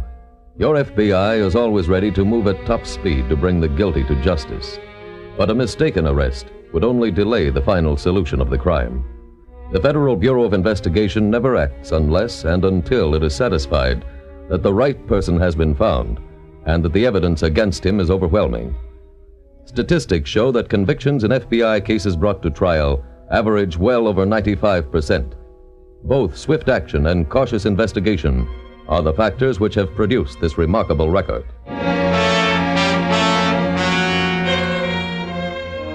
Tonight's file continues a few hours later at the Meadville FBI field office. Special Agent William Bates has just entered the office where Agent Taylor is working. Jim, Supervisor Davis assigned me to work with you on the Hoffman case. Oh, I'm afraid I can use some help, Bill. I've gone over your report. Anything new turn up? No, not much. We got a description of Hoffman's car, and I sent out a 5-states alarm, but there's nothing on the killer so far. How about fingerprints? Well, there were a couple of sets on the visor of a cap that I found in the body. We've checked them against the dead man's, but they don't match. I sent them and the plastic cast of the tire tracks on to Washington on the 11 o'clock plane. Ought to be hearing something soon. Oh, the coroner's report came in. Here, if you'd like to look at it. Yeah, thanks. Time of death about 6 p.m. Blunt instrument. Probably the butt of a pistol. That's what's got me confused. Why didn't he shoot if he has a gun? Yeah. Wait a minute. Maybe I got the answer for you. No? A report came in from Chief Watson here in Meadville this afternoon. I checked through to see if our office had any jurisdiction. And? We didn't, at least not on the face of it. But it may tie in. The filling station on Davis Street was held up about 4 p.m. The man forced the attendant into the washroom. Attendant jumped him, but the man didn't fire, just ran off. Apparently his gun wasn't loaded. Did you get a description? Not much detail. Medium height, medium build, brown suit, and a cap with a shiny visor. That fits. The cap I found fits that description. I think you've got something, Bill. Isn't Davis Street where the tourist buses leave for Echo Cave? Well, sure. All he had to do was lose himself in the crowd, get on a bus, and ride out there. Probably didn't want to take a chance on coming back through Meadville, so he stuck around until Hoffman drove by, got rid of him, and stole his car. Yeah? Jim, Yeah. this just came in on teletype. It's a report on those fingerprints you sent down to Washington tonight. Oh, fine. Thanks very much. Here we go, Bill. Listen. Gerald Collins, 34, 5 feet 8, 162 pounds, black hair, convicted assault with deadly weapons, served 5 years, wanted in California for burglary and violation of parole. Sounds like our man. I'll send out an alarm. Bill, if he wanted to avoid Meadville, he must have headed south. Not too far, though. He's smart enough to know that car's red hot by now. Yes, he's probably holed up in one of the motels or tourist camps right in the neighborhood. Yeah, it's a good chance anyway. Let's check them.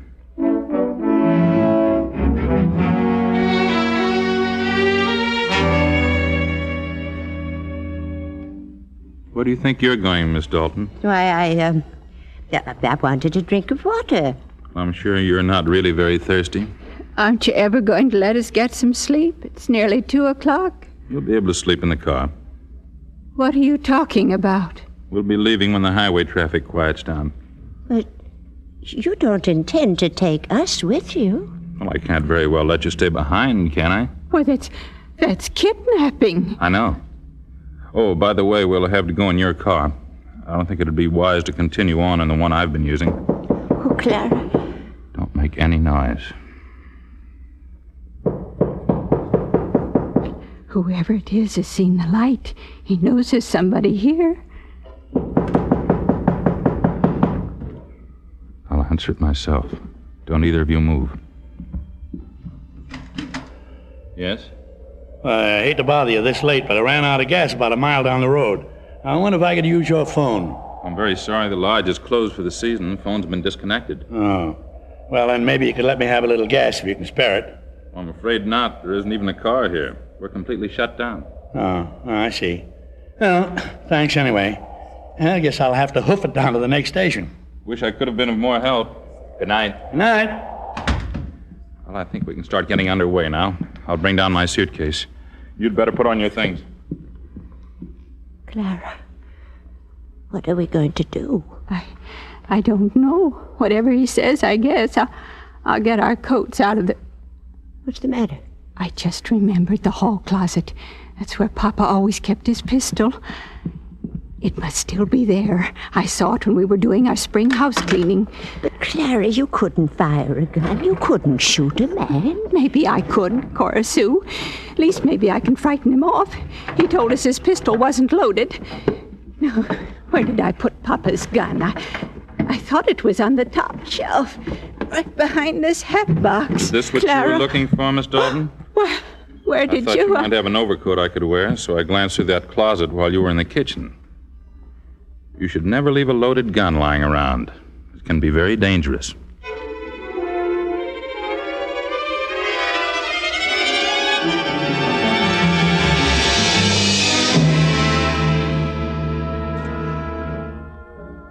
Here's your Java. Oh, thanks. Hey, waiter. Yeah? Where's the next tourist camp or motel, someplace we can get a bed for the night? We've been hunting all over. Everything seems to be filled up. You headed south? Yeah. Well, then I'd suggest Echo Cave Lodge. It's about a mile further on. A couple of nice old ladies run it. The Dalton sisters. They'll have lots of room. Fine, thanks very much. Say, I don't mean to interrupt, but you're giving them a bum steer there, waiter. Huh? Well, that lodge is closed up tight for the winter. I stopped there about a half an hour ago. Phone ain't even working. Oh, you must have been someplace else, mister. The Dalton sisters never close before October 1st. It's been that way ever since I can remember, and October 1st ain't until tomorrow. I don't know nothing about no sisters. It was the fellow who talked to me, but it was Echo Cave Lodge. I saw the sign right out in front. There ain't no fella there, unless he's a guest. You must have the wrong place. Excuse me, mister, what'd this man look like? I don't know, kind of youngish, medium build. I didn't pay much attention.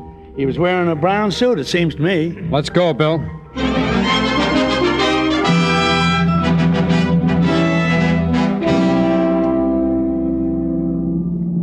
There's a sign, Jim. Echo Cave Lodge, 100 yards ahead. Yeah. Yeah, I see the place now. Hey, look. There's a car pulling out from the Lodge Road. Yeah.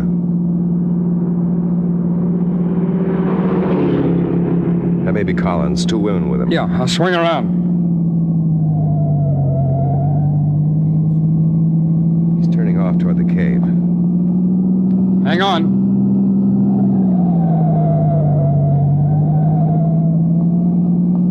Looks like we lost him around that last curve. Well, he can't get very far. This road dead ends right at the cave entrance. There's a car. It stopped.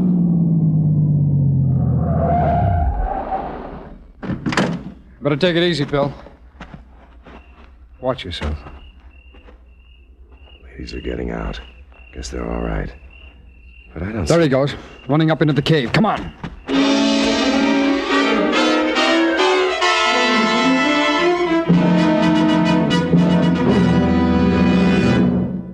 Know anything about this cave, Jim? Just that it's pretty big. This is the only entrance. I'll see if I can raise him. Collins! Collins, we're special agents. FBI! Come out with your hands up!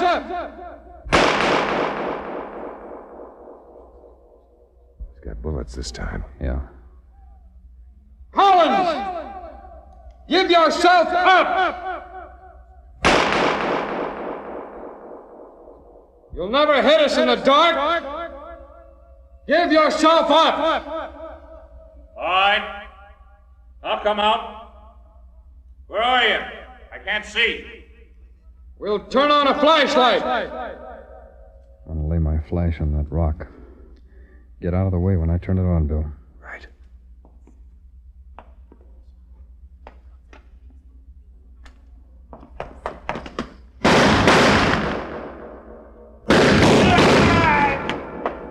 I think you hit him, Jim. Yeah, come on, let's move in. Here he is. Out cold. How bad's he hurt? His shoulder. Yeah. Okay, let's take him outside.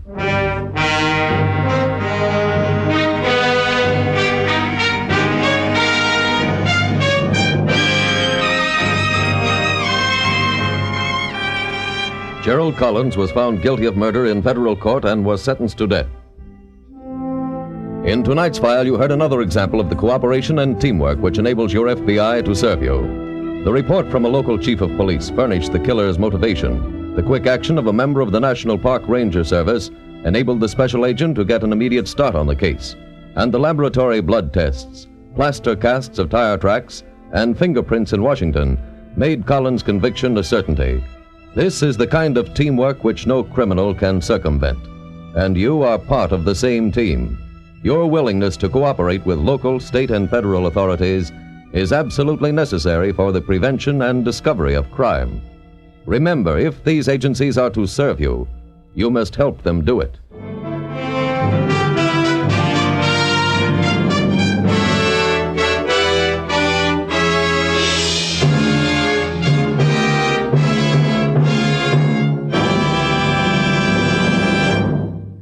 Worried about home ownership? Talk your worry over with your neighbor, your local Equitable representative. He's a man who can help you solve almost any life insurance problem you may have. Perhaps you want protection for your wife and children against eventualities. Perhaps you'd like to find a way to enjoy life in comfort and independence when you're 60. Maybe you want to assure a college education for your youngsters. Well, call that friendly, helpful neighbor of yours. Consult your local telephone directory for the name of your local representative of the Equitable Life Assurance Society of the United States.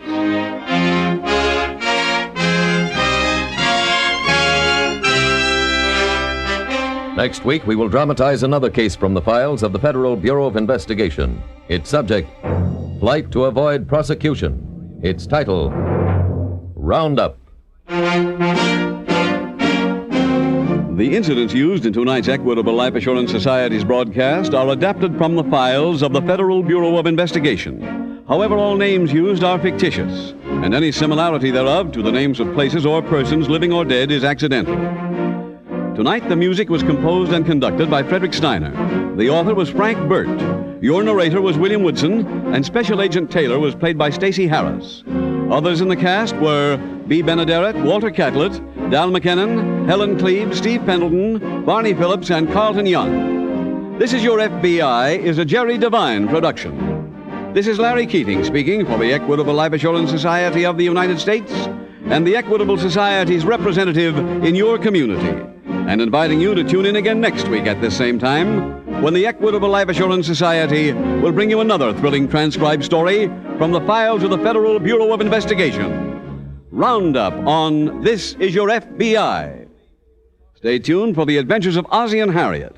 There's fun for the whole family when Ozzie and Harriet come your way next. This program came to you from Hollywood.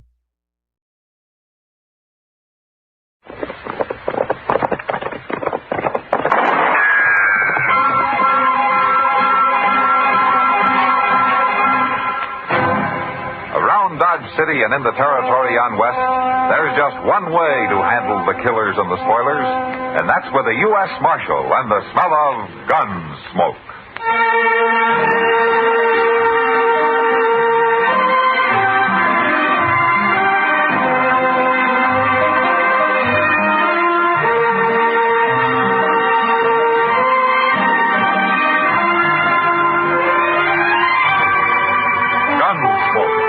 William Conrad, the story of the violence that moved west with young America, and the story of a man who moved with it. I'm that man, Matt Dillon, United States Marshal. The first man they look for and the last they want to meet. It's a chancy job, and it makes a man watchful and a little lonely.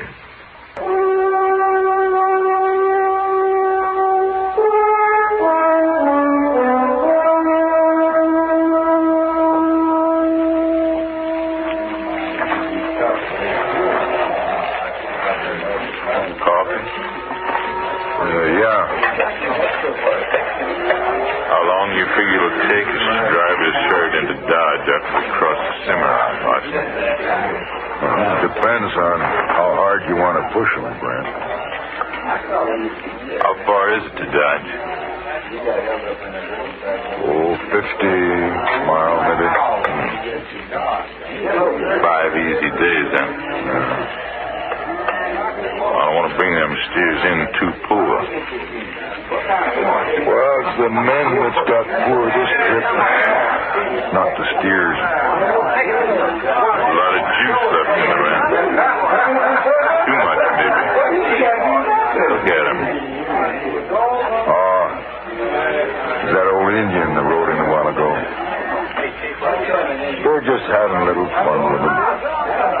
better take it easy. No telling how many warriors he's got waiting somewhere. Hey, Cotton. Yeah, Brad? Tell that Indian to come over here. I want to talk to him. Probably just wants some steer out of the herd. Well, I'm tired of giving good beef away. That's the boss,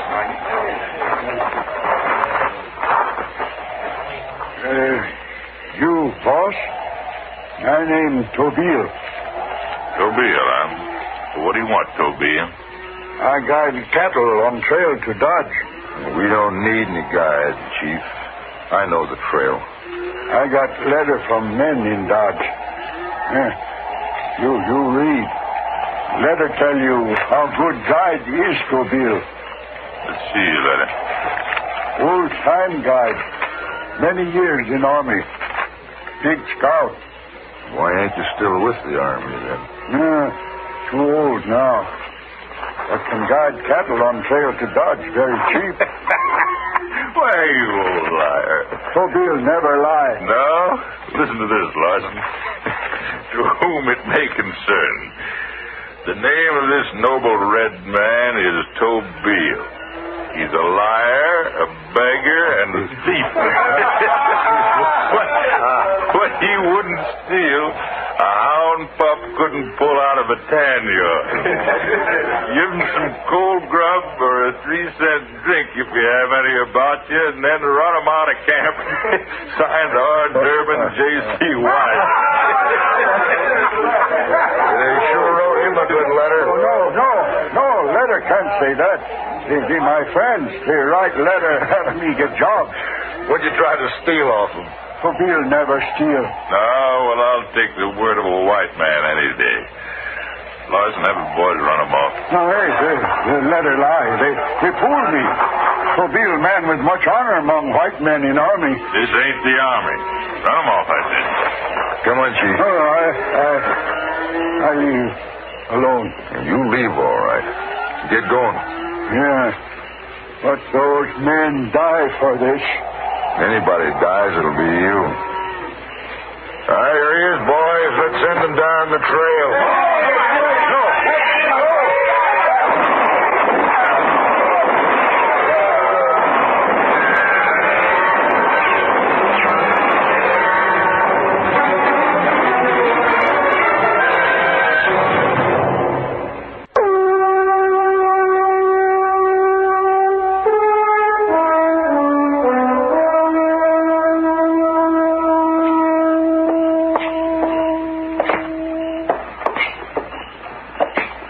It's going to be a nice evening, ain't it? For you, maybe. Anything wrong, Kitty? Just that trail herd across the river. Dodge will soon be full of drunken cowboys, all looking for trouble. Oh, we'll handle them, Miss Kitty. Don't you worry. Or at least Mr. Dillon will. Well, shooting them's easy. I gotta talk to him. Now, you can always quit, Kitty. Sure. Do what? Teach Sunday school? You might. You talk like a Texan yourself, Matt. You know what one of them told me once? What? Said I reminded him of his mother. He did. He really said it. Well, that sounds nice, Miss Kitty. I thought so, too, Chester. They got real drunk and told me his mother was the first woman to be hung south of San Antonio. She was? Who hung her? Probably he did. Oh, now, Miss Kitty, no man wouldn't hang his own mama. Why, Hey, Marshal! Yeah. We come to warn you. Oh, warn me about what, mister? My name ain't Mister, it's Wiser. My partner's name here is... I'll tell him my own name. It's Durbin. Oh, shut up. Marshal, that Indian's gonna get himself hurt. What are you talking about? That Indian. Across the street there. No? Now, that's Tobiel. Keeps following us around. Says he's gonna kill us. Tobiel? That doesn't sound like him. Well, it's true. You just ask him. He's been haunting us for 4 days. Just stands around staring at us and saying we're gonna die. I'd have shot him long ago, but I hear that's against the law around here. Where you men from? Wyoming territory. Where did you know Tobiel? We only been in Dodge a couple of weeks. We seen him around here. What's the trouble between you? Oh, we played a little joke on him, that's all. Made him mad, I guess. We told him he could get a job guiding trail herds into Dodge and give him a letter. He thought the letter said how good he was, but it really said he was a thief and to run him out of camp. Oh, I see. And he tried to use your letter, is that it? I guess so. He went away a couple of days, and since he got back, he keeps saying he's going to kill us. It's getting on my nerves, Marshal. I'll shoot him. You shoot anybody, and you'll hang for it, Weiser. Now, you wait here. I'll go talk to him.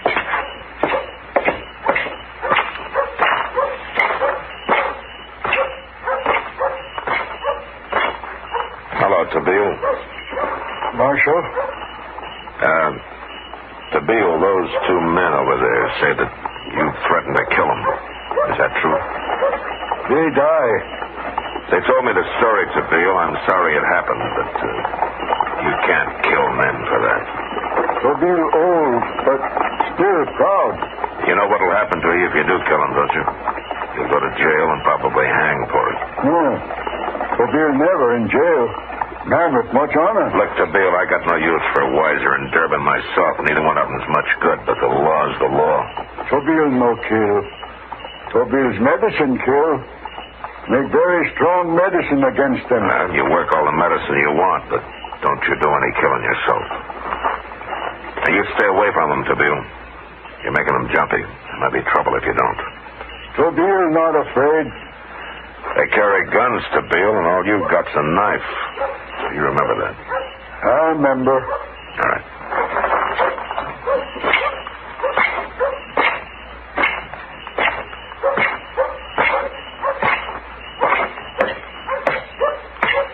You tell him, Marshal? You men don't understand him. He's not threatening to kill you himself. He's making Indian medicine against you, that's all. Well, then why does he keep saying we're going to die? Why is he always following us around? Well, he thinks his medicine will kill you, and I guess he wants to be there when it does. There's no harm in it. And I'm warning you again, both of you, you leave him alone. You do anything at all to that old man, and I'll throw you in jail. Look, Marshal, that letter started all this. That was Weiser's idea, not mine. It sure was. Any idea we've ever had's been mine. I never did need you, Durbin. Is that so? Well, who did your dirty work up in Cheyenne? You did, you fool. I sure did, and you still owe me. Oh, shut up. Marshal, you ain't gonna do nothing about that Indian? I know Tabeel pretty well, and I'll personally guarantee his word. And nobody's gonna do anything about him, including you.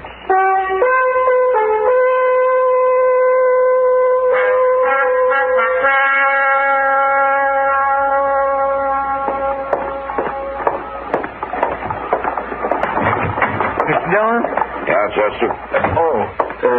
Mr. Dillon, they just carried that fellow Weiser up to dock. Huh?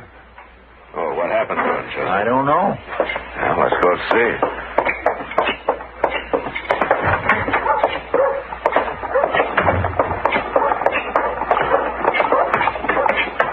You see Weiser, Chester?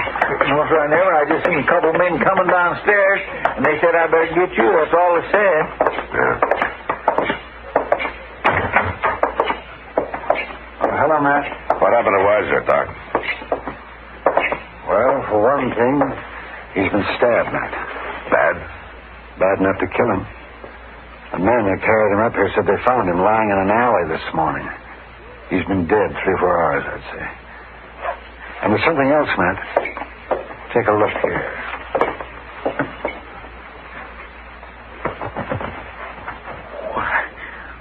Somebody hit him on top of the head. No. They didn't hit him. He's been scalped, Chester. Indian style. Oh, my goodness. Chester, go find Durbin. I want him with us when we ride out to arrest Tabeel.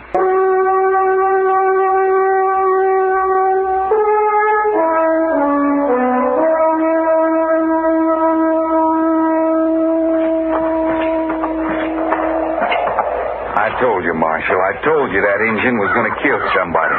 Did you see it happen, Durbin? No. No, I'd gone to bed. That dirty redskin probably got him on his way home. It hasn't been proved that he did it. Well, of course he did it. Who else would scalp him? I don't know. Now, look at that, Marshal. Just look right there. Hanging right on that check of his like he was bragging about it. Oh, Mr. Dillon, that's a scalp. Yeah. Drying it in the sun. That's what he's doing, that murdering devil. You two stay here. I'll go see if he's inside. Yes, sir.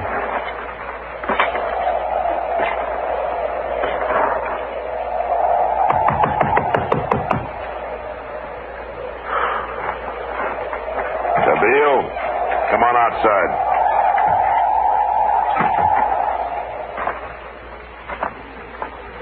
We got you now, Tabeel. Let's string him up, Marshal, right here. Shut up, Durbin.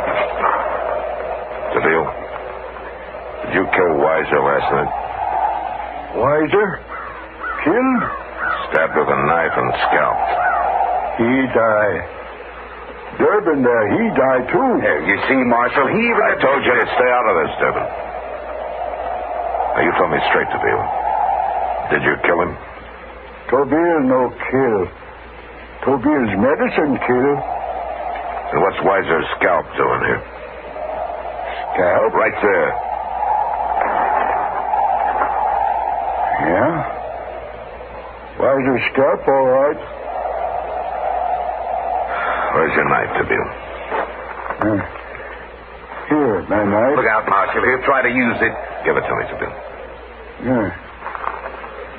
You think I kill Weiser with knife? Did you? Medicine kill Weiser. Tabeel no kill. Tabeel, I'm going to have to arrest you. You're going to have to go to jail. Jail? No. Tabeel man with too much honor for jail. I'm sorry, Tabeel.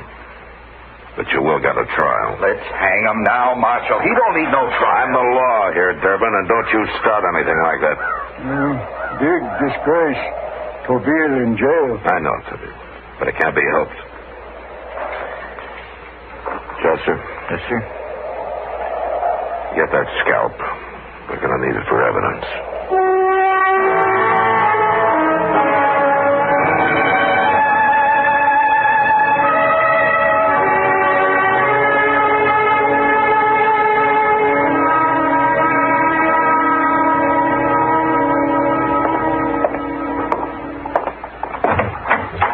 Ready to go to supper, Matt? I'll be right with you, Doc. Chester, you better stay here and watch the deal, huh? I'm John. You can go eat when I get back. I'll see you later. Yes, sir. I hear Tabeel's pretty unhappy about being locked up, Miss. Yeah, I had a long talk with him, Doc. I'm afraid he's going to be locked up for a long time. Why's that? Well, no judge will hang him on circumstantial evidence, but he'll probably go to prison. He hasn't any kind of an alibi, Doc. None at all. Well, if I know Tabeel, he'd rather hang than be in prison. Yeah, I'm afraid you're right.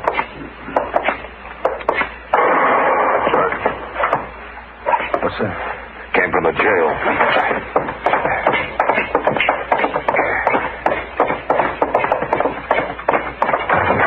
Mr. Dillon? What happened, Chester? Somebody shot Tabeel from outside in the alley. Is he dead? Oh, he sure looks dead. Let me take a look at him. Chester, go out the front and come up the alley. Yell if you see anybody. I'll cover the back. Go on.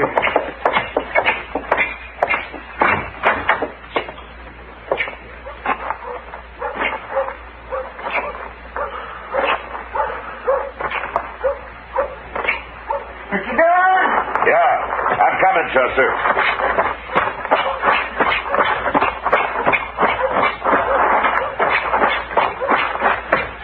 What is it? I seen Durbin. He ran out of the next alley and went into the Long Branch there. Durbin. All right, let's go get him. Must have been him that done it. Yeah, it sure looks like it.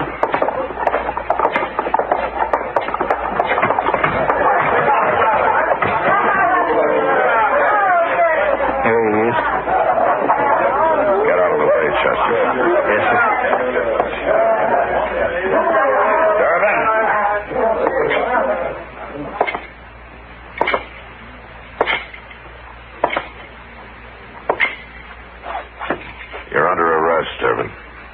Unbuckle your gun belt and drop it on the floor. What for, Marshal? For shooting to Beale. Yeah. I seen Chester standing there when I come out of the alley. Should have shot him. Never mind the talk. Just drop your gun. No. You know, shooting to Beale was a bad enough mistake, Durbin. You're finding out I did it was. I figured Beale must have seen me kill Weiser. At the trial, he'd have started talking. No, he was home alone making medicine against you. He had no alibi at all, Durbin. And I killed him for nothing. If you hadn't killed him, you'd have probably been convicted. And you'd have gone free. You can't prove I killed Weiser. No? Well, I ain't gonna hang for shooting no Injun, not me. Don't try it, Durbin. Why not?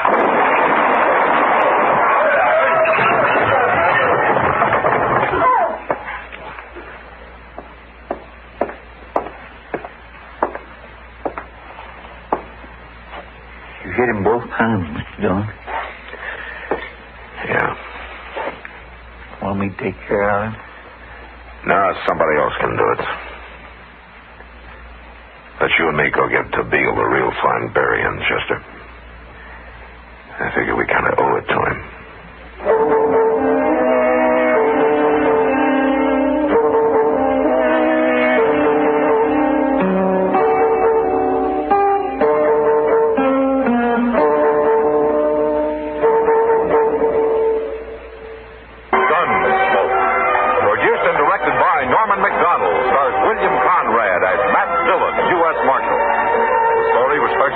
Gunsmoke by John Meston. Featured in the cast were Vic Perrin, Ralph Moody, Barney Phillips, and Harry Bartell. Harley Bear is Chester, Howard McNear is Doc, and Georgia... Mother, are Post 40% bran flakes really the best tasting cereal of them all? Well, your father says so, and Father knows best.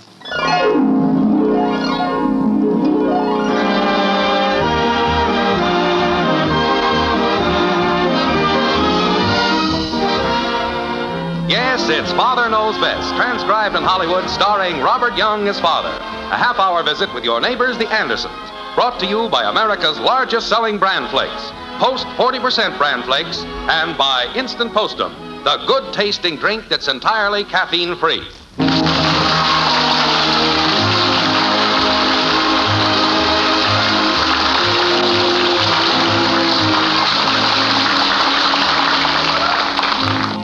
When relatives arrive for a visit after a long absence, the opening remarks generally follow a very familiar pattern.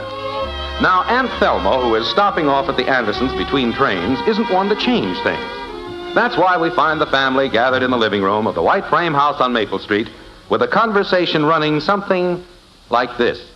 My, how the children have grown. Yes, I imagine you noticed quite a difference, Aunt Thelma. It's been over a year now. Now, let's see. Who do they look like? Margaret, I do believe that Bud looks like you. No, on second thought, he does have Jim's eyes. And at times he has certain expressions that... Bud, smile for me once. Huh? Smile for Aunt Thelma. Oh, that was Jim, all right. That was me? And this is Kathleen. My, what a sweet little angel. Thank you. Bud. Margaret, I don't believe Kathy looks too much like you, or for that matter, Jim either. Oh? I don't see any resemblance in the eyes and the nose, and what is there about her mouth? Blueberry jam? Bud, that wasn't necessary. I do believe, though, that Kathleen favors your side of the family, Margaret. That could very well be. Well, come to think of it, she does look quite a bit like Aunt Florence. No, maybe it's Uncle Harold. No, but there is somebody in that family that Kathleen resembles very closely. Their Cocker Spaniel? Bud, I was just trying to be helpful. Somebody came in, Mommy. Oh, it's Betty. Betty, Aunt Thelma's here. Hello, Aunt Thelma. My, she's certainly growing into a fine-looking young woman. Thank you. I hate to be seen like this, Mother, but the most awful thing has happened. Just look at the back of my head. Your hair? Well, it looks like it's been chopped off. I was over at Janie's, and she was trimming my hair for the party tonight. Oh? And she was doing a wonderful job when that brat of a brother of hers came in and dropped a frog down her neck. Oh, no. Father, it's not the least bit funny. Well, it was lucky you weren't hurt. When Janie jumped, she gouged out a big chunk of hair. And she's been spending the last hour trying to even it up. Oh, dear. Mother, does the back of my head really look bad? From here, it looks like somebody forgot to replace a divot. Father, I'm not amused. I do believe Betty looks like one of the Mortensen girls. With that haircut, she looks more like one of the Mortensen boys.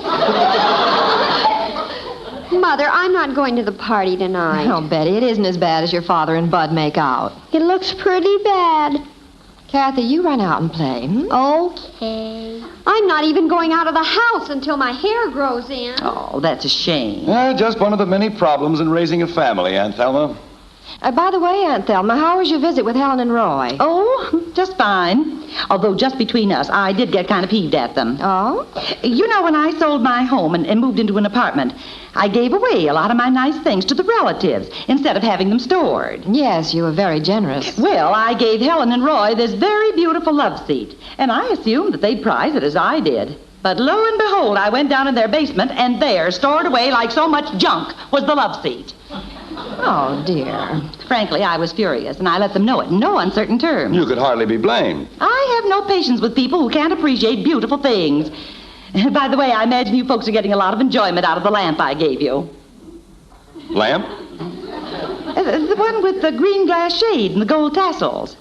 Oh, that lamp. Well, I think I'll go out in the kitchen and put some water on to boil. You like postum, don't you, Aunt Thelma? Oh, yes. Good idea, honey. Do you use cream, Auntie? Yes, I do. Good. I'll go out and help pour the cream. Never mind, Dad. I'll help Mom. Thanks. Thanks a lot. Very helpful children. I thought surely I'd see my lamp here in the living room. Well, we did have it here, but it made the rest of our furniture look so shabby. But you are using it. Oh, yes, of course. Where? In the playroom. The playroom? Oh, it was too good for your living room, but you put it in your playroom. Well, it was a matter of the lamp fitting in with the scheme of things. It's so distinctive. I see. Well, anyway, you haven't got it stored away someplace where it's nothing but a dust catcher. Oh, Jim. Excuse me, Aunt Thelma. Yes, Margaret? Now you've done it. Done what? Telling Aunt Thelma her lamp was in the playroom. Well, it was in the playroom until I couldn't stand the sight of the monstrosity. Dear, I realize it wasn't the prettiest lamp in the world. Margaret, I've won better-looking lamps than that throwing baseballs at milk bottles. So it wasn't too attractive. And that green glass shade. Everybody in the room looked like they had a bad ocean crossing. But, Jim, you know how Aunt Thelma is. Before she leaves, she'll want to see every room in the house, and when she goes into the playroom and there's no lamp, well, look out. Margaret, there's nothing to get excited about.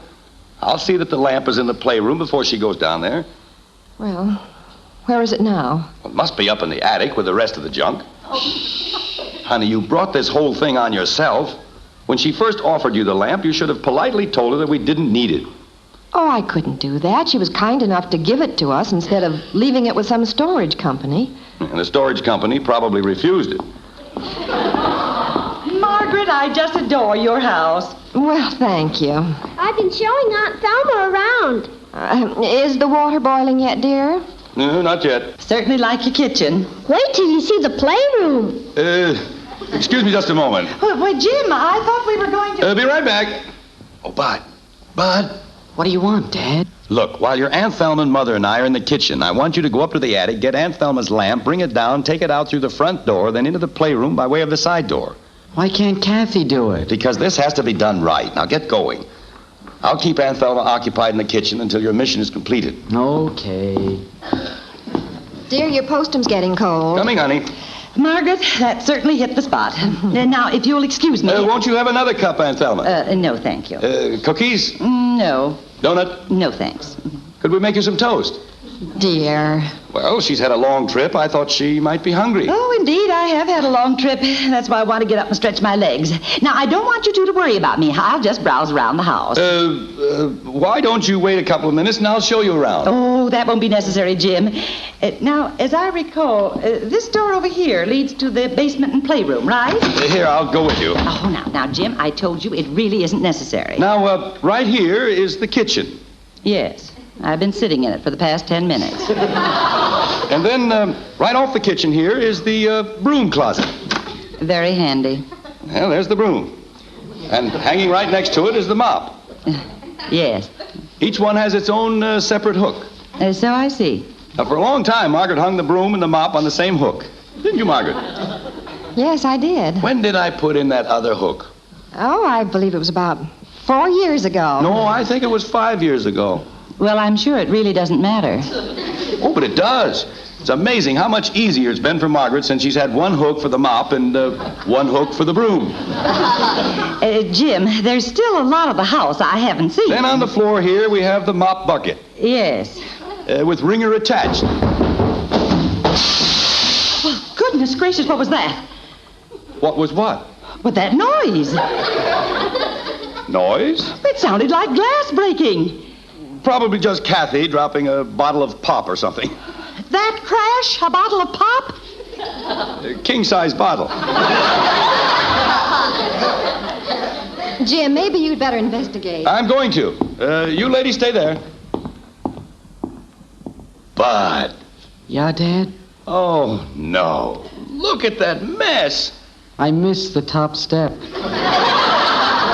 Yes, but it looks like you hit all the rest. I'm sorry, Dad. Well, I guess it serves us right. We should have told Aunt Thelma the whole ugly truth in the first place. I don't get you. That was the only reason I had you sneaking around, so that you could get her lamp down from the attic into the basement. But I didn't break her lamp. What? Well, when you told me to go up to the attic, I figured I might as well take that old fishbowl up from the garage. Well, you've been after me to store it in the attic. Oh. Well, then this mess is what's left of the fishbowl? Yeah. Do you want me to go up and get the lamp now? No. Why? Why? How can you stand there ankle deep in broken glass and ask a question like that? Well, I just thought. Get the broom. Betty. Oh, Betty. Yes, Father? Would you go in the attic and get Aunt Thelma's lamp? And when I tell you that the coast is clear down here... Father, I can't hear you. I said go in the attic and... I'll get it, Margaret. Hello. It's for you, Betty. What do you want, Father? I'll explain as soon as you get off the phone. Now, hurry. Hello? Oh, hi, Peggy. No, Peg, I'm not going to the party tonight. Oh, it's a long story. Tell her you'll call her back. Who? Art Schaefer's going to be there. Oh, now I am sick. What? Trudy told Georgia that she'd seen Mary, and Mary had talked to Susan, and she'd overheard Art say to Barbara Betty, for Pete's sake. Father, please. I'm sorry, Peggy. Would you repeat that? Trudy told Georgia that she'd seen Mary, and Mary had talked to Susan, and she had overheard Art say to Barbara that... He didn't. He didn't. He didn't. Your needle's stuck. He didn't. He didn't. He did? Thank goodness. He didn't. Betty. I'll call you back, Peggy. Guess what, Father? Betty, this is no time for guessing games. Trudy told Georgia that she'd seen Mary. And Mary talked to Susan, and she'd overheard Art say to Barbara... Father, how'd you know? Oh, just intuition, I guess. And Art told Barbara that he thought I was a very cute girl. He didn't. And that I had very beautiful eyes. He didn't. Father. Betty, all this can wait. And Art also said that I had the most beautiful hair he'd ever seen. And look at it now. Now, Princess. And he was looking forward to meeting me at the party, and now I can't go. Betty, come back here. Oh, well. I'll take a chance and go up to the attic myself. Oh, Jim. Oh, hi, Aunt Thelma. I was just thinking, you know, my trunk is stored up in your attic. And while I'm here, there's several things I want to get out of it. Yeah. Can I get them for you? No, I'll want to look through the whole trunk. I know. I'll bring the trunk down. Oh, Jim, don't be ridiculous. Well, it'll be no trouble at all. No, you just come up to the attic with me, and I'll get along very nicely. All right. Let's go.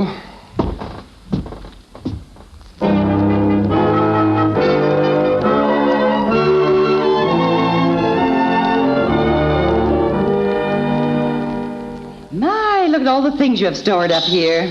Yes, look at them. Chairs, golf clubs, desks. Your trunk is over there in the corner, Aunt Thelma. End table, rug, bookcase. You know, Jim, I have a little confession to make to you. Confession? The way you've been fidgeting and squirming, I really expected to find my lamp up here. You expected to? I mean, you expected to? Yes. But now I can see that the joke was on me. It's not here. It isn't?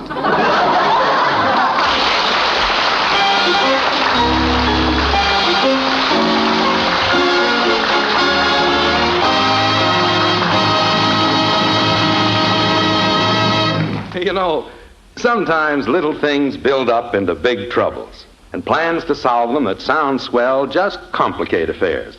But to you mothers listening in, here's a simple breakfast plan that's always swell.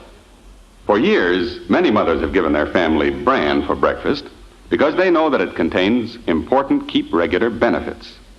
Some women served it even when the folks weren't too excited about the flavor.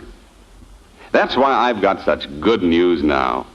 You see, something pretty wonderful has happened to bran. Today, new Post 40% bran flakes have a delicious new flavor called Magic Oven Flavor. More and more people tell us that because of this better taste and new crisper texture, they like it better than any other cereal. Now, Mother, that means when you serve Post 40% bran flakes, your family will get their ounce of prevention, their important keep regular benefits, in a cereal they'll really like every day you serve it. So, when you think it over, don't you want to start serving Post bran flakes in your home? Remember, for goodness sake, eat Post bran flakes. So good and so good for you. Mother, the very next time you go shopping, be sure to get new Post 40% bran flakes. America's largest selling bran flakes. You'll see, they're good, and so good for you.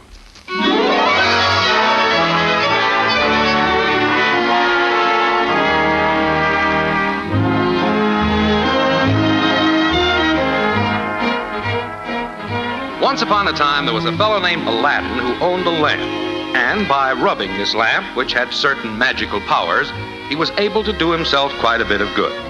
Now, some years later, there's another fellow named Jim Anderson who owns a lamp. It was given to him and his wife by his Aunt Thelma. Unlike Aladdin, Jim has realized very little good from this lamp. And the only evidence of magic is that the lamp itself has disappeared. Let's catch up on the details. Like this. Oh, Jim, there must be some mistake. I'm telling you, Margaret, the lamp is not in the attic. Are you sure? Certainly I'm sure. Aunt Thelma practically took an inventory of everything in the place.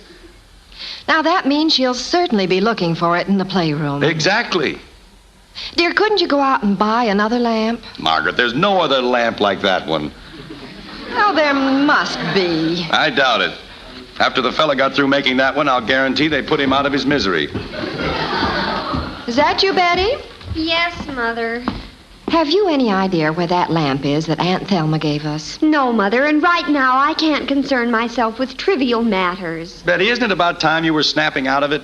Father, when you're invited to a party and one of your admirers is going to be there and you can't go, well, it's not just a matter of snapping out of it.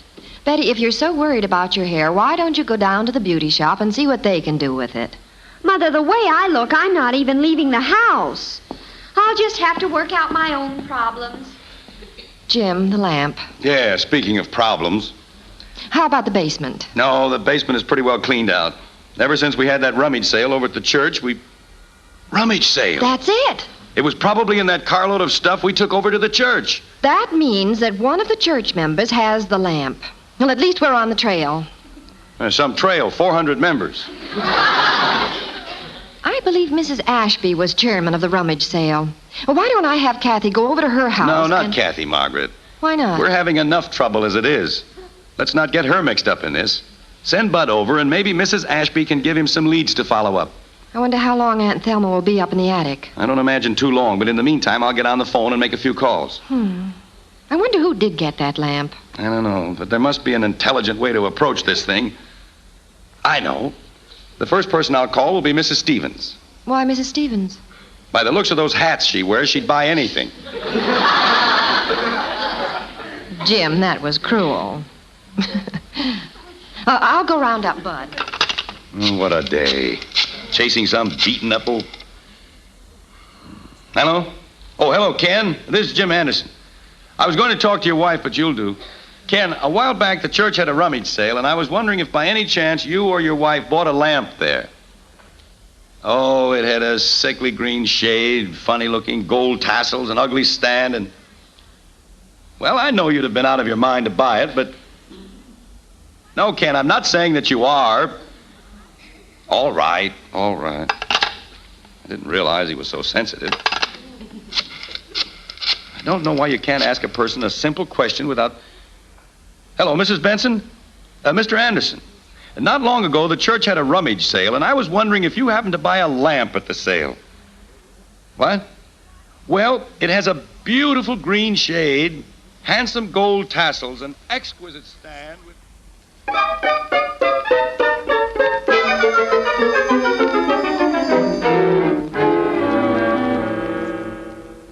Oh, Margaret. In the kitchen, dear. Any luck on the phone? No, I called about a dozen people. Where's Aunt Thelma? She just came downstairs. That's why I came in here. I just know she'll be heading for the playroom any minute. I think I've got her sidetracked for a while. She found an old family album up in her trunk. I talked Betty into looking at it with her. They're in the den. But after that, what? Well, frankly, honey, I've just about had enough of this whole business. I'm in favor of coming out with the truth about the darn lamp. Oh, dear, we can't do it now. We're in too deep. Mother, I'm dying, simply dying. Betty, what are you doing here in the kitchen? I thought I told you to look at the album with Aunt Thelma. I can't stand it. Aunts, uncles, cousins I've never even heard of. Never mind, they're serving a purpose. We've got to keep Auntie out of the playroom. Stall for time. Margaret, have you seen this picture of Aunt Grace's boy, Donald? Oh, yes, I remember him. He certainly looks like his mother. Well, I have a few minutes left before I have to catch my train, so I think I'd like to go downstairs Say, now. I haven't seen that album. Oh, you haven't? Well, this picture here was taken over at Uncle Clyde's home. Mm-hmm. That's Uncle Clyde there. A nice-looking fellow. And, who is that standing next to him? That's Cousin Owen. Uh-huh. And, next to him? That's Uncle George. Well, and next to him? That's Aunt Doris. I see. Now, where was this picture taken? We're down in Cousin Clyde's playroom. Oh. Oh, which reminds me. Yes? Next Tuesday is Cousin Clyde's birthday. Oh. Well, we'll have to send him a card. Make a note of that, Margaret. I will, dear. Send birthday card to Cousin Clyde. And over here is Aunt Lucy. Now, I'm sure you know her. Daddy! Oh, Daddy! Yes, kitten? Bobby Hartley is in our driveway with a lamp on his wagon. A lamp on his wagon? Oh, yes. They're sure putting out some fancy wagons these days. Now, imagine that. Headlamps. No, Daddy, I mean... Now, the other day I saw one with a taillight on it. But, Daddy, Yes, they're making some fine toys now. Come on, kitten. Let's take a look at Bobby's new wagon. Be right back, Aunt Thelma. Daddy, I didn't mean... I know what you mean, and for Pete's sake, don't mention the word lamp in front of Aunt Thelma. Why, Daddy? Never mind, just don't do it. But Bobby brought a lamp over to us. You can see it. There, through the window. Yes, I see it. Aren't you glad? Bobby said that he heard you were looking for one. I am, kitten, but not that kind. That's an old lantern. What kind are you looking for? Just don't worry about it. Now come back in the den while we visit with Aunt Thelma. That looks like quite a gathering in that picture. Yes, that was over at Aunt Martha's. It was a costume party. A costume party. Say, that's it. Excuse me. What's wrong with her? This solves everything, Father, but everything. Janie, Betty. Janie, I just had an idea that's super George. Listen, could you make your party tonight a costume party? Oh, I know it's kind of late, but I'll help you call up the kids. You see, that way I can wear some sort of a costume, like a gypsy, and I could wear a bandana over my head and cover up my hair. Or I could be a Turk and wear a turban. Or you could put a bucket over your head and go as a paleface.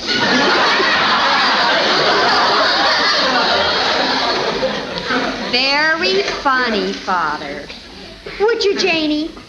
Oh, that's wonderful. Bye. Mother, now I can go to the party and meet Art after all. Well, I'm glad, dear. I had a hunch you'd come up with something. Thanks to you, Aunt Thelma, and the album. I'm glad it worked out. And now, if you'll pardon me, I must get my things and be on my way. Oh, do you really have to leave now? Yes, I'm afraid so. Oh, that's a shame. I know. I'll go to the costume party as Pocahontas. That way I can wear an Indian headdress. Kathy, where's that Indian headdress you used to have? Down in the playroom? Oh, that's right, the playroom. I must take time to see that before I go. Oh, no. Come on. I'll show you the way. You go ahead, Kathy, and I'll follow you. What are we going to do, Jim? We're trapped. We just have to confess the whole thing. See, Aunt Thelma?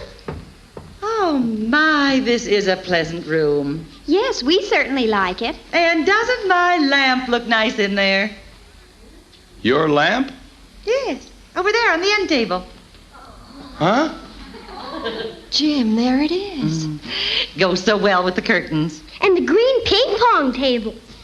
Well, I wish I could spend more time down here. But I must be getting ready. You coming up, Jim? I'll be up in a minute. What's the matter, Daddy?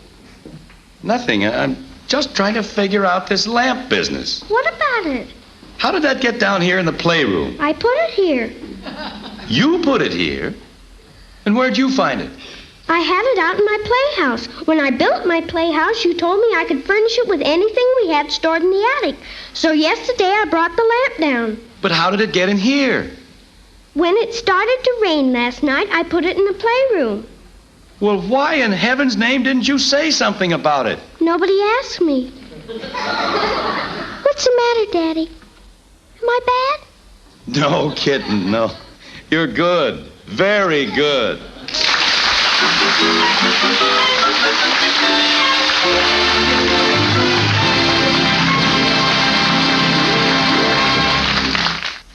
Well, after all that, thank goodness things worked out all right for the Andersons. And now, before the final surprise of the show, here's a word from our star, Robert Young. You know, friends, quite often on our shows, some one of us will be enjoying a cup of postum. Tonight, for instance, it was myself and Aunt Thelma. Well, that isn't all play acting. We think mighty highly of postum around here. Not just because postum's hearty flavor kind of grows on you, but, well, as Ed Prentice says, postum contains no caffeine, none at all. So if you're like some folks who can't take the caffeine in coffee or tea, postum is a right smart drink for you, too, isn't it? No caffeine, no coffee nerves. And believe me, you sleep. So how about getting acquainted with postum real soon? That's instant postum, the good-tasting drink that's caffeine-free.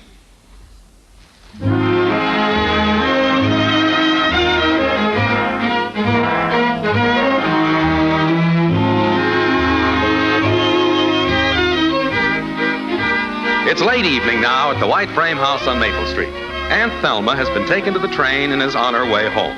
Bud and Kathy are in bed, while Jim and Margaret are down in the living room catching up on some much-needed relaxation. Like this. I know it's a horrible word, Jim, and I hate to mention it, but what about the lamp? What about it? Will it go back to the attic or a rummage sale? I don't know. I can't stand to have the thing around. I'm sure nobody would buy it. We couldn't even give it away.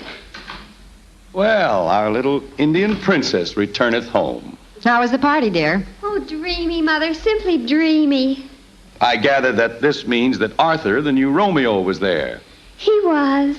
And never in all my life have I met a man so romantic. A real dreamboat? Oh, but utterly. Before we parted, he held my hand and asked me if I would give him some little thing. Something to remember me by. Princess. Margaret, there's the answer. What? Give him the lamp.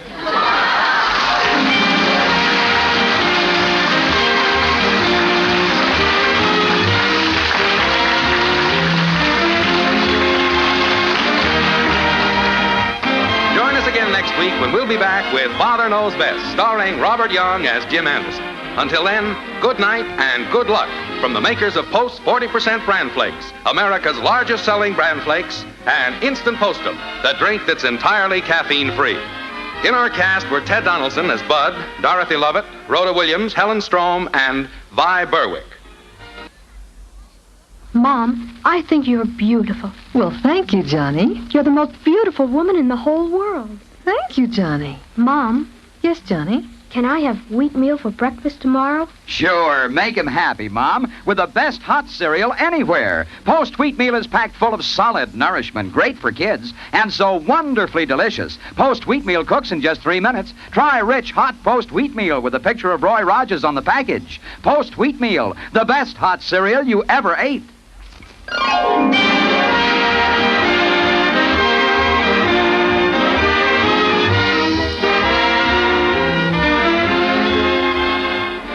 Father Knows Best was transcribed in Hollywood and written by Paul West and Dick Conway.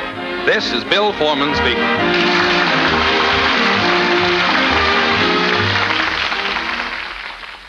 In some parts of our nation, clearing weather has opened highways which have been covered with snow, ice, and slush. And with this clearing of roads, the reaction of some motorists is to drive faster. Curb your reaction to push down on the accelerator. Take your tip from the man who drives for a living, America's professional truck driver. He's taught to drive safely and expertly, and he knows that excessive speed is the #1 killer on the highway. So remember to keep your speed down to safe limits. The life you save may be your own. Tonight, play Truth or Consequence.